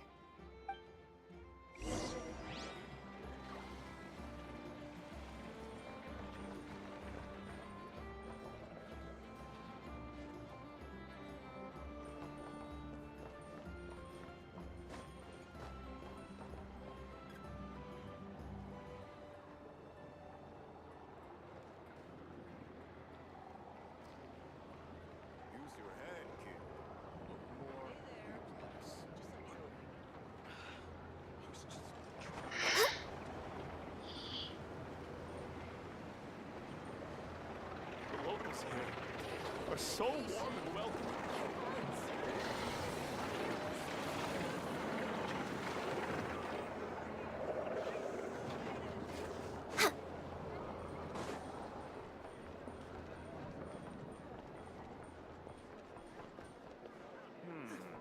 I better get me some alpacas.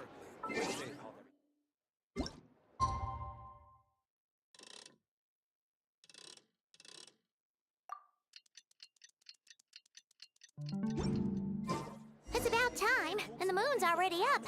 Let's head over to the place we agreed to meet Lauma.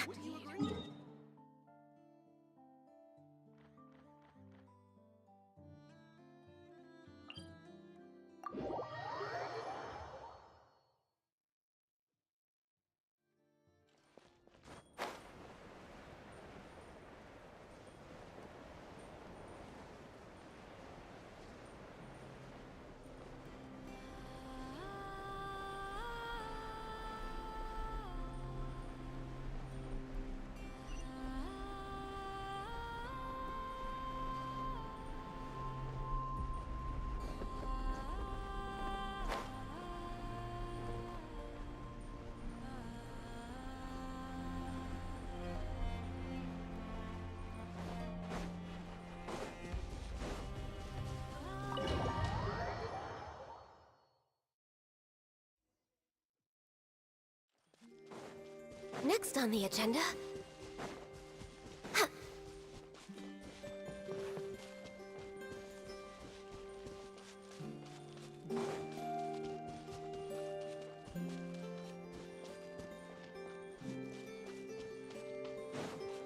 Next on the agenda...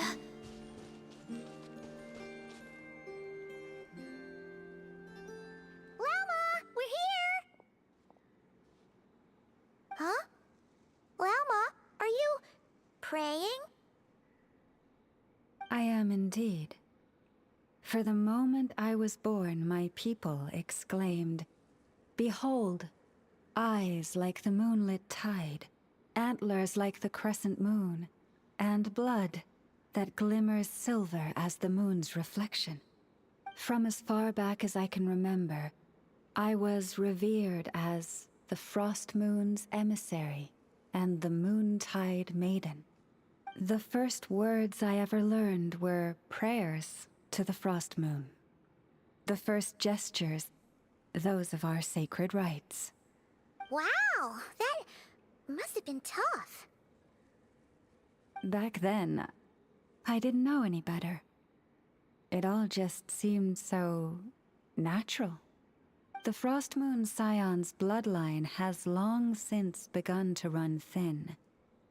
Nowadays, even those of us with antlers are few and far between, let alone those attuned to the power of Kuvaki. But I...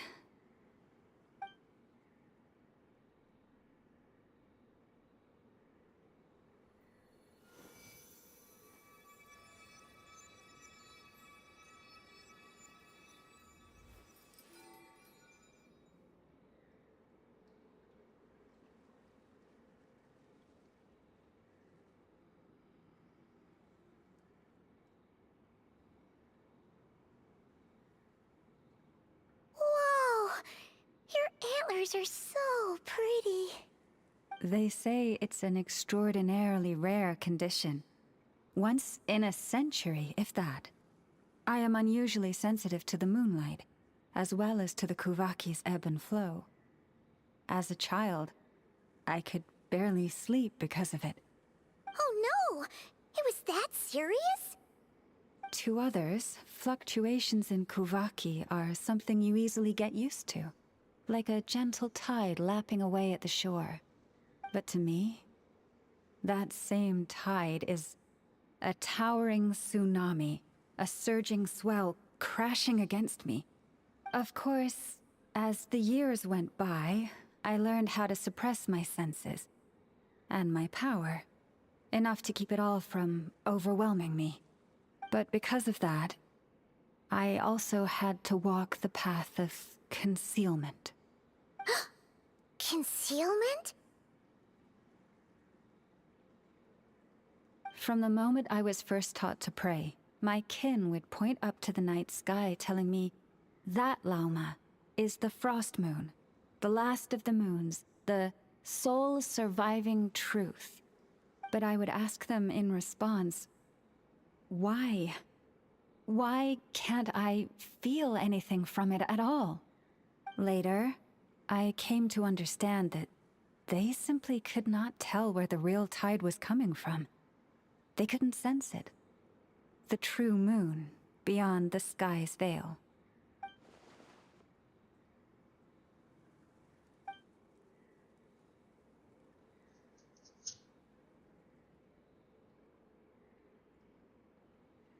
The moon is false. I reached that conclusion long ago. But there was no one I could tell. Not a single soul. At least, not until now. Am I the one who's wrong? Is it the moon that is false, or my own senses? I asked myself such questions time and time again.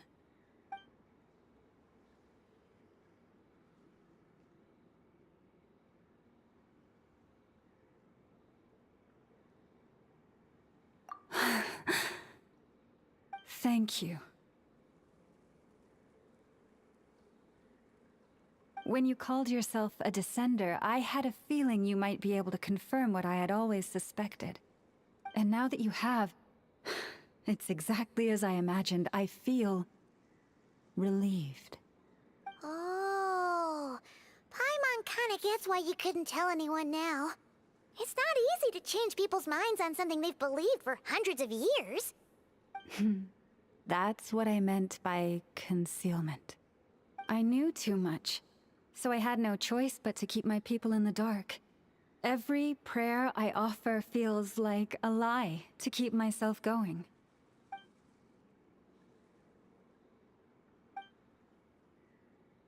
You've already met our Kutar, haven't you? Huh? When was that? And more importantly, when were you planning on telling Paimon? Ah, no wonder. What did you think of her?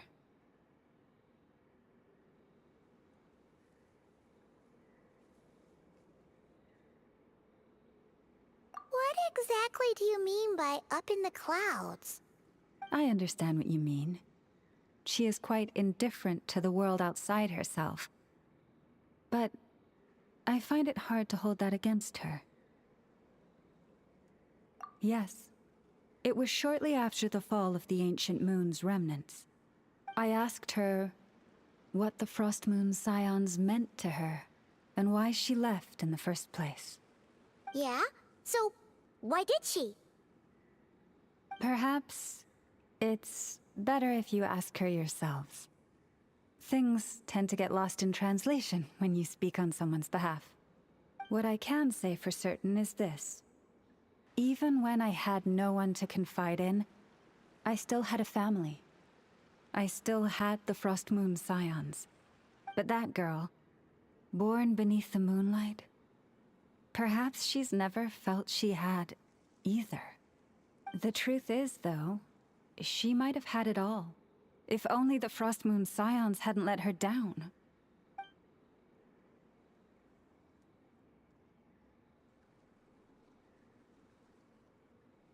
The Frost Moon Scions now walk a path of error. They offer their prayers to a false moon, and to a goddess who can no longer answer them. I want to change all that. But with the Fatui closing in on us day by day, the Frost Moon Scions must stand united, now more than ever. I just need to wait for the right moment. Lady Lauma! Lady Lauma! Cappy? Has Cardina's condition deteriorated again? Traveler, Paimon, we'll have to continue this conversation later. We'll come too!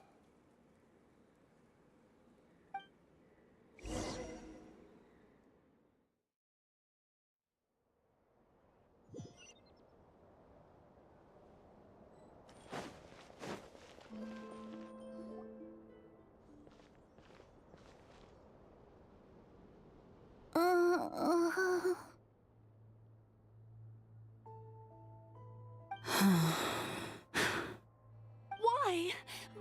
Did I do something wrong? I've been praying to the moon goddess every day. Why isn't she getting any better?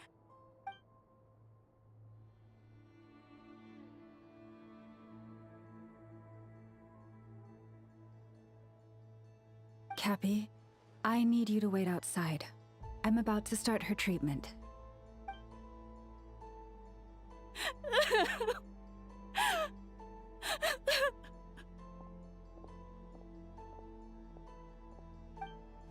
Is there anything we can do to help?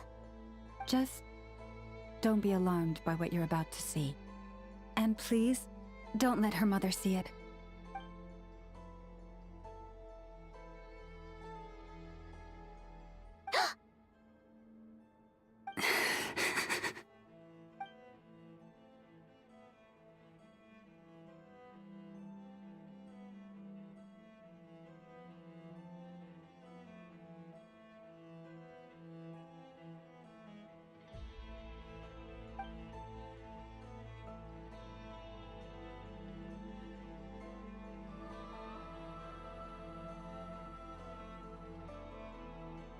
Shh. Please. Help me keep this a secret. She looks much better now. But, Lauma, was that? A medicine prescribed by a local doctor. For ordinary people, my blood has the power to counteract any adverse reactions to Kuvaki.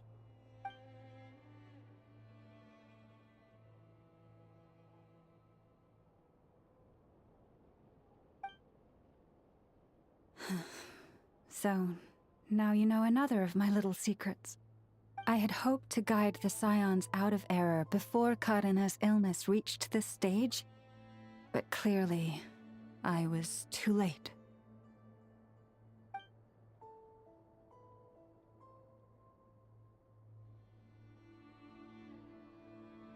My life is as hidden from sight as the far side of the moon.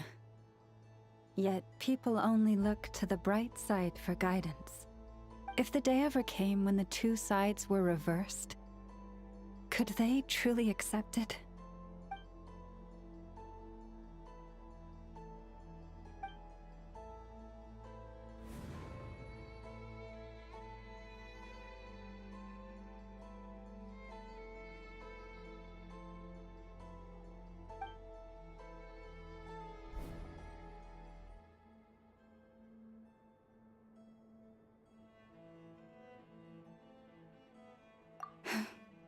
Hearing you say that puts my heart at ease. Mm-hmm. And if there's anything we can do to help the Frost Moon Scions, just let us know. Our priority right now is reclaiming our relic from the Fatui. But I now understand that the day I will tell everyone the truth is no longer far off.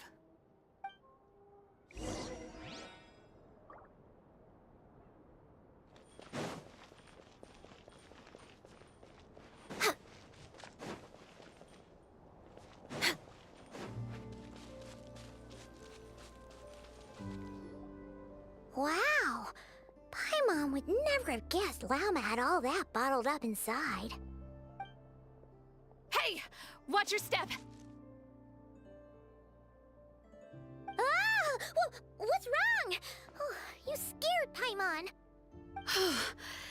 You scared me there too. Almost stepped right into one of my traps. A trap? Why would you leave a trap somewhere like this? Well, it's not like this is a main path. And besides, we Frost Moon Scions would recognize it instantly.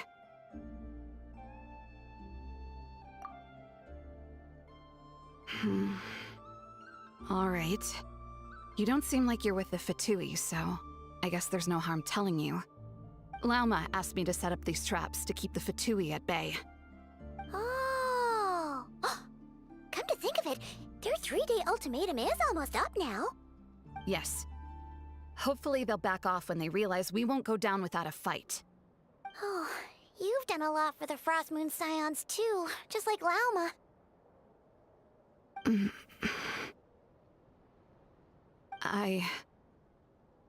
Philomena? It's nothing. I was just wondering if any of this is really worth it. What do you mean? Our people. So many are stubborn, stuck in their ways, clinging to a truth they refuse to even question. Do they really deserve everything Lauma's doing for them?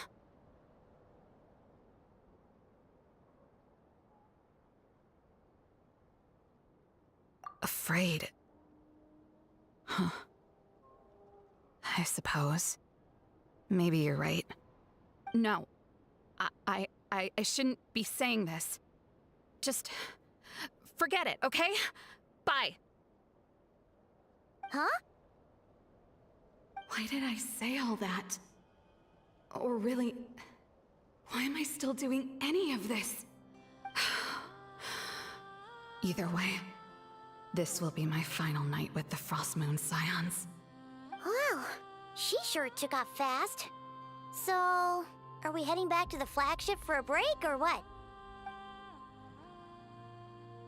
Wait, you're not thinking of visiting that damselette up in Cloud Cuckoo Land, are you?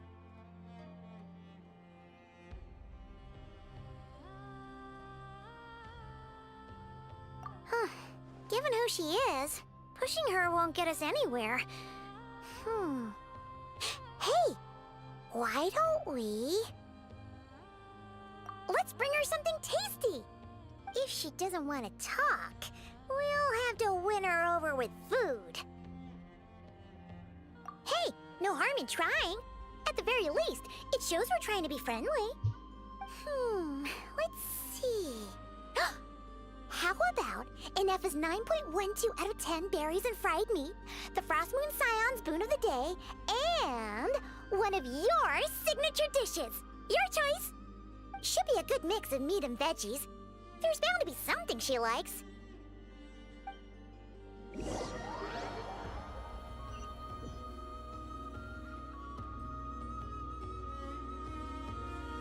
Alright, food's packed and ready. This is the place, right? Why does it feel like we're going to visit a patient? Oh, no. Take this seriously, Paimon.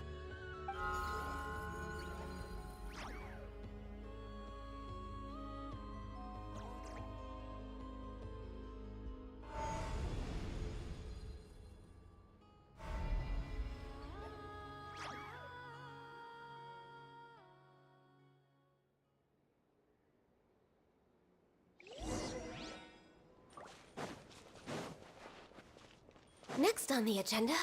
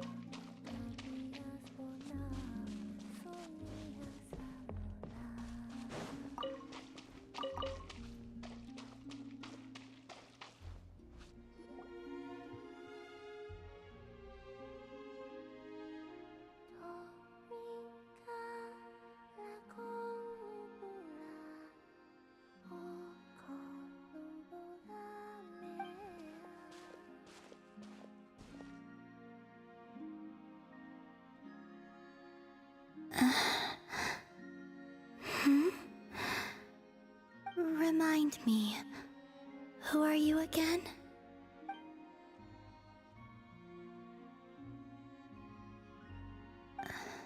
A different one floats by your side today. A different one? What's that even supposed to mean? Ugh, there goes Paimon's perfect conversation starter. Hi there!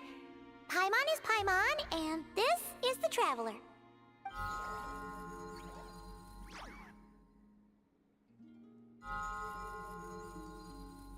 Oh, there you are.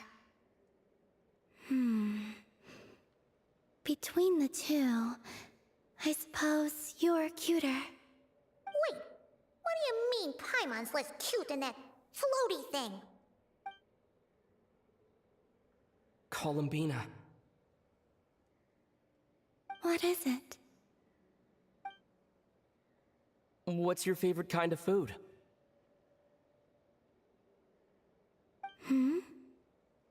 Is this a treat? Or an offering? Let's go with treat. Anyway, this is all the Traveler's cooking, so please, help yourself.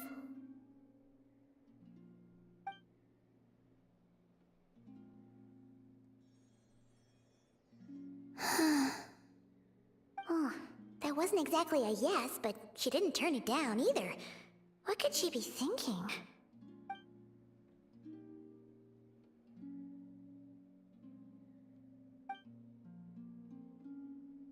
So, what do you want to ask? Hey, she's actually playing along! Quick, now's our shot! You know the moon in the sky isn't real, don't you?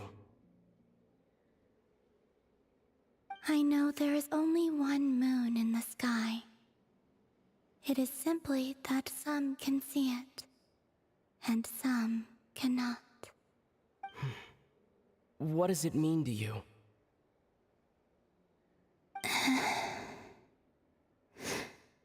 The missing prologue.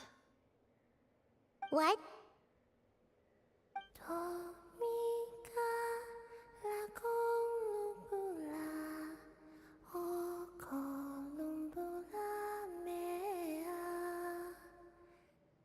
Huh? What does that mean? Isn't she going to explain herself? Can you tell me more about that melody? You were humming it last time, too. It must be important to you.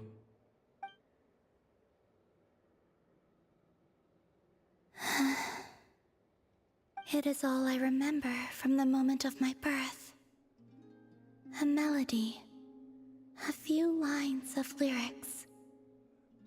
Like a lullaby from a foggy dream. Oh, so who was singing it? I do not know. I have nothing else. Just that song. Huh? And the Frost Moon Scions who found me. They had nothing either, but hope. Before I even knew what was happening, they were already calling me their goddess. And I had no reason to decline. Like two lost infants unknowingly exchanged, I adopted their faith. And in return, they adopted me. But my adoption drops you into the story halfway through. What came before was scribbled onto the wrong pages, never even bound into the book. That sense of something missing only served to nurture their greed and doubt. And thus, I came to realize that this place was never truly my home. Greed and doubt? O Moon Goddess, forge weapons for us, drive out our enemies, and expand our lands. O Moon Goddess, heal our wounds, ease our suffering, grant us strength. They asked for everything, and I obliged. Until the day came when no answer could be given. If mortals can turn to the gods when they are powerless, then who do the gods turn to when they have nothing left to give? You've got Paimon there. In those days, the Frost Moon Scions cared more for faith than for truth.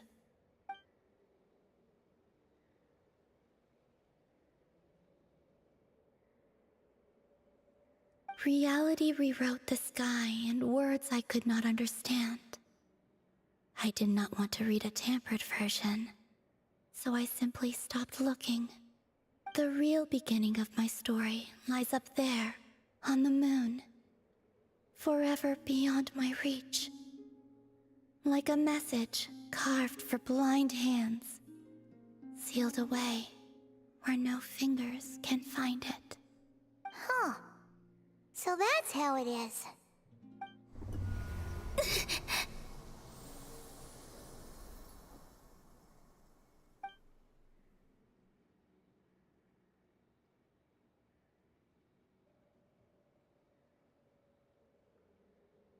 What's wrong?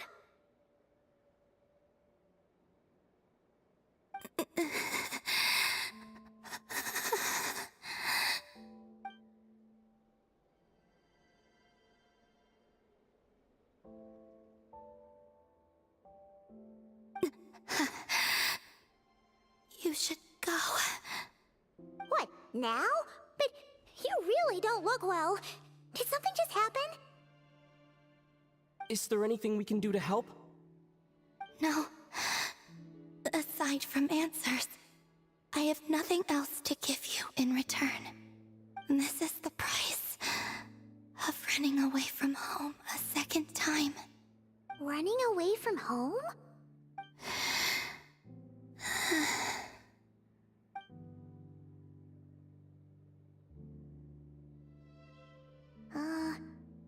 Is she heading towards the food? Did all of Paimon's questions make her hungry?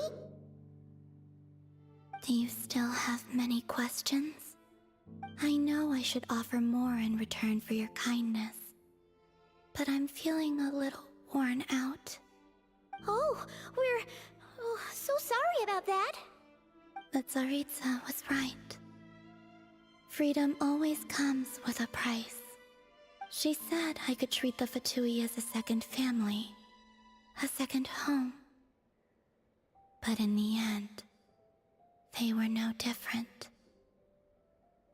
All they wanted in truth was my power as the moon goddess.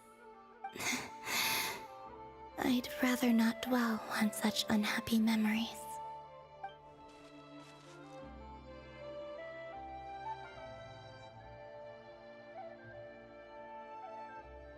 I have fulfilled my promise to the Tsaritsa, though it has used up much of my power. So you see, this has nothing to do with betrayal. So, you're just staying here for now, resting and recovering your strength? Yes. What about these flowers? They have grown in Nodcry for many generations. They're highly sensitive to the ebb and flow of Kuvaki.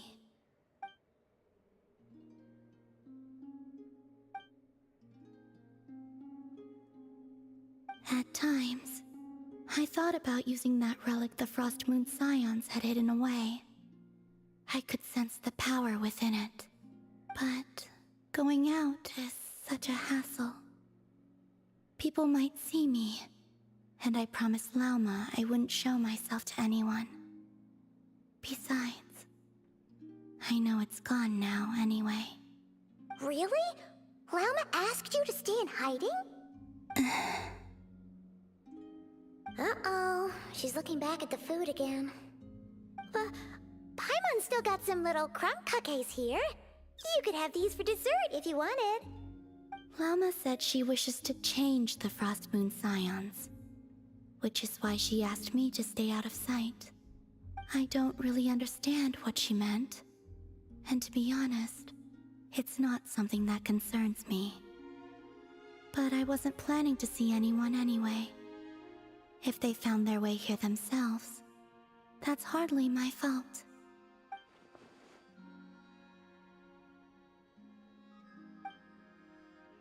Lauma, the Maiden of the Grove.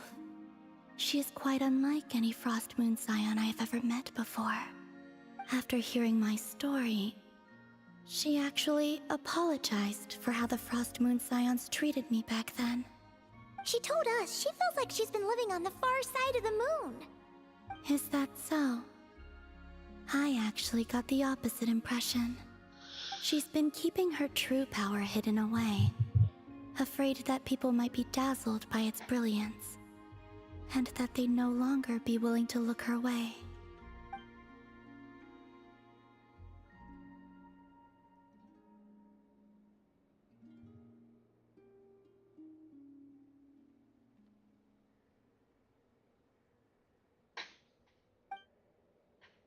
So what do you wish for now?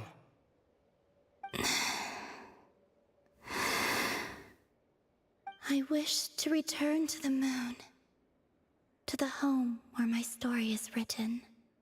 Right now, that is all I wish for.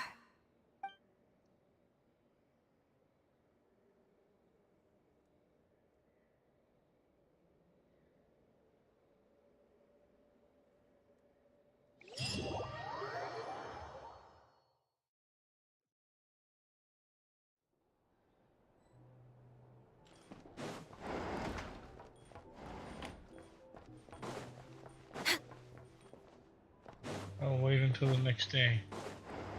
I'll have to call it here for now, and I'll probably be back later. So thanks for watching, and I'll see you all later.